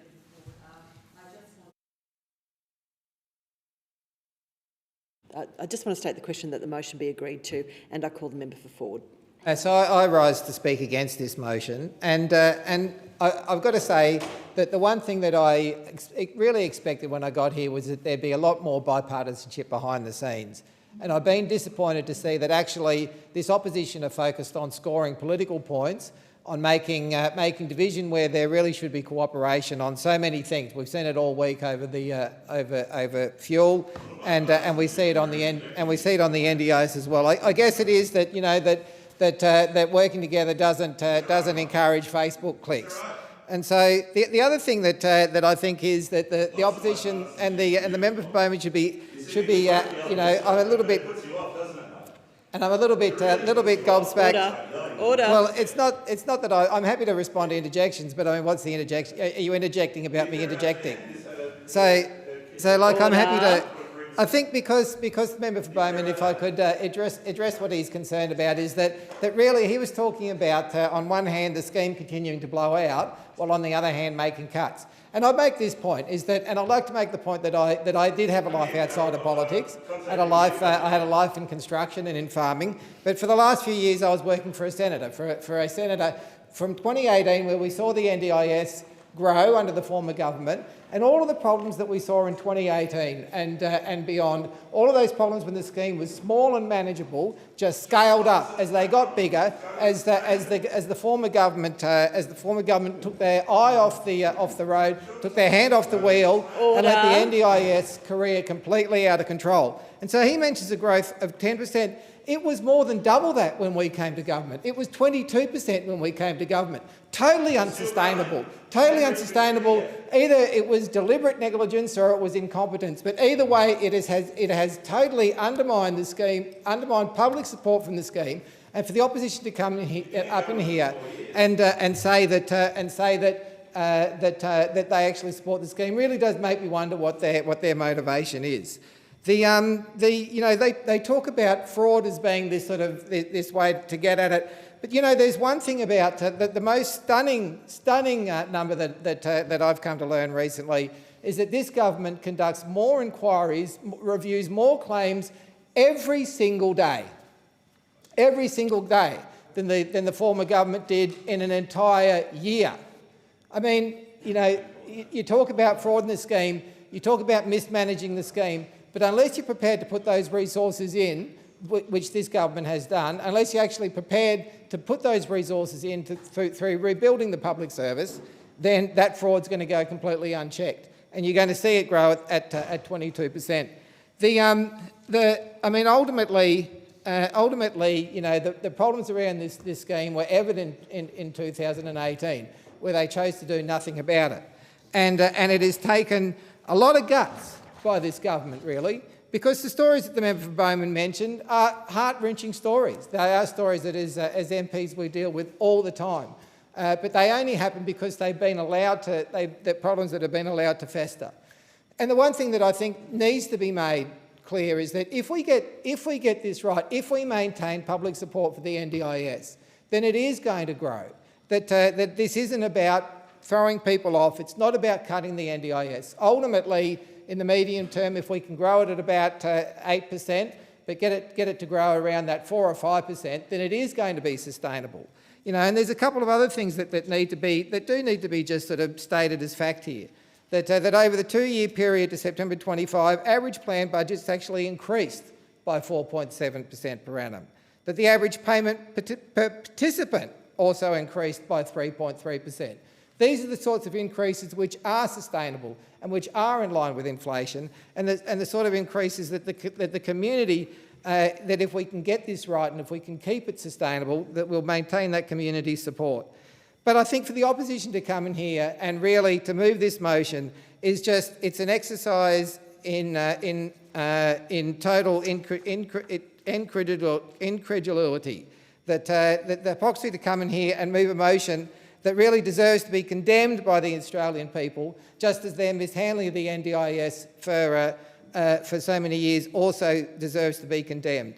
And it is without doubt the single biggest issue that we as MPs see when it comes to that constituent work.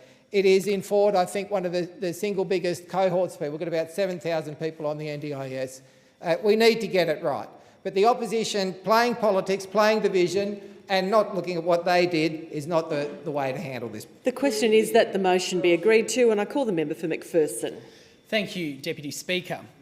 Deputy Speaker, the NDIS is a system that was built to provide dignity, fairness and support for Australians living with disabilities. But across Australia, we're seeing the exact opposite, and we're seeing this in my electorate on the southern Gold Coast. We're seeing a system where participants are losing support, honest providers are under pressure, and fraudulent operators are thriving. And this goes to the heart of the problem. We are targeting the wrong people. Deputy Speaker, something is wrong when people who are doing the right thing, the physiotherapists I speak to, the OTs, and various other professionals who are doing the right thing, they're working with participants and working for participants, but they are not given the support that they need from this government, and those who are rorting the system are. And there have been so many examples of this recently. But I'd say this, Australia is waking up, and Australians are waking up. One of the things that this motion goes to is it calls on the government to restore transparency, consistency and accountability, and a renewed focus on fixing inefficiency and safeguarding the integrity of the scheme. Now, anybody who has social media in this country will really question the integrity of the NDIS at the moment, and they'll question it for good reason, because time and time again we are seeing the hard-earned money of Australian taxpayers being absolutely used and abused by not by participants, but by the people who are running some of these facilities and some of these services. And the data in the motion is distressing and deeply alarming. We're seeing eligibility reassessments nearly doubled, revoked eligibility has skyrocketed from 389 to over 10,000, $436 million cut from participant plans in just one quarter. And everybody in this chamber would have experiences of speaking to the parents, speaking to families, to loved ones who have actually borne the brunt of these cuts. Now, the NDIS is going to cost Australians, the government's own budget papers show that the NDIS is going to cost the Australian taxpayer $63.4 billion by 2028-29. Now, Deputy Speaker, it's telling, it's absolutely telling that this government, it's telling where their priorities are, because recently we had a situation in the Senate where the government was presented with the opportunity to participate in a review of the NDIS. And what did they say? And in particular, it was a review into fraudulent behaviour in the NDIS scheme. And what did they do? They voted against it. They voted against it. Now, can you imagine that? Australians, well, I'd take the interjection by the member opposite that we've already got an inquiry.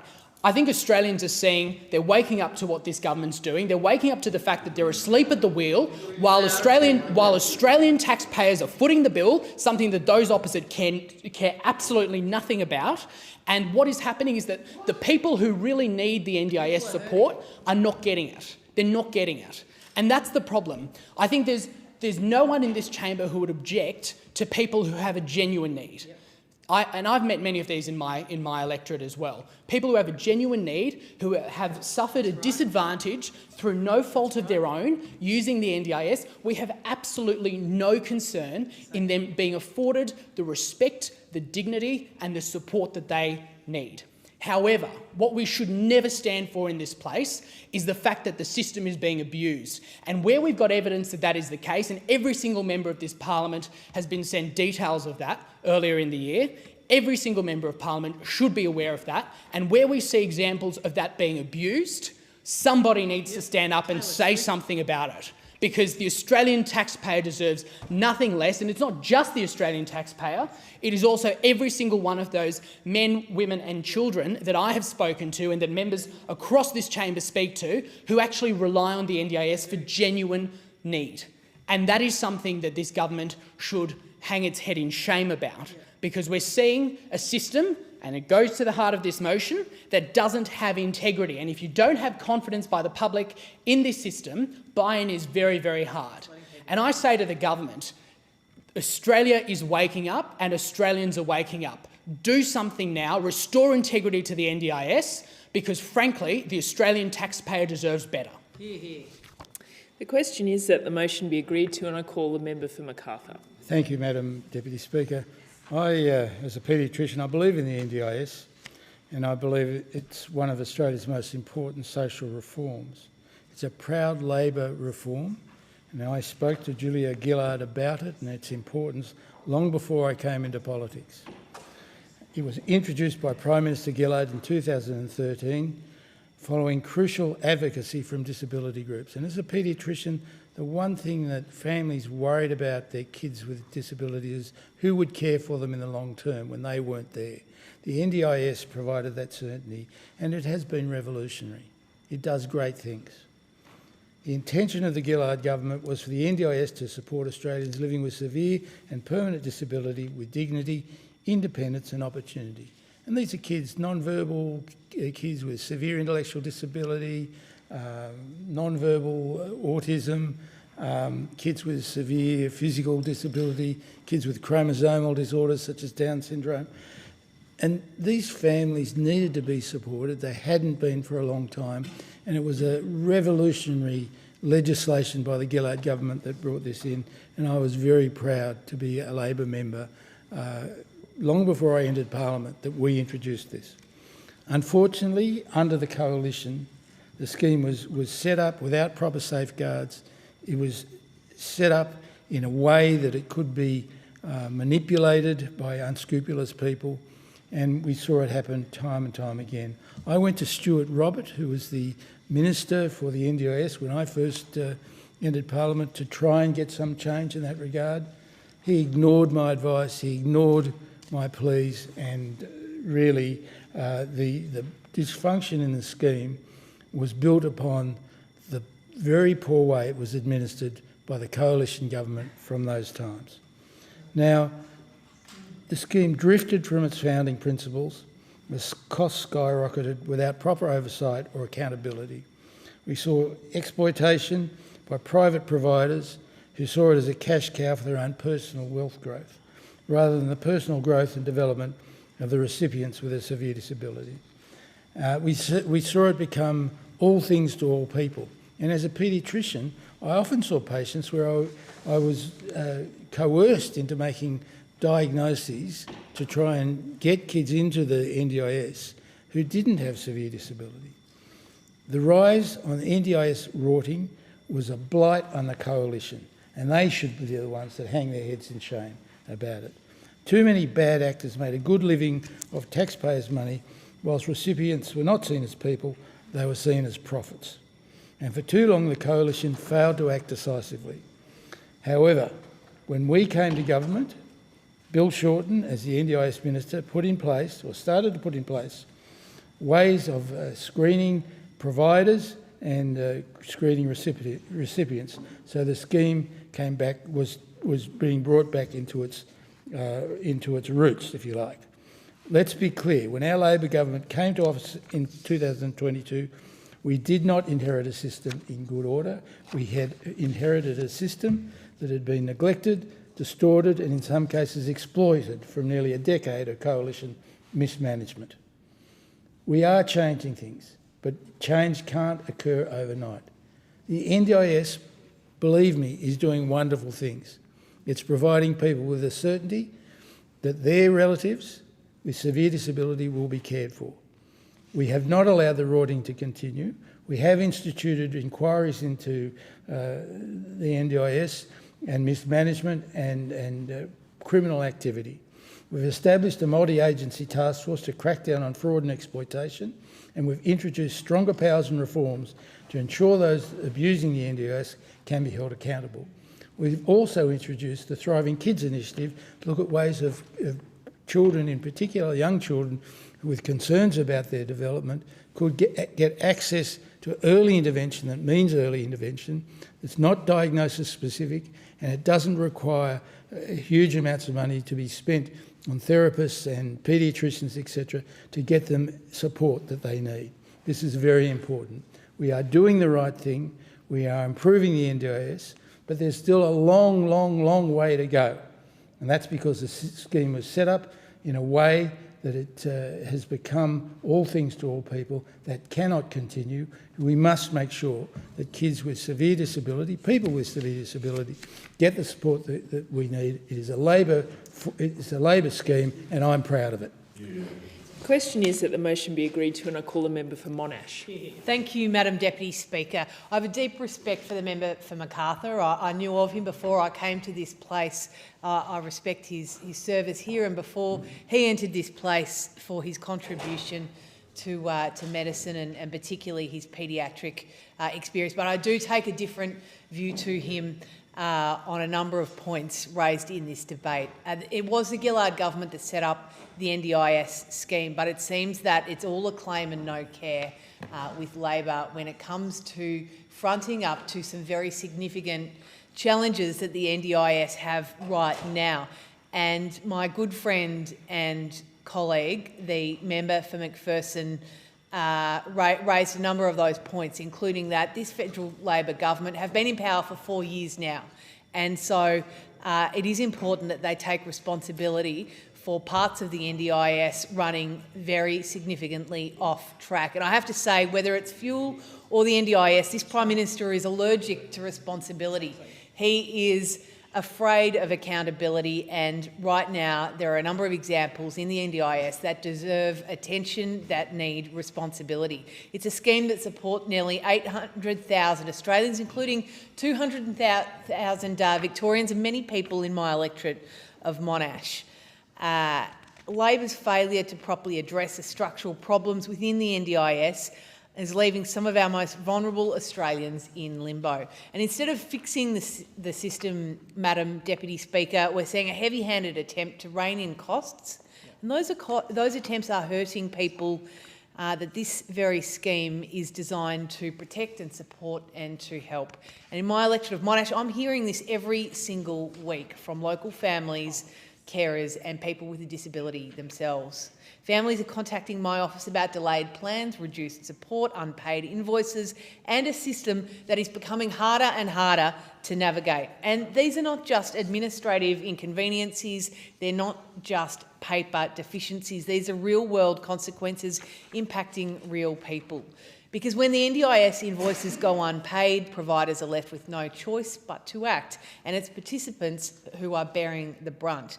I've heard of equipment providers threatening to remove essential mobility equipment because invoices have not been paid. I've seen cases where $100,000 unpaid invoices have forced a care provider to send a participant home, a participant who was stable, supported and safe. That same individual later ended up in hospital following a psychotic episode that put both themselves and their family at risk.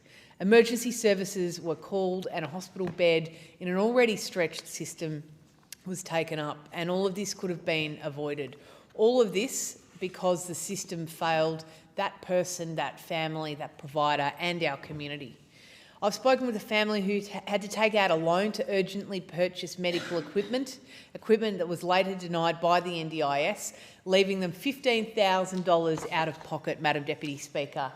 These are not isolated stories. These are becoming far too common, and I know I'm dealing with those stories in my electorate of Monash. I know my colleague, the member for McPherson, is dealing with them in his electorate, and I know that members across the chamber, across the parliament, are dealing with them every day of the week.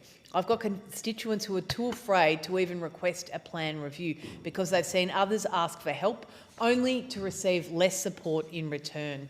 I have families who are spending hours, indeed sometimes days, navigating administrative processes, resubmitting documents that have already been provided, not once, not twice, but 3 times or more. Madam Deputy Speaker, this is not what the NDIS was meant to be about. And it's no surprise the scheme's reputation is at an all-time low. Public confidence is shifting, driven by concerns about rotting bureaucracy and spiralling costs. Let's be clear, fraud must be addressed. The government's own Fraud Fusion Task Force has said that up to 10% of NDIS claims may be inappropriate, mischievous or outright criminal. And that should concern every single one of us, because every dollar lost to fraud is a dollar taken away from Australians who genuinely rely on this scheme. But the answer cannot be to squeeze participants and providers who are doing the right thing. The answer must be to front up and fix this system. Instead, what we're seeing is red tape exploding, operating costs climbing, and a system that's become more complex, not less. Australians deserve better, people in my electorate deserve better, and people with a disability deserve far better. Thank you. The time allotted for this debate has expired. The debate is adjourned and the resumption of the debate will be made in order of the day for the next sitting. I call the clerk. Private members' business. Notice number 5, a motion on cultural celebrations and traditions to be moved by the member for Barton. The member for Barton. I move the motion relating to cultural celebrations and traditions in the terms in which it appears in the notice paper. The member has the call. Thank you, Deputy Speaker. This year we have witnessed a rare convergence of Lunar New Year, Ramadan and Lent, and this alignment has not been seen since the 19th century. It is rare and deeply meaningful, and it provides us with an opportunity to reflect on the rich diversity that defines modern Australia and the shared values that unites us. At the same time, communities across Australia are also observing other significant celebrations, including Holi and Passover. Despite their different traditions, they share common themes of reflection, charity, renewal and hope. And these are values that resonate across cultures, faiths and communities, and they are also values that help shape the Australian story. Now, this motion is particularly meaningful to me because my own life has been shaped by diversity in its truest sense. I'm proudly a Sri Lankan and Papua New Guinean Australian. My heritage reflects 2 rich cultures and traditions. I was also raised by a Maltese and Italian family who helped shape the person I am today. And growing up, I experienced multiple faith traditions. I also learnt about Catholicism through the families, attending church, observing Lent, and celebrating Easter. I also grew up understanding Hinduism and Buddhism through my cultural heritage and family. Multiculturalism was simply my life. It is normal to celebrate different traditions, to learn from different cultures, and to understand that faith and identity can take many forms. That is why this rare convergence of Lunar New Year, Ramadan, Lent feels especially significant. It reflects what many Australians experience every day: multiple traditions, shared values, and a sense of belonging that transcends any one background. And in recent weeks, I had the privilege of witnessing these celebrations. I attended the Mayor of Canterbury Bankstown Council, Councillor Bilal El Hayak's Iftar, and the Lakemba Nights markets, which members of the Muslim and broader community gathered to break fast during Ramadan. My office also attended the Lebanese Community Council of New South Wales Iftar. And at each event, and in the spirit of Ramadan, people from different backgrounds came together, shared a meal, and reflected on the importance of compassion and service. And this week I will be attending the Good Friday service at St Charbel's Maronite Church, which is just outside of my electorate of Barton. Good Friday is one of the most solemn and significant days in the Christian calendar, and it is a time of reflection, sacrifice, and hope. I'll be also visiting Our Lady of Lourdes Grotto in Earlwood, and it's a place that holds deep personal meaning for me. This is something I visited as a child with the Italian family who raised me.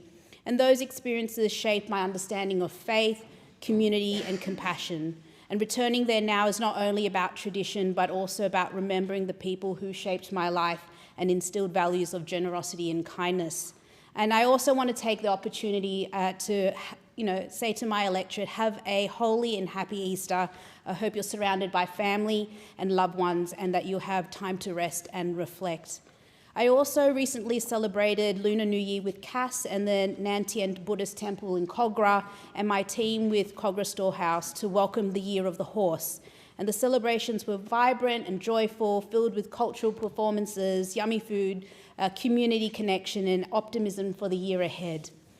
And what stands out across all these celebrations, Deputy Speaker, whether it's Ramadan, Lent, Lunar New Year, Holy or Passover, is how much they share in common.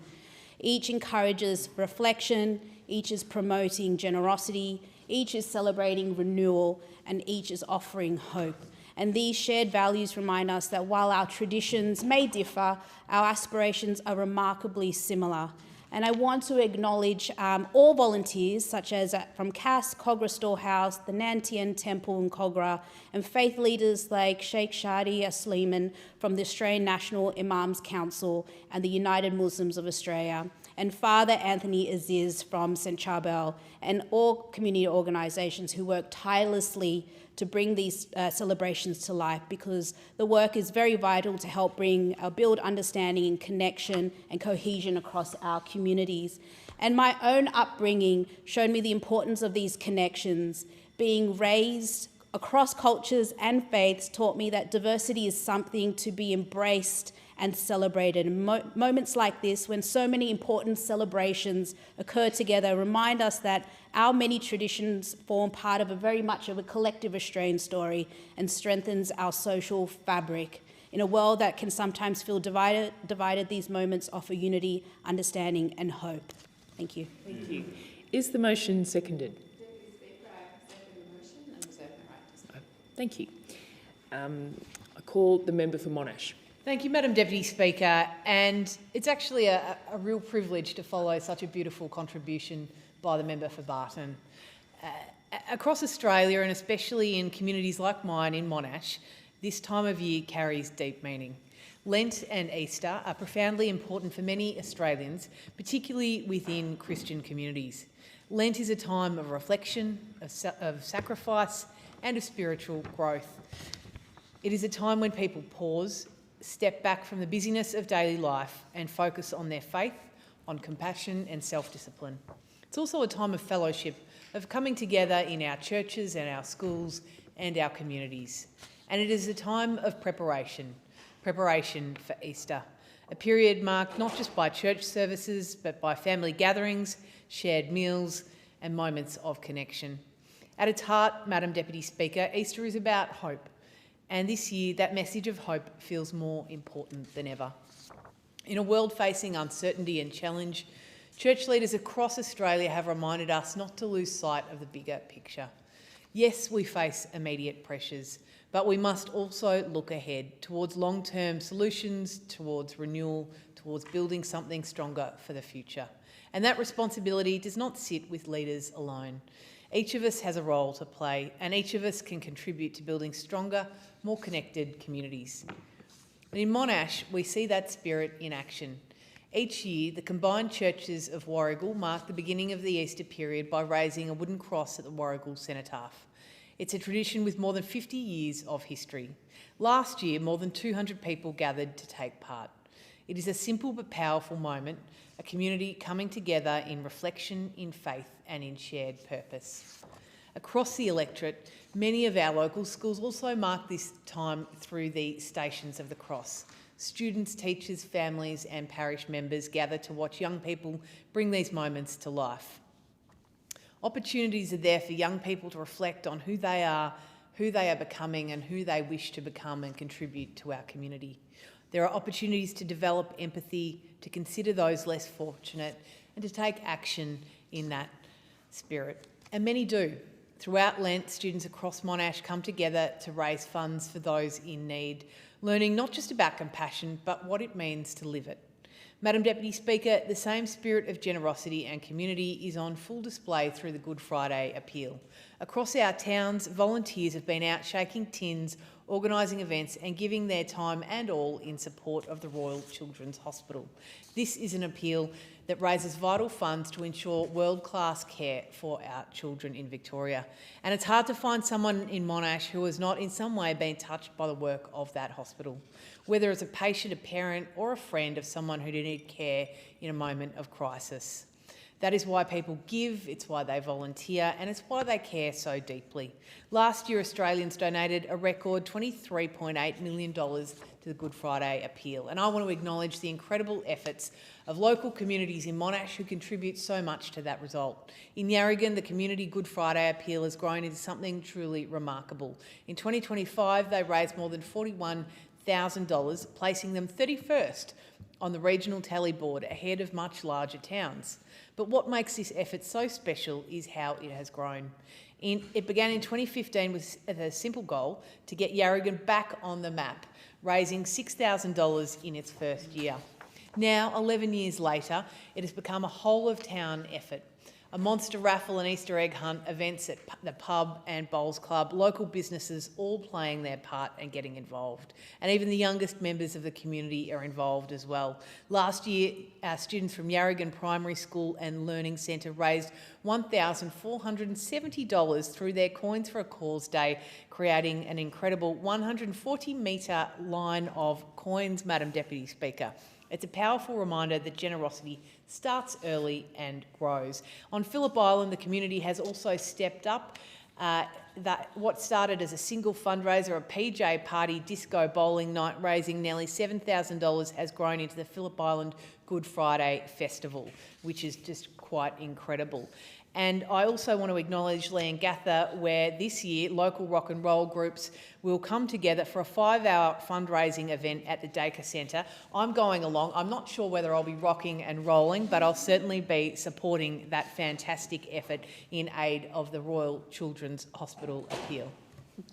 Thank you. The question is that the motion be agreed to, and I call the member for Sturt. Thank you, Deputy Speaker. I start by thanking my friends, the member for Monash and the member for Barton, for their contributions and beautiful stories of connection, reflection and the dedication of volunteers.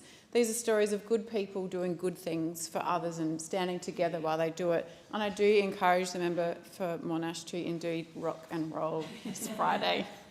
It's been a busy couple of months for volunteers, Deputy Speaker, particularly volunteers who give up their time to cook iftar meals for those breaking their daily fast during the holy month of Ramadan.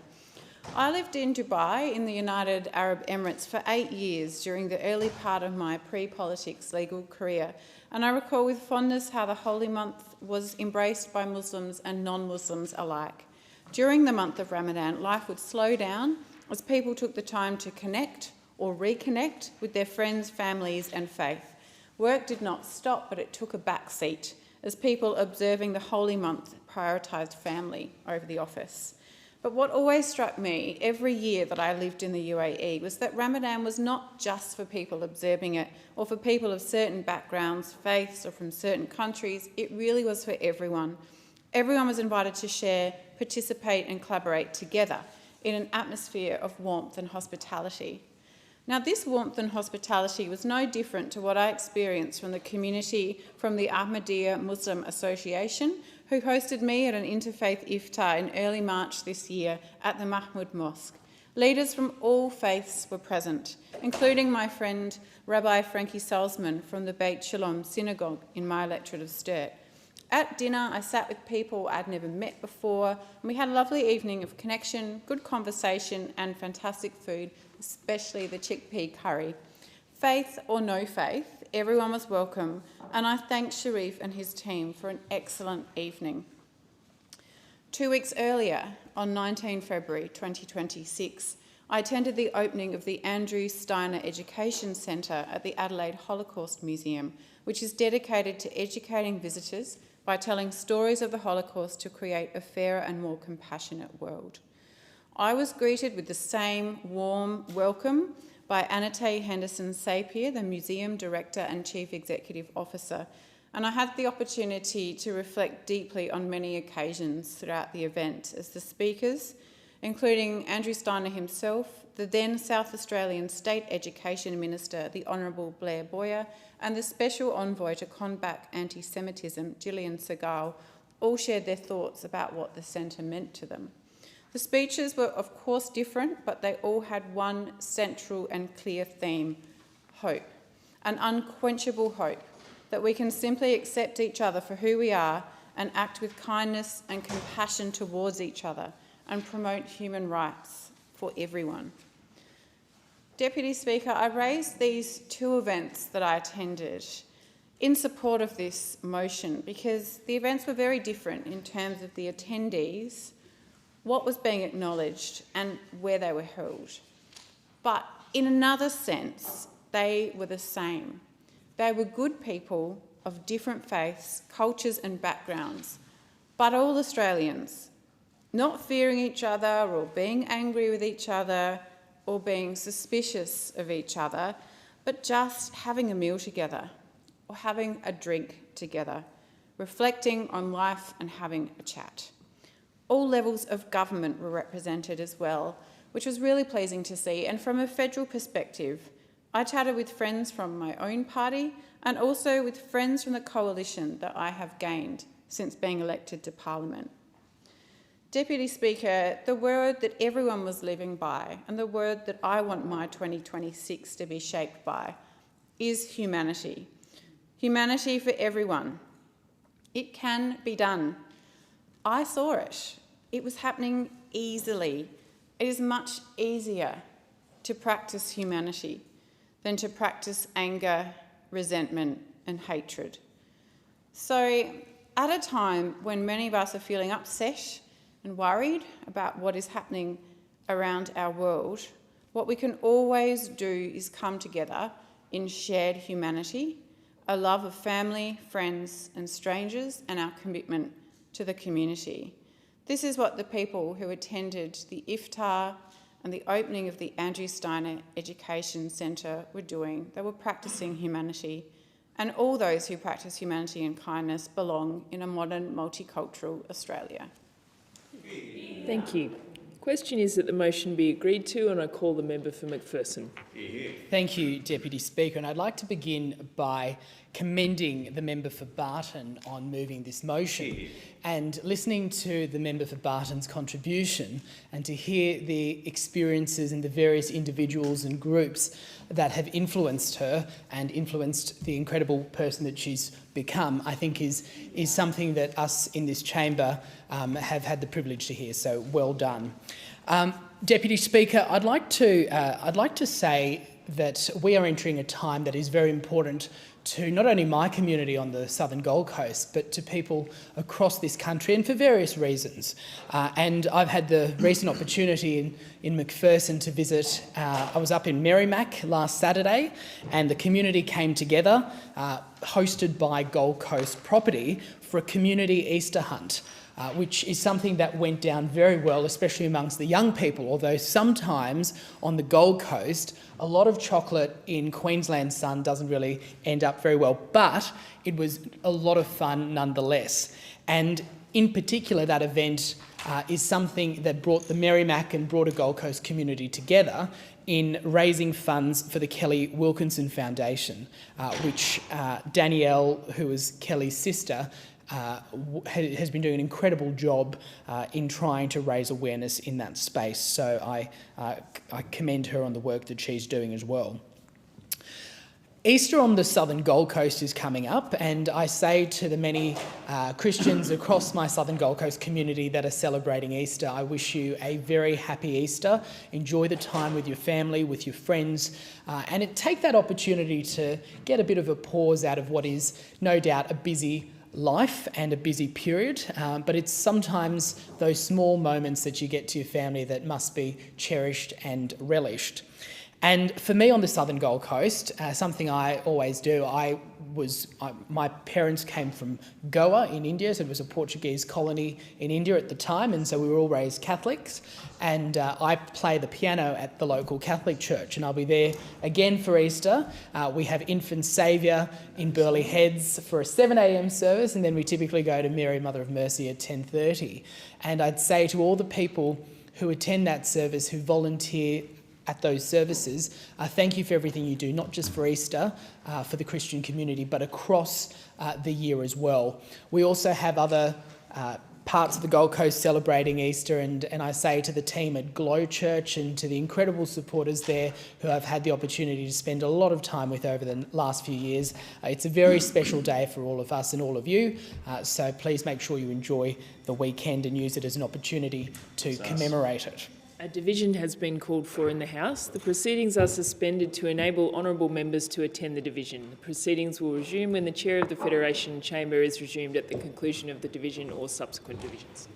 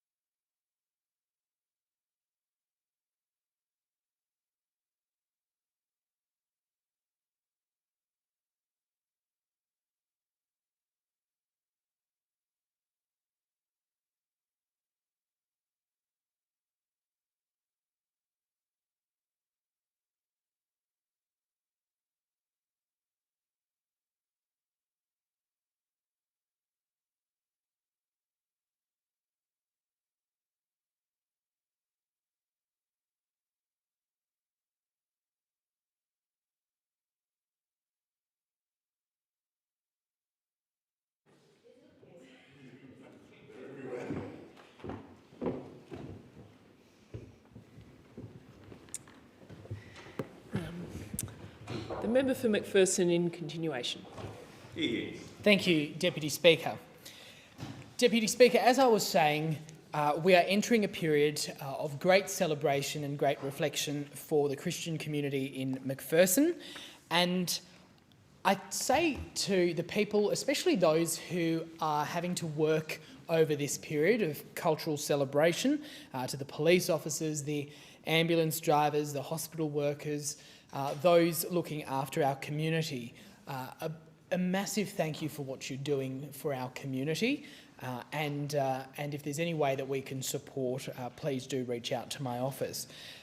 Something else I'd like to talk to is the fact that whenever we have these events that are periods of families coming together and community coming together, it's also worth recognising that there are many individuals who are, especially in my electorate where I have an average age that's slightly older than the rest of the country, who are suffering from loneliness and isolation. And I'd say to our community, we have some incredible volunteer groups and community groups who go out of their way, especially around times such as Easter, to make these members of our community feel included. And so thank you very much for all that you do. And I'd finish on the note by saying, Deputy Speaker, to the people of McPherson, have a very happy Easter. Enjoy the time with your family, with your friends. Enjoy what a beautiful period it is on the southern Gold Coast. We have the best weather, the best sense of community in the country, and make the most of it. Be safe. If you're travelling, travel safe and come home with your family and united and ready for the rest of the year. Thank you. Thank you. The question is that the motion be agreed to, and I call the member for Gorton. Thank you, Deputy Speaker. I'd first like to commend my good friend, the member for Barton, for introducing this really important motion to the House. She's already making such an incredible difference here in Federal Parliament and is working so hard for the people of Barton, and I'm honoured that she's my bench buddy in the House of Representatives as well. Deputy Speaker, there are grade 6 students in my community in Melbourne's western suburbs who will spend a term this year learning about Australian Parliament. Students who leave their homes for school each morning, homes where they speak a language other than English with their families. Students who spend their days in classrooms learning alongside and building lifelong friendships with other kids also from a wide variety of cultural backgrounds. Deputy Speaker, every day is an honour to represent these students and to represent the wonderful community which I call home in Melbourne's western suburbs. And during Harmony Week last week, it was extra special. That is because my community is a true microcosm of multicultural Australia. Our community is home to an incredibly diverse set of constituents. More than 30,000 people of my constituents speak a language other than English at home. There are tens of thousands of families across the electorate, and amongst these families, we have one of the highest proportion of first and second generation migrants in Australia. More than 33% of my electorate was born overseas, all who have chosen to contribute to our nation's story, to our country's strength in making Australia home. You see that and you feel that during the months of February and March, a time when multiple faith holidays collide: Lunar New Year's, Ramadan, Lent, Sikh and Hindu New Year, the month of Chet, Farsi New Year, Easter and Passover, among many others. It's a holy time of the year, and with current uncertain world events, more than ever we feel the importance of coming together with community in shared humanity, reflection and cultural expression, to gather across generations, passing on stories, faith and values. As Australians, this shared humanity is who we are, and our multiculturalism is an asset. It is the rich and diverse cultures who have come together to make Australia the country it is today. And you see that in my community of Gorton in Melbourne's western suburbs, where our diversity is seen at the Quang Minh Buddhist Temple at their Lunar New Year celebration, which I attended alongside thousands of other Victorians across the West. Together we welcome the Year of the Horse. Lunar New Year is a time for renewal and hope, and the horse symbolises strength, energy and determination. I loved standing with my Vietnamese community as we wished each other a Chúc Mừng Năm Mới. You see our diversity at the Hola Mahalla Festival in Plumpton and the Holi Festival in Kings Park.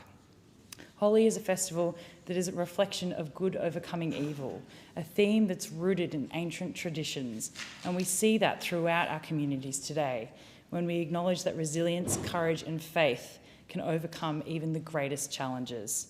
I saw our diversity in Sydenham with the Maltese community, celebrating St Sebastian at the opening, and as well at the opening of 2 new Hindu temples in my electorate in Multicultural and Rockbank, and the Sri Durga Temple in Deanside, where I attended with the Minister for Home Affairs as well.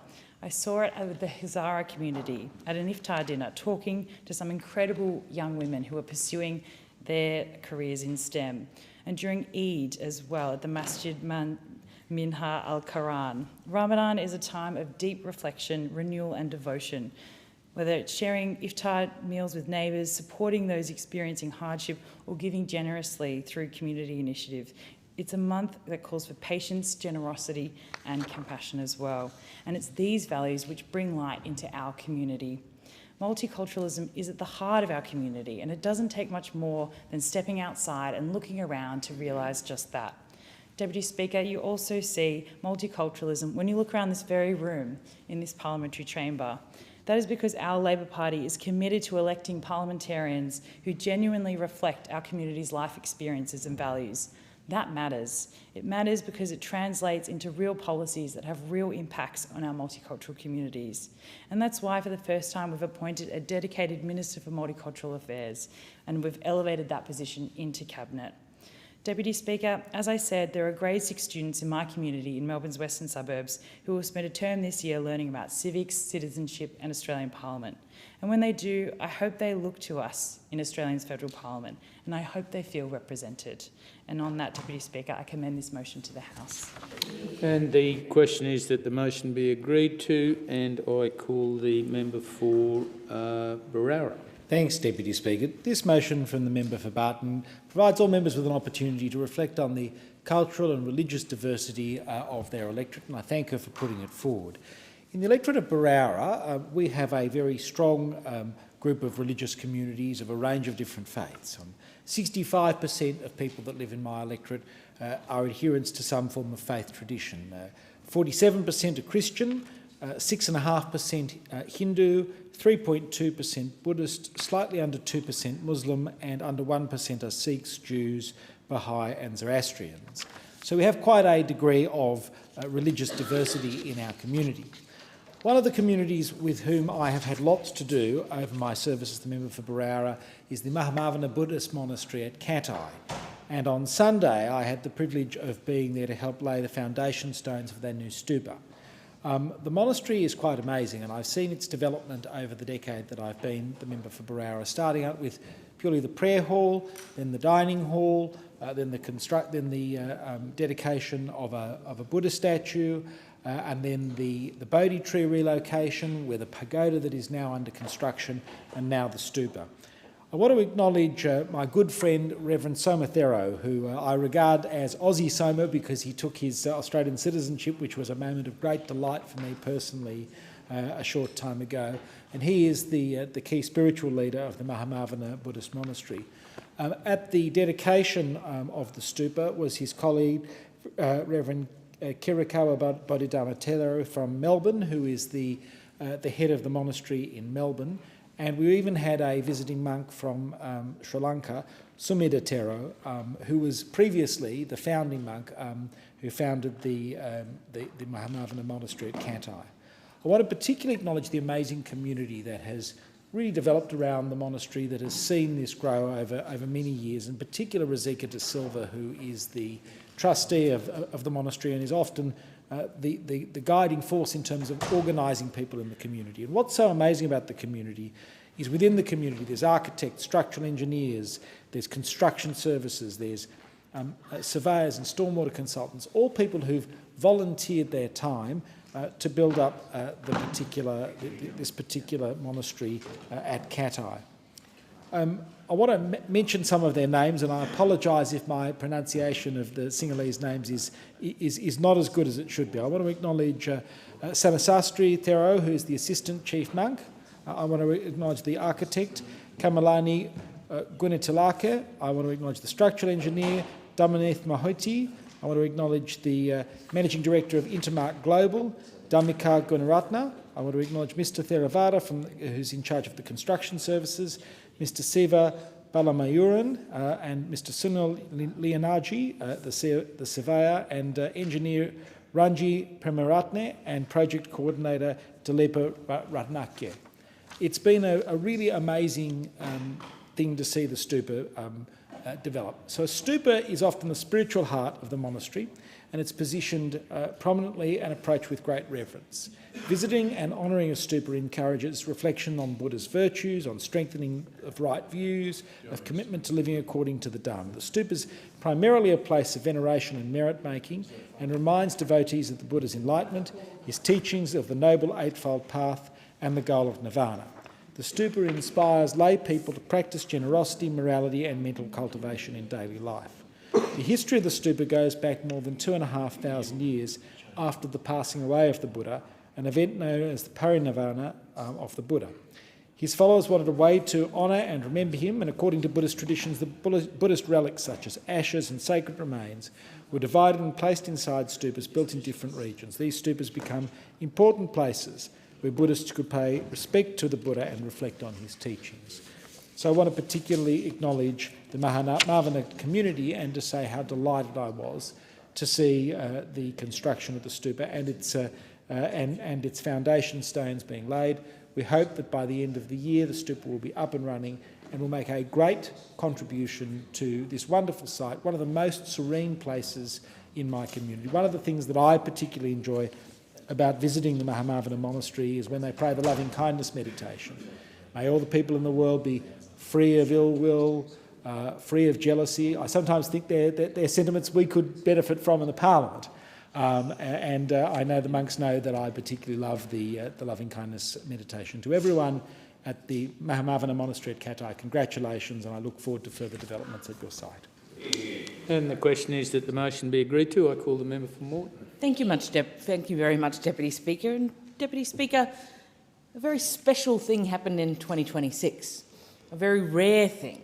We saw that thing that many people would never have seen before, indeed any, because this year we saw the coalescence of Lunar New Year, of Lent and of Ramadan. And these are celebrations that are felt widely and strongly in my local community, a local community that is the most multicultural in all of Queensland.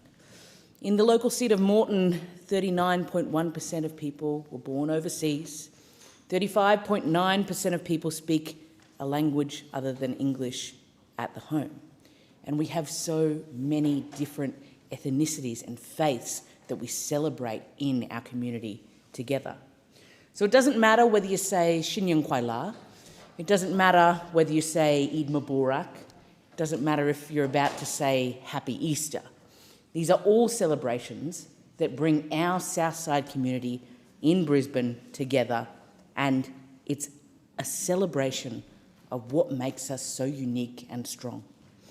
And Deputy Speaker, these celebrations, they're not so dissimilar, because each and every one of them bring together our community, bring together friends, bring together the family, and we celebrate with food, often too much food.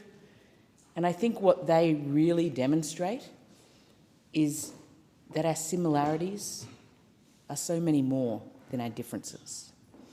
Deputy Speaker, I want to take the opportunity to thank the member for Barton for bringing this important private member's business to this place.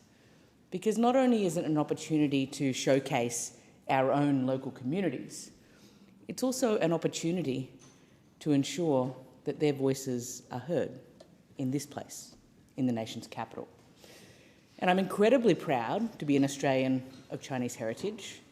And I'm incredibly proud that, along with the member for Barton and so many others, that the government benches look like Australia. It's what Australia looks like. We have all different heritages, but we come together with the same values. And those values are Australian values. Deputy Speaker, in my local electorate, I want to showcase just a few of the fantastic events that local organisations have been running. Because just last weekend, we celebrated Eid, and we celebrated it with Crescent Australia, with Yusuf, who heads up that organisation, and it was held at the Islamic College of Brisbane. A college, like so many schools, where the kids come together as a community, they help cooking food, they're actually very good at futsal, and they're champion futsal players, their women's side. And that's held by, or I should say the person who leads that school is Ali Kadri. And at Crescent Australia's Eid Festival, we got to hear the electric sitar. We also got to eat Baskin and Robbins ice cream while we were there too. And it's that moulding of things within our community that makes it special. We got to celebrate Chinese New Year at the Chongjiang Temple with the Venerable Man Wang and President Michelle Low. It's an enormous temple where, while we were there, we signed new bricks that are going to go towards making the next extension of that temple, to make it bigger and better, and to make sure that more people can be welcomed through its doors. And there was line dancing, and there was food, and there were people from all across our community who made it special. This Easter, my daughter Margaret has already got her Easter baskets selected and placed out so that when we go to all of the local Easter egg hunts put on by local churches, that she'll have the opportunity to go and visit both an Easter bunny and the kind volunteers putting those events on. And Deputy Speaker, we know that it's a challenging time across the globe, but celebrating, bringing people together, those solutions are local, they're special, they help with social cohesion, and they're the antidote that we need to a rising temperature in this globe. The question is that the motion be agreed to, and I call the member for Nichols. Thank you, Deputy Speaker. This private member's motion seems to be a great opportunity for people to say very nice things about the member for Barton, and I will be no exception.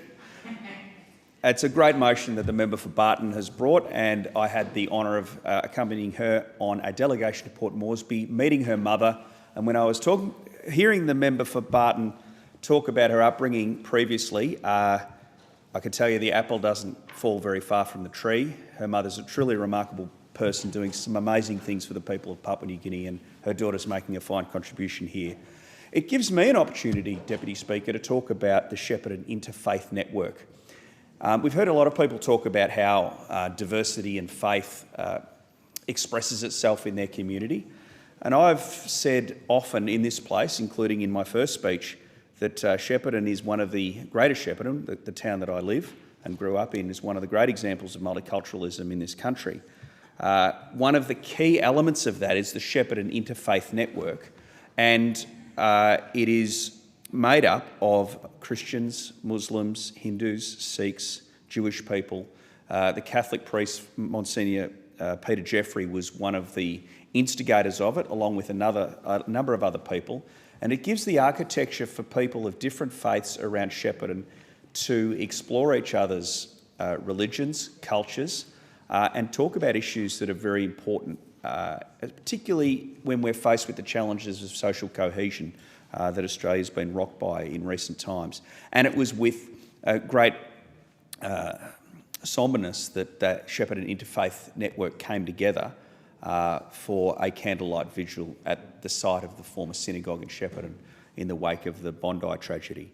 And to see all of these people from different religions, and particularly the imam from the mosque, talk about what the Islam religion really should be and is for most people, which is about peace and tolerance and love, was a great example to all of us of people coming together to live with different faiths. And I've been reflecting on why Shepparton is such a great example of multiculturalism, and I want to explore this further because I think the region has things for people, for the rest of Australia to learn. But basically, waves of migration came to the region even before World War II, but particularly afterwards, from firstly Southern Europe, and it was where people went. Basically, they got off the boat. Where was the cheap labour? The unskilled labour was in Shepparton because we had the fruit farms and the dairy farms. People turned up there. within a generation, most of those people own farms, and that is no exception for no matter where they've come from.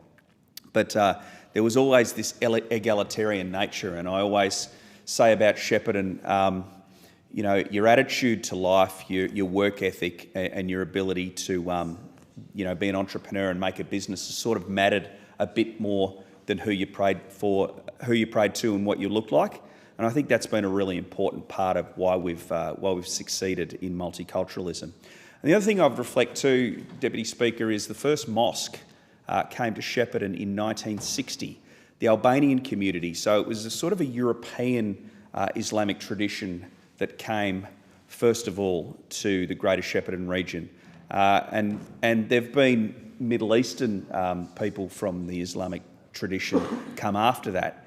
But it means that we've never sort of seen some of the fundamentalism and radicalism that we've seen, unfortunately, in some other parts of the world and some other parts of Australia. And I think that the way that the Albanian community has welcomed us, and then after that the Iraqi mosque, the Turkish mosque, and the Afghan mosque, the way that those have followed in welcoming the rest of the community into their faith and join and look at this as a faith, but moreover than this is our faith, we are Sheppartonians first. We are members of the Goulburn Valley, and Islam is our faith, or Christianity is our faith, or Hindu is our faith, or Sikhism is our faith. And so I think that's been one of the success stories of the Greater Shepparton region.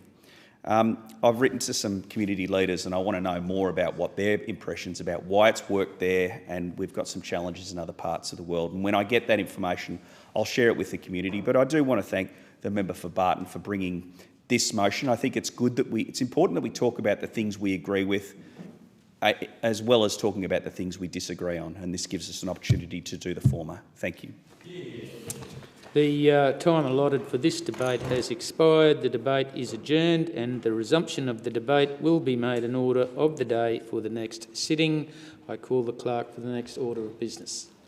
Private members' business. Notice number 6, a motion on fuel supply to be moved by the member for Grey. I call the member for Grey. I move the motion relating to fuel supply in the terms of which it appears on the notice paper.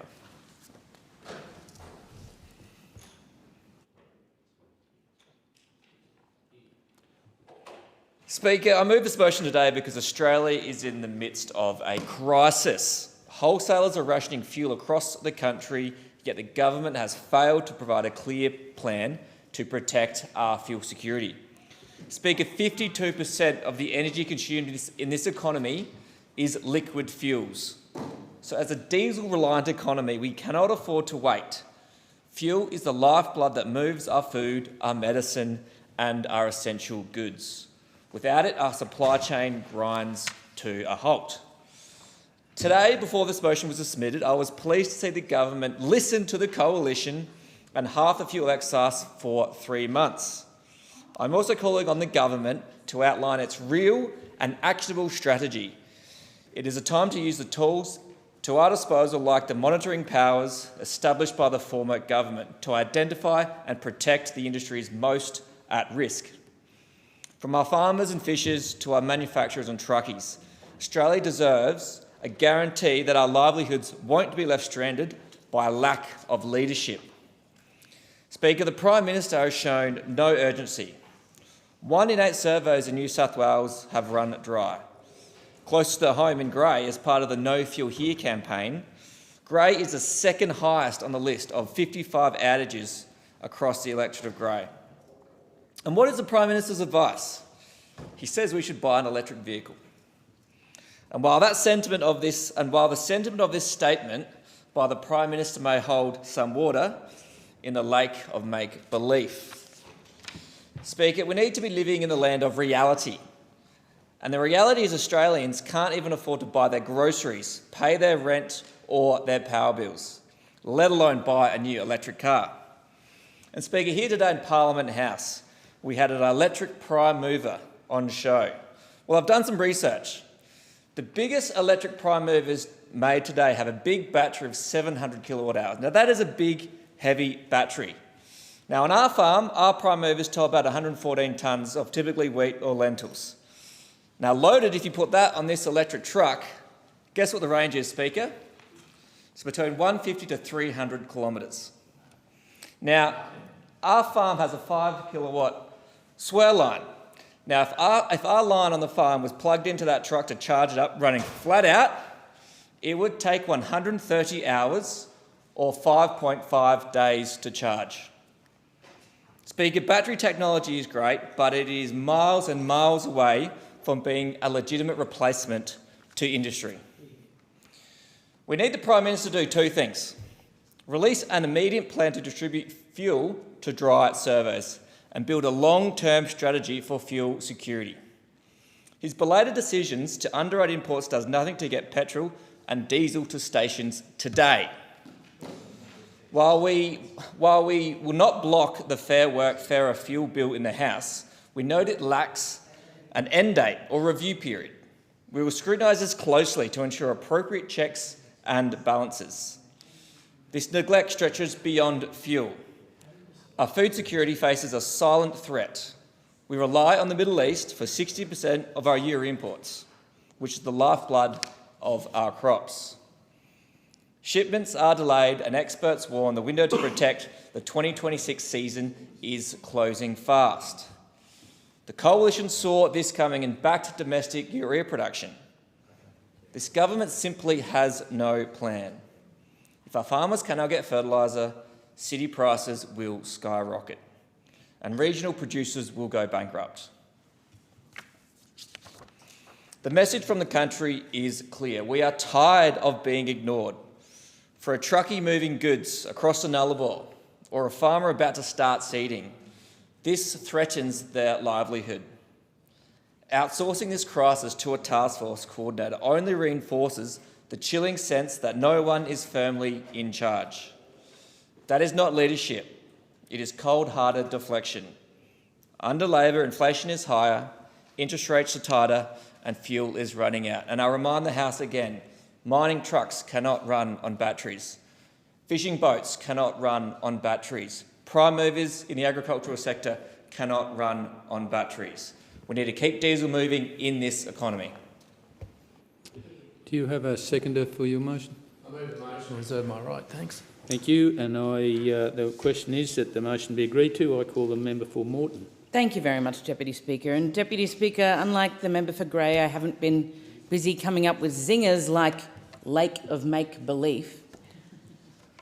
What I've been doing is working through what the people of Grey might need at an incredibly difficult time. What the mums and dads who rely on fuel to get to school, to get to sport, to get to their jobs every day in Grey might need. To think through what farmers, people who are involved in the supply chain that helps us get food to our grocery stores, from the grocery stores to the table, what they might need. And to think through what our health professionals, our aged care professionals, people who support our communities every day who need fuel, might need right now. And as I look at the private member's business before us, I note that the member for Grey has raised two things both here and in his contribution. The first is to reassure Australians that a plan is in place. And the second is to urgently outline its fuel security strategy. And I thought it was appropriate, given that the member for Grey may not have had the opportunity to tell his local constituents what that plan is, to let his local constituents know and understand what that plan is, to take them through that today.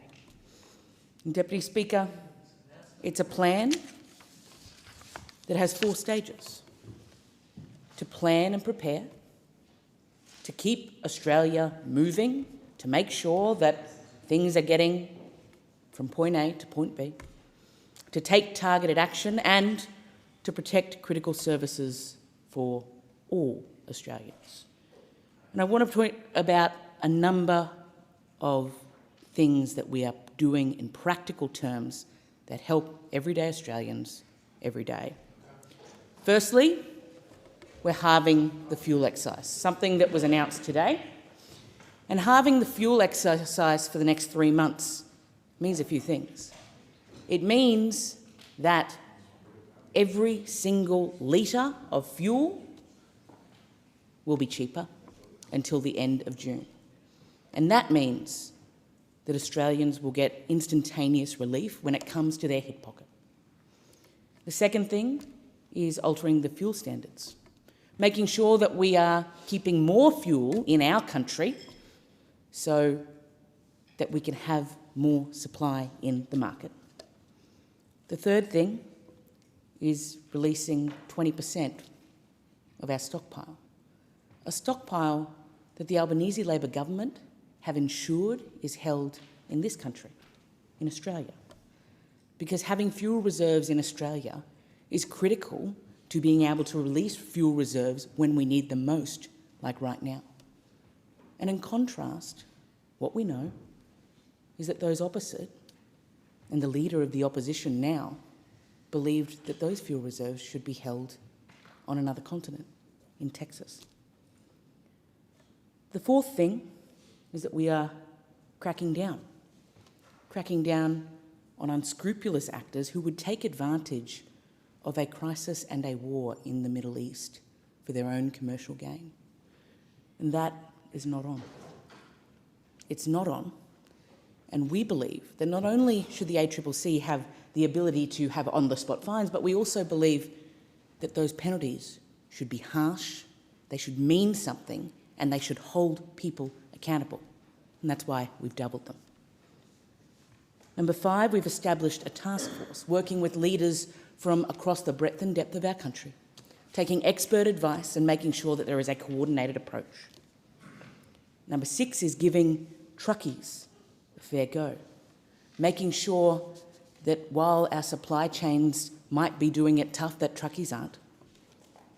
Number 7 is underwriting private purchases of fuel on international markets to make sure that we can get as much fuel into our country as we need, again, to make sure that we have enough supply to ease the burden on Australian people. And my message to the people of Grey is this. That is our plan. It is a plan to keep Australia moving. It is a plan to get fuel into our country and to make sure that when it gets here, it goes to the places that need it most. It is a plan to boost supply. It is a plan to make fuel cheaper. It is a plan to ensure that people have the relief they need. We know that people are doing it incredibly tough right now, not just when it comes to fuel, but also at the checkout, when they pay their bills. We have a national fuel security plan, and this government is focused not on zingers, but focused on rolling it out for real people. The question is that the motion be agreed to. I call the member for Marinara. Thank you, Deputy Speaker. I second the motion, and let me explain to the member for Moreton. If a government had a plan, you wouldn't have over 500 fuel stations without fuel. You wouldn't have farmers without the ability to bring in bulk supplies to plant their crops or to harvest their crops as we sit at this moment. Just for the information of the member for Moreton, I've been at a cabinet table, and when you talk about something of national security, which is what fuel is, and you understand the geopolitical issues that arise, particularly when you see a war unleashed in the Middle East, where much of the fuel in this global community is derived, there is advice given to the government straight away around the threats that will be coming our way. And the fact that there was no plan, the fact that they had no understanding of the supply issues that were about to hit this country, because they worked in the superficial. They worked on the advice of the big 4 fuel companies that said, look, we'll keep putting the fuel into the capital cities to make sure there is no panic, and didn't understand the market itself, understood there are 2 markets. While the big 4 fuel companies in this country control 80% of the market, there is a secondary market that smaller wholesale players actually undertake to supply us in regional Australia, like the seed of Grey, the lived experience of the people of Grey, not just in their farmers not being able to fill their tanks, but also their communities. I myself had the same. Town of Dalby, 12,000 people ran out of fuel. Texas, 800 people ran out of fuel. Allara ran out of fuel. Wollongalla runs out of fuel. But that's okay because the people of Sydney, Melbourne and Brisbane were still able to fill up for a while. Until now, lo and behold, there is a supply issue. And the fact is that this minister had from the very moment, because of the legislation that we put in place as a coalition government, meant that he knew to the litre where every litre of fuel was in this country when this crisis started, when he knew that there were bombs dropped in Iran and that there were going to be global supply issues. He did not understand that he had those powers to make sure he knew where every litre of fuel was, and that the people of Grey and the people of Maranoa and across regional Australia were not those second-class citizens that this government treated us with. That was the reality he could have actually undertaken straight away, and then utilise his powers to move those litres of fuel. And then to simply say it is all about the people of Australia going out there and taking out more fuel than they need. Well, he didn't create the environment because he had no plan. And then to say, well, all we'll do is we'll give the ACCC some more powers. Well, the ACCC already had the powers, and he was going to increase the penalties. He's going to increase the penalties to $100 million. Well, bully for him, but unless the ACCC was charged with the responsibility of going out there and undertaking investigations into these wholesale markets that were being taken advantage of by the Big Four, then nothing was going to happen. And you can lift the penalties as much as you want, but the ACCC has done nothing. In fact, there is no confidence in the ACCC in regional Australia. In fact, they have about as much credence as the Bureau of Meteorology. That is how much credence and hope we have in the ACCC in being able to hold these big fuel companies to account to make sure regional Australia, one, gets its supply, but two, is treated with a fair price. We have no confidence in this government, nor the ACCC. You can lift the penalties until the cows come home, but it will do nothing. It will do nothing at all. This is the reality where we have had a minister and a government that has not understand the supply chains globally, but more importantly, the supply chains here in our country. And they were now finding out, as there is rationing happening, not just in regional Australia. I can tell you, my hometown of Allara, they're asking me to only take 40 litres at the Bowser. And we're seeing that now right across this country. They don't have to mandate amount of litres that you can take at service stations because Australians are having to do it themselves despite there being secure supply. And this is why this plan is full of just nonsense rather than hard facts about a minister using the powers he had from the very moment this crisis hit. If he was listening to the advice that was coming from the experts to say that there were going to be global supply issues and there therefore would be local supply issues, he would have known intrinsically, he knew where those leaders were, he knew where to push them to. That is what a good minister would do. And a treasurer that understood the secondary wholesale market, that understood the big fuel companies were holding back so that they were hedging against future price shocks, as well as by holding back supply, lo and behold, lifting overall prices, would have seen a government look coherent and actually in tune with how Australia actually operates. If you do not have fuel, you do not have food, you do not have an economy, and that is what the Albanese government has rendered Australia to. The question is that the motion be agreed to. I call the member for Moore. Thank you, Deputy Speaker. I rise to oppose this motion because while those opposite are very good at talking up concern, they are far less interested in acknowledging what is actually happening globally. Australians are not naive. They are watching global events unfold, particularly in the Middle East, and they understand that instability in energy markets has very real consequences here at home. They see it, they can feel it, and what they expect from their government in moments like this is not panic. It is competence, coordination and a clear plan. And that is exactly what this government is delivering. We've been actively managing this situation, not reacting late, not scrambling, but planning, coordinating and acting. We've boosted supply by releasing up to 20% of fuel reserves. We've amended fuel standards to bring more supply into the market. And we've supported domestic refining capacity because sovereign capability matters. And we've put into place the coordination architecture needed to manage a challenge of this scale. A dedicated fuel supply task force, national cabinet engagement, industry roundtables with transport, agriculture and fuel suppliers, the national coordination mechanism activated, and the National Oil Suppliers Emergency Committee convened. That is what a plan looks like. But critically, we are also providing immediate practical relief to Australians. The government has halved the fuel excise for 3 months, cutting around 26 per litre off the price of petrol and diesel. That's real cost of living relief, around $19 off a typical tank at a time when households are under pressure. And we've reduced the heavy vehicle road user charge to zero to help take pressure off freight and supply chains, because fuel is not optional in this country. It underpins everything. It's how food moves from farms to supermarkets. It's how medicines are delivered. It's how tradies, manufacturers and transport operators keep working. And in outer metropolitan electorates like mine, in Moore, that reliance is front and centre. Across our growing suburbs and around Joondalup, people rely on their cars to get to work, run small businesses and keep things moving. And let's be clear, when fuel prices spike, it's not abstract in places like Moore. It's tradies cancelling jobs because the margins don't stack up. It's small businesses absorbing higher delivery costs. It's families thinking twice about every trip, from school drop-offs to weekend sport.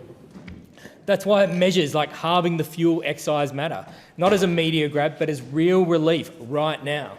Before coming to this place, I worked as an electrician on commercial and industrial sites. And I can tell you this, systems don't run on rhetoric. They run on planning, coordination and reliable inputs, like fuel.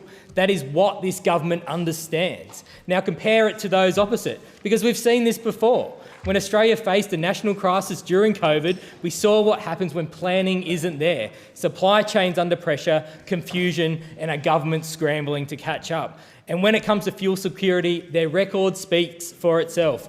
4 out of Australia's 6 refineries closed under the coalition. 4. 2 of those closures occurred when the current opposition leader was the energy minister. And at that time, he said those closures would not negatively impact Australia's fuel supply. That is not just wrong, it shows a fundamental misunderstanding of fuel security, because when you hollow out domestic refining capacity, you increase dependence on imports. You increase exposure to global shocks, and that is exactly the vulnerability we are now working to manage. And then there is the decision to spend close to $100 million storing fuel in the United States, 14,000 kilometres away. You do not strengthen Australia's fuel security by storing fuel on another continent. So when those opposite come in here and claim concern, Australians are entitled to ask, where was that concern when the decisions that weakened our system were being made? Because the contrast is clear. They talked, we're acting. They weaken capacity, we are strengthening it. They outsource resilience, we are rebuilding it. This motion suggests Australians should be worried that nothing is being done. That is simply not true. What is being done is significant, it is coordinated and is focused on protecting Australians from the worst impacts of a volatile global environment. And in moments like this, what matters is not who can raise the loudest concern. What matters who is actually doing the work. This government is doing the work, and that is why I reject this motion. The time allotted for this debate has expired. The debate is adjourned, and the resumption of the debate will be made an order of the day for the next sitting. Call the clerk for the next order of business. Private members' business, notice number 7, relating to superannuation, standing in the name of the member for Bennelong. I call the member for Bennelong. Thank you, Deputy Chair. I move the motion relating to superannuation in the terms in which it appears on the notice paper. Deputy Speaker, Labor built the superannuation system, and I believe it's one of our crowning achievements. Created in 1992, it's one of the greatest economic success stories of our country. Our superannuation system is designed to help workers earn more, keep more of what they earn, and importantly, have a dignified retirement. Our core belief here is that superannuation should always be fair and accessible to every Australian, and that it needs to be sustainable. And for that to happen, for a system created way back in the 90s, it needs care and it needs a bit of reform. And that's what we've done since coming to government. That dignified retirement for all Australians means that we finally increased the superannuation guarantee to 12% after decades of delays from the Liberals. We've made changes so that new parents are paid super on government-funded paid parental leave. And this term, we've legislated payday super, which will require employers to pay their employees super at the same time of their salary and wages, but we're not stopping there.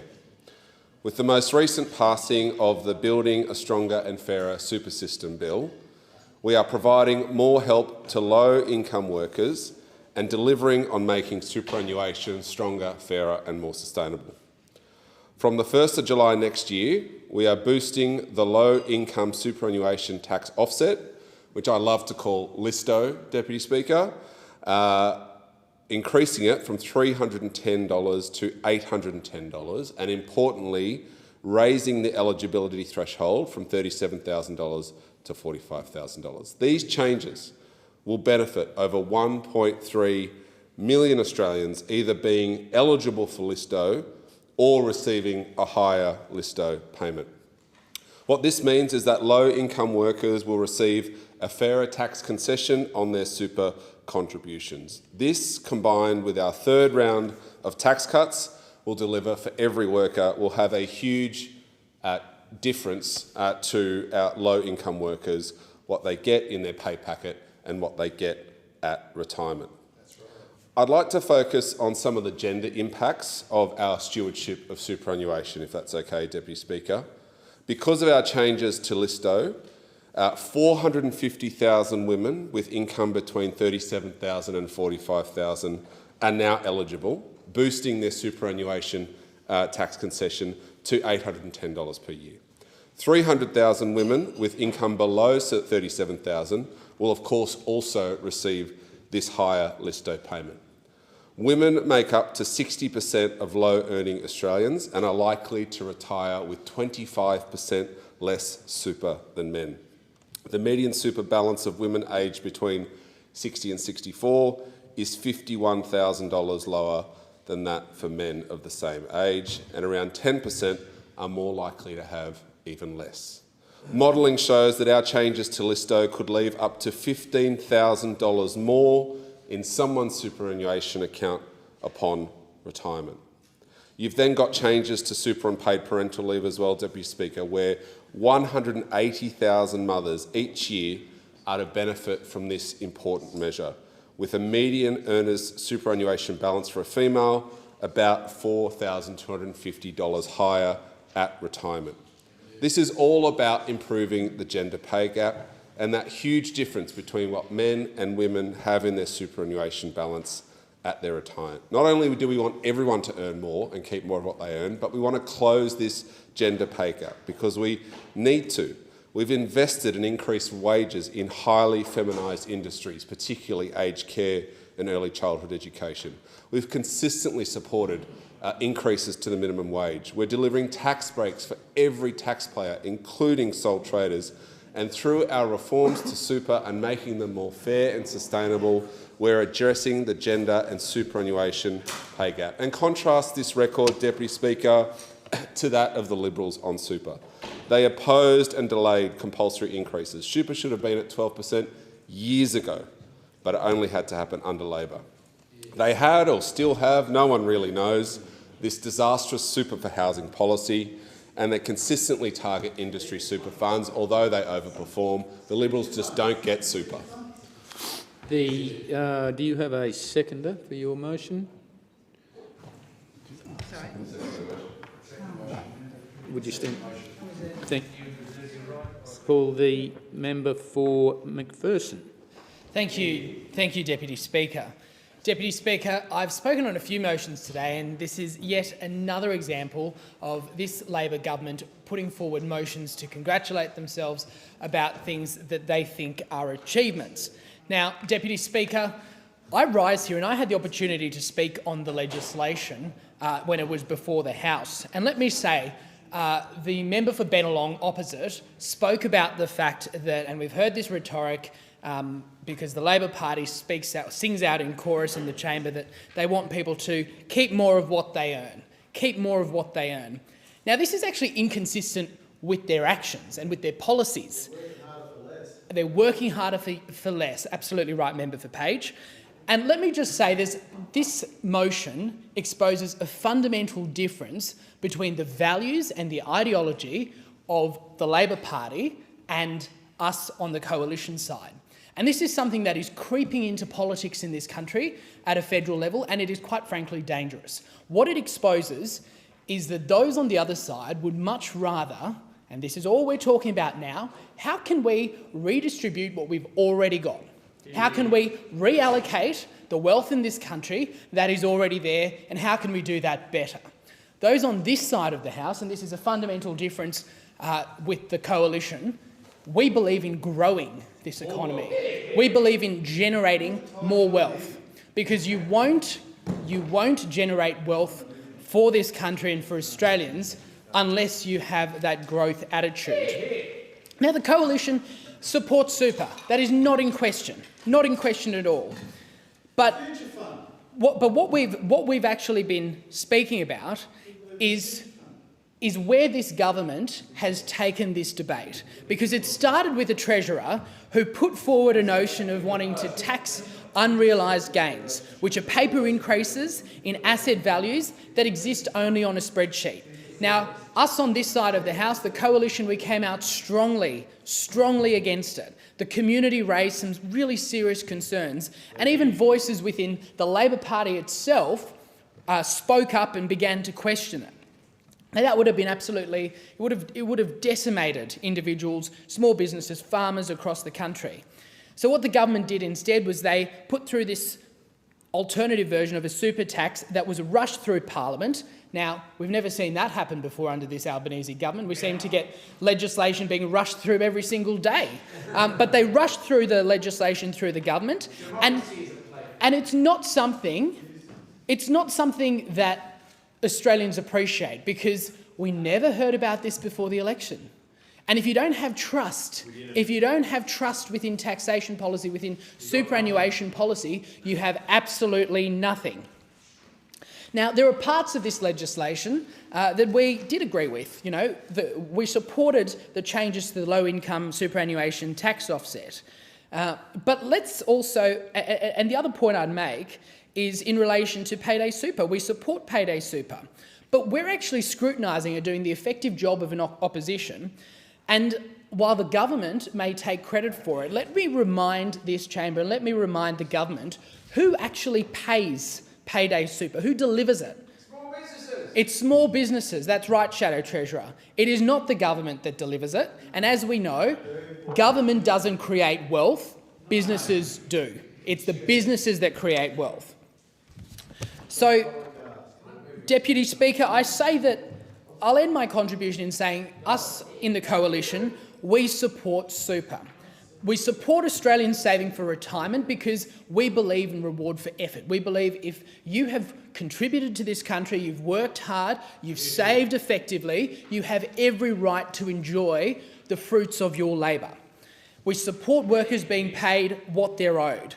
But something that we just cannot stand for on this side of the Parliament, we cannot stand for more taxes, we cannot stand for rushed implementation, we cannot stand for a situation where the Australian people cannot trust their politicians and their political leaders because they say one thing before the election, they do something else after the election.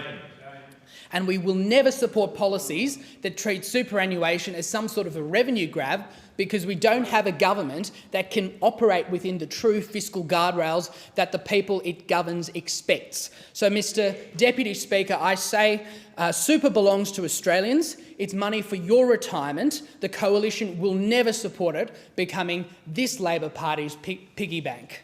The question is that the motion be agreed to. I call the member for Adelaide. Deputy Speaker, can I just say that superannuation is not just a financial mechanism. It is a promise when someone starts work, a promise that after a lifetime of work, an Australian can retire with some security and peace of mind. That is the goal of superannuation.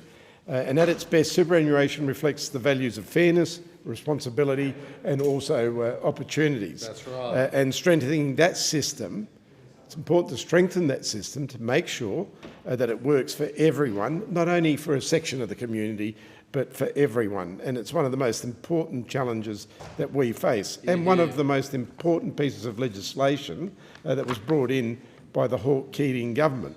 Over the past few years, meaningful steps have been taken by this government, steps to strengthen it, steps to ensure that it's fair, and steps have been taken to ensure that superannuation delivers on that foundational purpose, to provide income for Australians in retirement, not just for the few fortunate that perhaps many years ago could afford superannuation or had the privileges of superannuation. Now, listening to those opposite, just recently the member for Macpherson spoke about an ideology that we have. Yeah, we certainly do have an ideology. It's an ideology that we believe that working people should be able to retire in dignity, and that's what superannuation was all about. It was about putting in place a mechanism where people previously could not put money aside for whatever reason. Maybe they were low-paid income workers, maybe there was a whole range of reasons. Superannuation, through the Superannuation Guarantee Levy, ensures that money is put aside at the beginning of your work life right through to the end of your work life, ensuring that there's a sum there to help you retire with. And that's what it was about. And if that's about ideology, yes, I'll cop that. It is about ideology. It's about giving working people a better retirement than what they had before superannuation came out. That's and Deputy right. Speaker, every way of this superannuation journey from the late 80s, when the Hawke government brought it in, it's constantly been opposed by the opposition. No matter what we do on this side of the House to strengthen superannuation, to make it better, to make it fairer, it's been opposed continuously from the other side, Deputy Speaker. And I don't understand why, because superannuation is no different than receiving your wage. Superannuation, the 12% that you get, or whatever it is that the employer agrees to pay the employee, is about money in return for work done. It's not a gift, it's not a promise, it's not something that's just done on their goodwill. It is for the work that's been done by that worker. So it's not something that we should take for granted and just not have laws in place that strengthen and ensure that everyone gets that superannuation, Mr Deputy Speaker. And as I said, it's not an abstract. This is money that's paid later in life that provides that security later on in life. The introduction, for example, of clearer reporting frameworks and best practice principles that was brought in gives Australians the information, guidance and product choices they need to retire with. So they need that information so they can retire in confidence. They know what they're putting in place. And transparency drives better outcomes. It challenges the trustees to innovate the interests of members, not margins. Deputy Speaker, a fair superannuation system must do more than grow balances. It must close those gaps. The gender superannuation gap remains one of the most persistent and unfair inequities in our economy. And that is why paying superannuation on government-funded paid parental leave matters so deeply, Mr Deputy Speaker. And since last July, parents who are welcoming children into the world through birth or adoption have had super paid on that leave. And around 180,000 parents each year benefit from this change. And because around 95% of paid parental leave is received by women, this reform goes directly to where the need is greatest, Deputy Speaker. Deputy Speaker, it also recognises that caring should never come at the cost of security, and fairness cannot stop there. Low-income workers deserve superannuation tax concessions that actually benefit them. Therefore, Mr Deputy Speaker, the reforms that have been brought in by this government are very important, and they secure superannuation for the future. Speaker's time has expired. The question is that the motion be agreed to, and I call the member for Goldstein. Thank you, Deputy Speaker. And Deputy Speaker, superannuation is absolutely one of my favourite topics, and I want to follow the member who just spoke about how this is not a topic that's abstract. I couldn't agree with him more. He wanted to talk about how superannuation is money in return for work. I couldn't agree more. Every time the superannuation guarantee goes up, it means workers' wages go down. And that's why we've always believed in our heart of hearts that superannuation is workers' money. The problem with the Labor Party is they do not look at the $1 trillion of money in superannuation as workers' money. They see it as a honeypot to extract extreme amounts of fees to be able to fund the ALP itself. You can just go and look, and when I was chair of the House Economics Committee, we went through it step by step, how superannuation funds expended marketing expenses to trade unions who then organised campaigns for the Australian Labor Party so they could be in government, so they could garnish more of Australians' wages towards superannuation to be able to harvest for fees, and so the superannuation cycle of life continued to go on. But bear not, Deputy Speaker, because you just need to look at what the state governments did. And they said, we can get in on that act. And so what they started doing was commissioning projects and using the superannuation system as a way to finance projects, so then they too could get in and suck off the teat of Australian superannuation. And in the process, they use as a vehicle to increase the wages of the select few. And even worse than that, they use it as a facilitation device to get public money to organise crime, like through the CFMEU Labor cartel. So that is the fundamental challenge with superannuation. We see it as workers' money that they should control. The Labor Party sees it as a pathway to launder money to organised crime. So we make no apology for standing up for Australians controlling their superannuation. We make no apologies for standing up and believing that Australians should be able to control their own destiny. And we make no apologies for saying people's money should be able to work for them on their priorities consistent with their stages of life.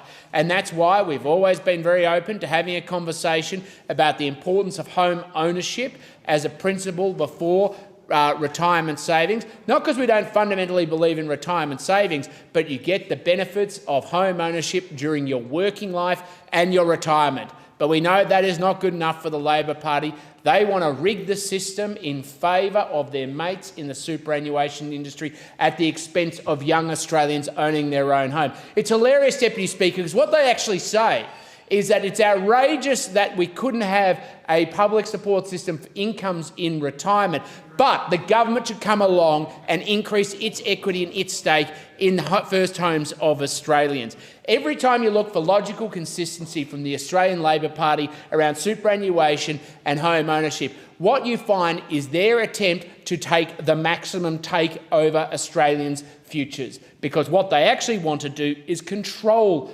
Australians' futures. And the last line of political defence in standing up for Australians to buy their own home, for them to determine their own destiny, to get a good education, to own their own capital and to go on and save retirement with dignity is the coalition parties. That's why it's so important to stand up. We believe in superannuation, but I can sure as hell bet you we do not believe in a system designed to launder money to organised crime. And that is why the Labor Party's approach to superannuation is so bad, because they would rather have people die with 97% of principal intact, which is currently the statistic of what's happening, but deny young Australians the chance to get their first home. In 1992, the age at which young Australians bought their first home was in their mid-20s. It's now increasingly in their late 30s, trending towards 40s. And with not just buying their home later goes family formation. So rather than support Australians to own their own destiny, control their own destiny, Labor would literally prefer to break down the social family unit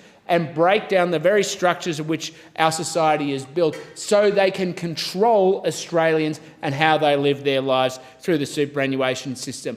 We want people to retire with dignity. We want them to be able to control their own destiny. We support Australians to own their own home, but what we don't support is a system where it's used to launder money to the corrupt CFMEU. The question is that the motion be agreed to, and I give the call to the member for Banks. Thank you, Deputy Speaker. It is a pleasure to support the motion of my very good friend, the member for Bennelong, and recognise the enormous progress this government is making in improving our superannuation system. As everybody in this place knows, Labor is the party that built superannuation, and Labor is the only party that will protect it. This Labor government promised to strengthen the super system when we were elected, and we are delivering on that promise so that superannuation continues to serve its foundational purpose of providing a dignified retirement for all Australians. This government has made massive strides. In the last term of the Parliament, Labor legislated the purpose of superannuation and lifted the superannuation guarantee to 12%. And this term, we legislated Payday Super. Payday Super is a fantastic landmark reform for our country. This is reform that will protect workers by tackling the issue of unpaid superannuation, which costs workers across our country more than $5 billion in the 2021-2022 financial year, according to ATO estimates. In a typical ATO investigation, a worker has lost nearly 2 years' worth of contributions. For an average 35-year-old income earner, that equates to $32,000 less in retirement. This government's legislation requires employers to pay superannuation at the same time as the rest of an employee's salary and wages from 1 July this year, making it easier for employers and the ATO to track their payments and take action before they become unrecoverable.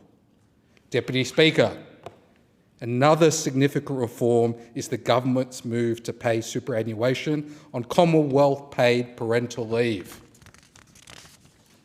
Since 1 July last year, parents of newborn and adopted children have been eligible to have super paid on their parental leave. Around 95% of Commonwealth-paid parental leave flows to women, and the scheme is benefiting 180,000 Australian mothers each year, providing meaningful support to reduce the gender superannuation gap for women across a diverse range of circumstances and household arrangements.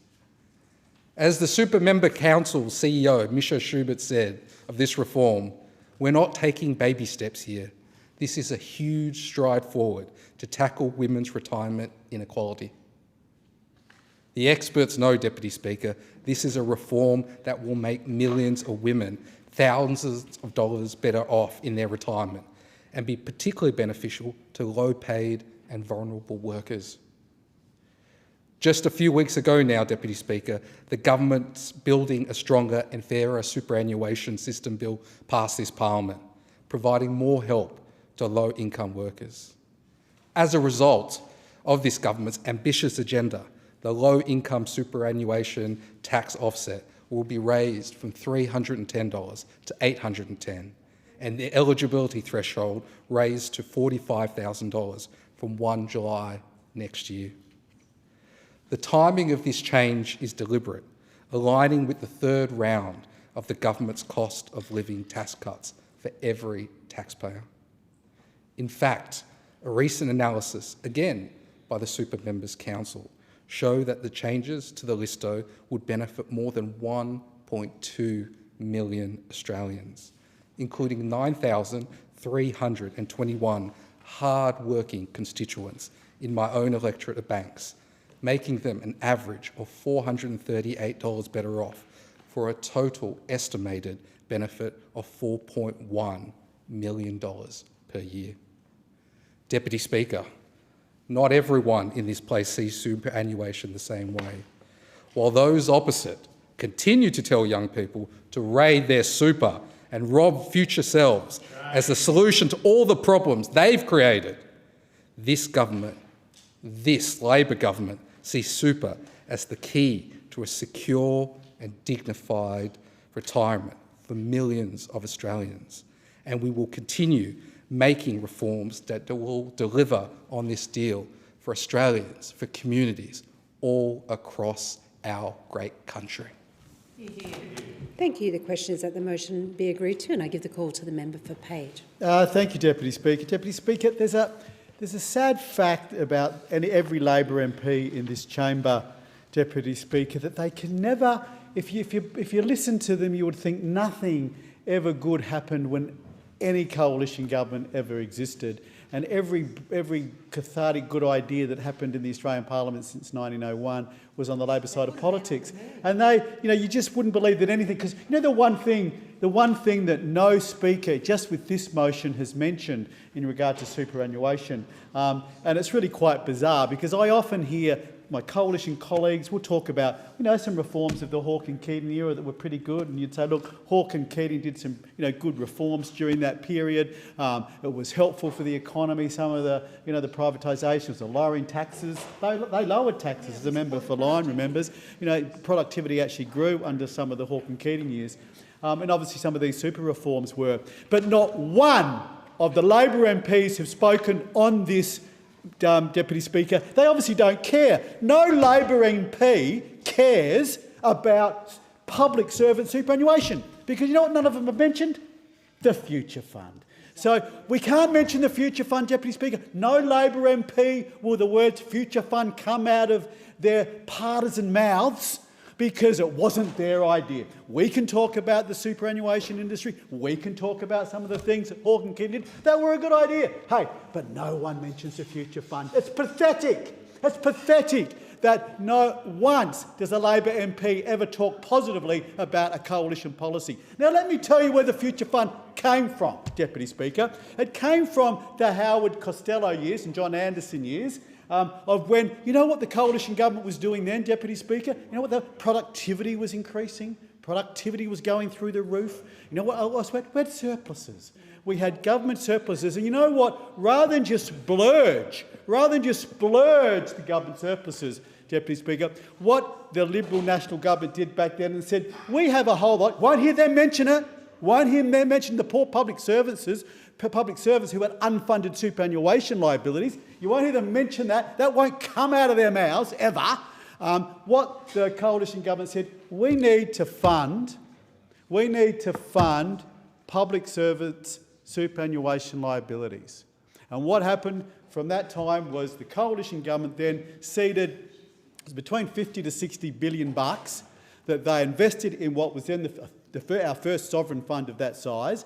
That sovereign fund to invest, to get returns on that, to fund public servants' superannuation. It was a really important reform, Labor MPs. And what has it done since then, Deputy Speaker? It's grown to about 250, 260 billion bucks. The returns on it in a year can be around 30 billion, which is now nearly as much as what it was initially seeded by the then coalition government who established this fund.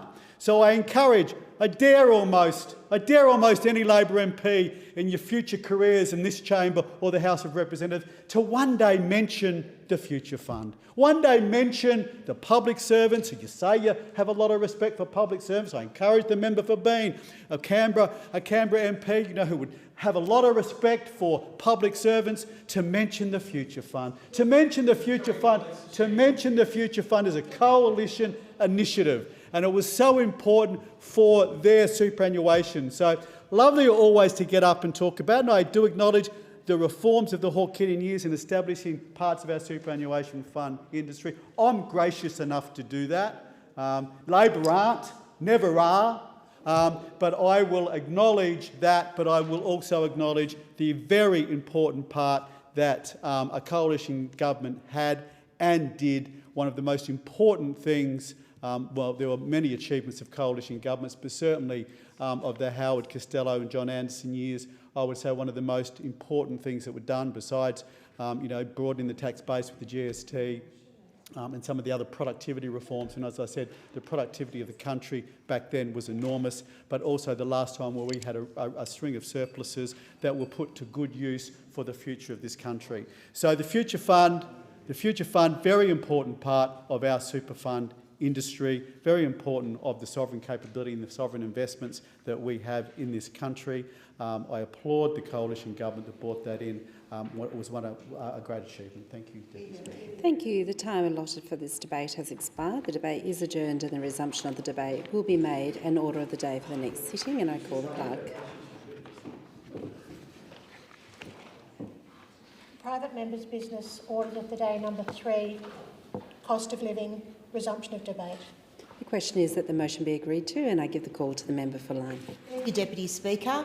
I want to thank the member for McPherson for his motion on this very important issue. It's certainly, I'm sure for all members in this chamber, cost of living is the most important issue for our constituents, how they are dealing with the crisis. I know in my own electorate it's certainly the topic that's most raised with me, and I know that it's biting hard and hurting people harder across communities of families, farmers and small businesses.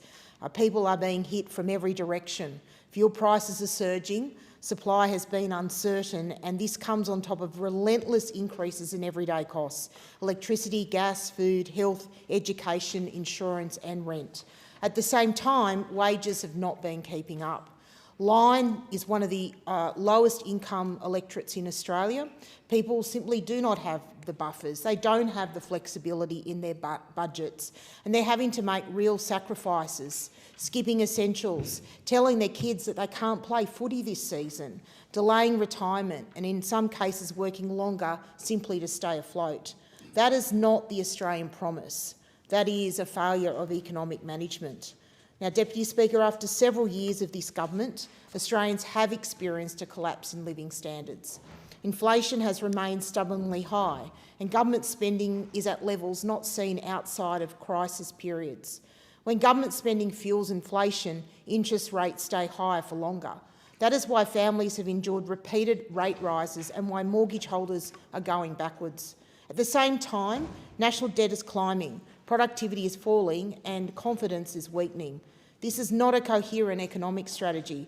It's a cycle of higher spending, higher taxes and lower expectations. Nowhere is this failure more obvious than in housing.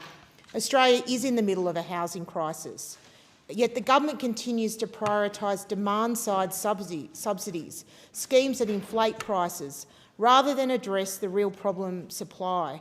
We're building fewer homes than we were just a few years ago, while our population has surged. That imbalance is pushing prices higher and locking young Australians out of home ownership, an issue I raised in my first speech. And now we hear talk of changes to capital gains tax and negative gearing. Let me be clear, you cannot tax your way out of a housing shortage. If anything, such changes risk reducing investment and worsening supply constraints. The real solutions, the ones that are discussed with me in my electorate, are about releasing more land, investing in enabling infrastructure, streamlining planning and environmental approvals, and reducing red tape and green tape that is driving up costs. In my electorate, families are facing tens of thousands of dollars in upfront regulatory costs before they even start building. And builders are weighed down too with local government and state government taxes and are struggling to find the workers they need. That is a barrier created by government, and it can be fixed by government. Deputy Speaker, fuel prices are another pressure point. In regional Australia, fuel is simply not optional, it's essential. It affects everything: groceries, freight, farming and household budgets. Yet we've seen delays, confusion and a lack of urgency in responding to supply pressures and price spikes as a result of the Middle East conflict. The government has been reactive, not proactive. A better approach would include strengthening oversight of fuel supply chains and pricing transparency, including giving the ACCC an explicit anti-hoarding power, supporting smaller wholesalers and independent service stations, not just major players, to manage price risk, improving fuel security through diversified supply, storage and domestic production, and ensuring regulatory settings allow rapid response in times of disruption. because when fuel prices spike, it flows through the entire economy and it drives inflation higher still. Deputy Speaker, Australians do not expect perfection from their government, but they do expect competence. They expect a plan to bring inflation down without crushing growth. They expect housing policies that build homes, not just inflate prices. They expect practical and timely action on fuel costs and supply. And they expect a government that understands the pressures facing regional communities. What we need is a reset in economic policy, fiscal discipline to ease inflationary pressure, a relentless focus on productivity and private sector growth, supply-side reform in housing, a cheaper, better, fairer energy policy that delivers on reliability and affordability, support for small business, not large corporations, and a recognition that regional Australians cannot be an afterthought. People in line are working harder for less. This is a moment that calls for strong, responsible economic leadership. Thank you. And the question is that the motion be agreed to, and I give the call to the member for Bean. Thanks, Deputy Speaker. I'm happy to see that the member for McPherson is concerned about the cost of living and interest rates for Australians, and that he has presented us the opportunity to talk about these issues in this chamber. However, Deputy Speaker, I think a more efficient use of the member's time would have been to discuss this with his own shadow treasurer, who has gone on record in Parliament saying, quote, "We need to create the policy settings to progressively increase interest rates." And he's been consistent on this, Deputy Speaker, stating as well that nobody wins from low interest rates. I wonder what Australians think about that, Deputy Speaker. And just earlier this year, the Shadow Treasurer was forced to back down when he declared he no longer supported the twin objectives of the Reserve Bank, with the ultimate effect of the changes he was proposing being a climb in unemployment and climbs in interest rates. Deputy Speaker, compulsory superannuation is one of the greatest ways people are able to secure their retirement in the future. It was introduced under the Keating Labor government and strengthened under the Albanese Labor government, who lifted the compulsory contribution to 12%. If the member for McPherson is so concerned about people working later into their lives, I'm sure he must have been outraged when the Abbott government froze the superannuation guarantee at 9.5%, which was then continued by successive coalition governments, a repeated failure to help workers secure their futures. So forgive me, Deputy Speaker, if I'm a bit shocked by the hypocrisy on display here from those opposite. But doesn't this just show who the coalition are deep down? No policy, no solutions, not even a consistent ideology anymore. They have stood against every piece of cost of living relief implemented by this government. Their only ideology is opposition. No meaningful progress for older Australians, no meaningful assistance for our younger Australians, or support for those in our cities or out in our regional areas. In the crisis we see now, Deputy Speaker, in which the Albanese government has taken strong action to secure the supply of fuels and supplies to Australia, all we have seen the opposition do is play politics, call for urgent responses, and then do everything they can to delay these responses, to delay assistance to Australians across the country, including our farmers. It appears the only farming the coalition is interested in these days is clip farming, Deputy Speaker. But let's compare that approach with this side of the chamber. We are backing another pay rise for minimum wage and award-reliant workers to help with the cost of living. My first job was at my local Big W down in Woden. I'm speaking from first-hand experience when I can say that these pay increases matter and help improve the lives of so many people across my community. The only workplace policies that we've seen the coalition promise were cutting 41,000 workers from our public service, particularly in my land of Bean and right across the Canberra region, and taxpayer-funded lunches for bosses. On this side of the chamber, we've just marked 12 months since introducing tax cuts for 14 million Australians. 14 million Australians who are better off under this government than they would have been under a government led by those opposite, because those opposite committed to revoking those tax cuts. What can I say about that except fantastic, great move, well done, Angus. But Deputy Speaker, it's not just about pay increases, it's not just about superannuation, it's about investing in other services. Just last Friday in my electorate, we announced major investments in the ACT to secure more access to bulk billing for people across Canberra. including an additional 2 bulk billing GP clinics in my electorate of Bean. These new clinics in the Molongo Valley and southern Tuggeranong will help ensure that when families in my community need healthcare, they can fully access it without having to worry about their hip pocket. This is what action on the cost of living looks like. The Albanese government is there to support our community and is committed to helping Australians in these trying times. We want to see Australians thrive and help them earn more and to keep more of what they earn. Thank you. The question is that the motion be agreed to, and I give the call to the member for Cook. I'm very pleased to speak on this motion because cost of living is an issue dominating household budgets right across my electorate of Cook. Just recently I received an email from Carol, a volunteer with St Vincent's de Paul, and I'd like to quote some of this email. In the ever-increasing cost of living times, it's become extremely obvious the number of people in your electorate around Caringbah who are in need of help has increased dramatically. We've noted that these people are much younger. We receive requests for food assistance with one lady pleading she has nothing left for school lunches. We've also been asked to supply beds for people sleeping on the floor with only one blanket. We've supplied washing machines, refrigerators, and we've been asked by a very distressed lady for financial help as she could not afford to bury her father. Financial assistance with utility bills is for another. The increased number of calls is placing all volunteers from Caringbah under pressure to fit these visits in their daily lives. Many of these people appear to be living under the poverty line, and it was brought to my attention that during COVID there was an increase in income support payments, and I think something like that is needed. These people we assist cannot live without dignity, without a hand from Vinnie's or the charities. The government has a responsibility to adequately support those who are unable to support themselves. I can only see the desperate calls for help increasing, especially with the cost of fuel. This is the lived reality. And we're not talking about an area that's below the poverty line or impoverished. We're talking about my local electorate of Cook, which does better than most of the electorates around the country.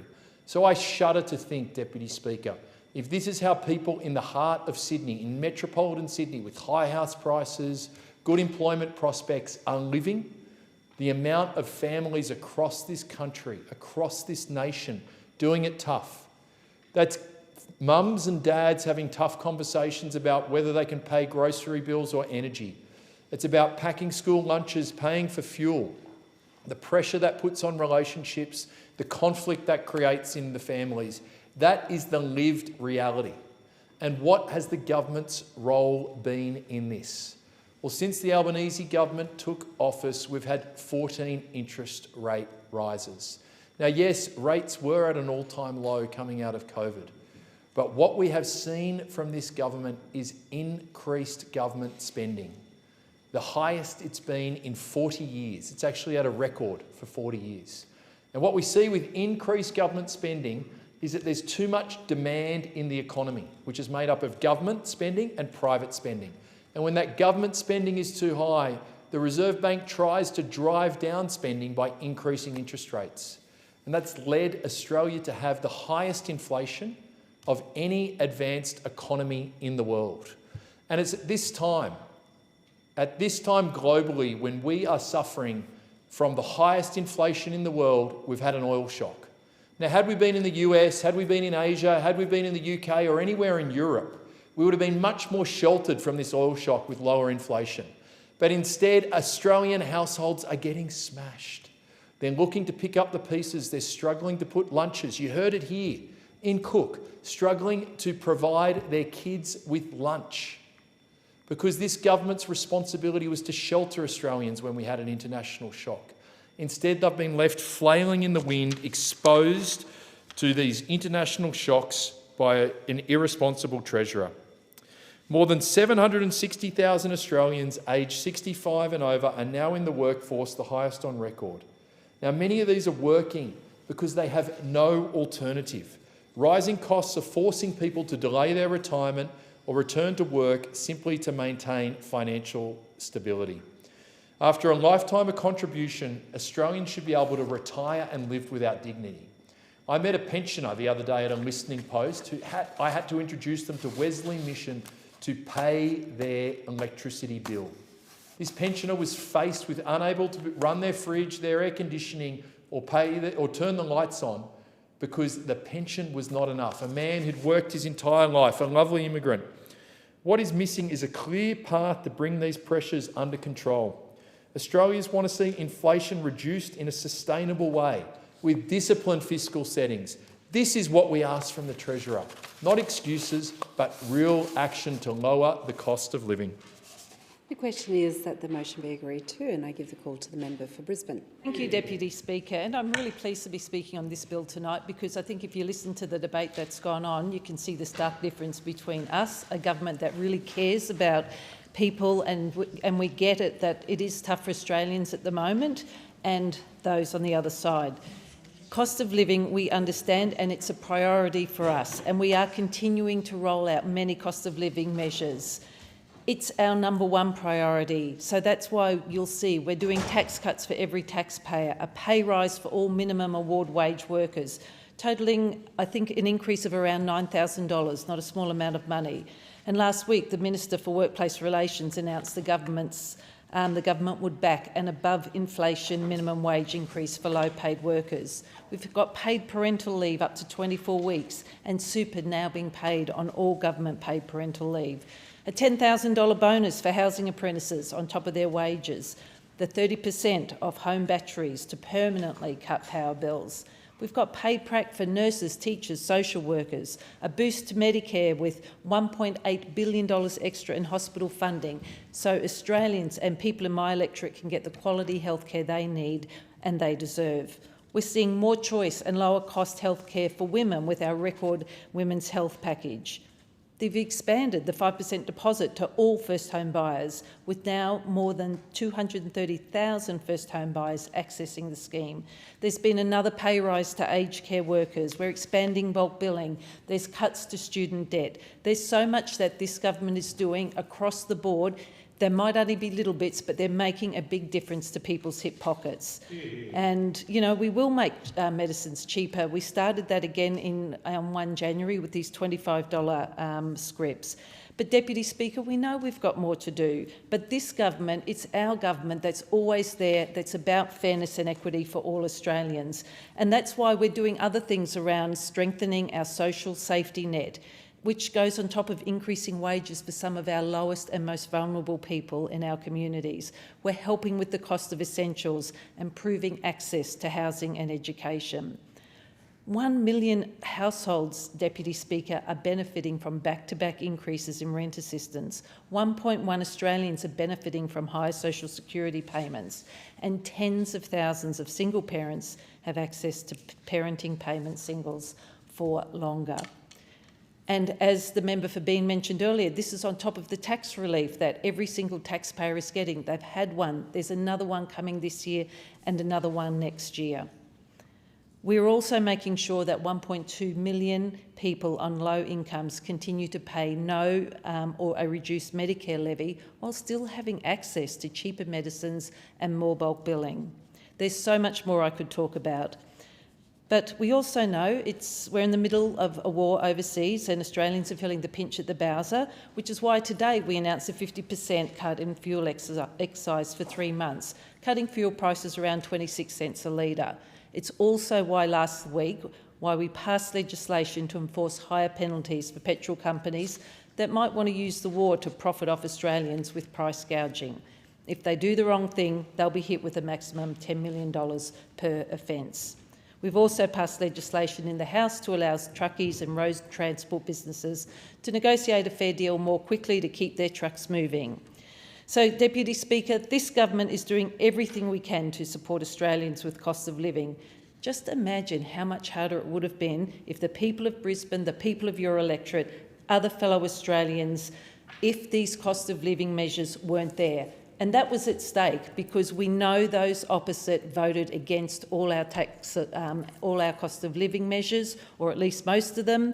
And Australians depend on them. They depend on a government that's fair and a government that is reasonable, that cares for them, understands that we have cost of living pressures, but we know we have more to do. Thank you, and I give the call to the member for Hunter. Thank you, Speaker. I move that this debate be adjourned and the resumption of the debate be made in order for another day for a later hour of the next sitting. The question is, the debate to be adjourned and the resumption of debate be made in order of the day for a later hour or the next sitting. All those of the opinion say aye. Against say no. I think the ayes have it. I call the member for Hunter. I move that the Federation Chamber do now adjourn. And the seconder? I second the motion. The question is that the motion be agreed to. All those of the opinion say aye. To the contrary, no. I think the ayes have it. The Federation Chamber stands adjourned until 12:30 tomorrow.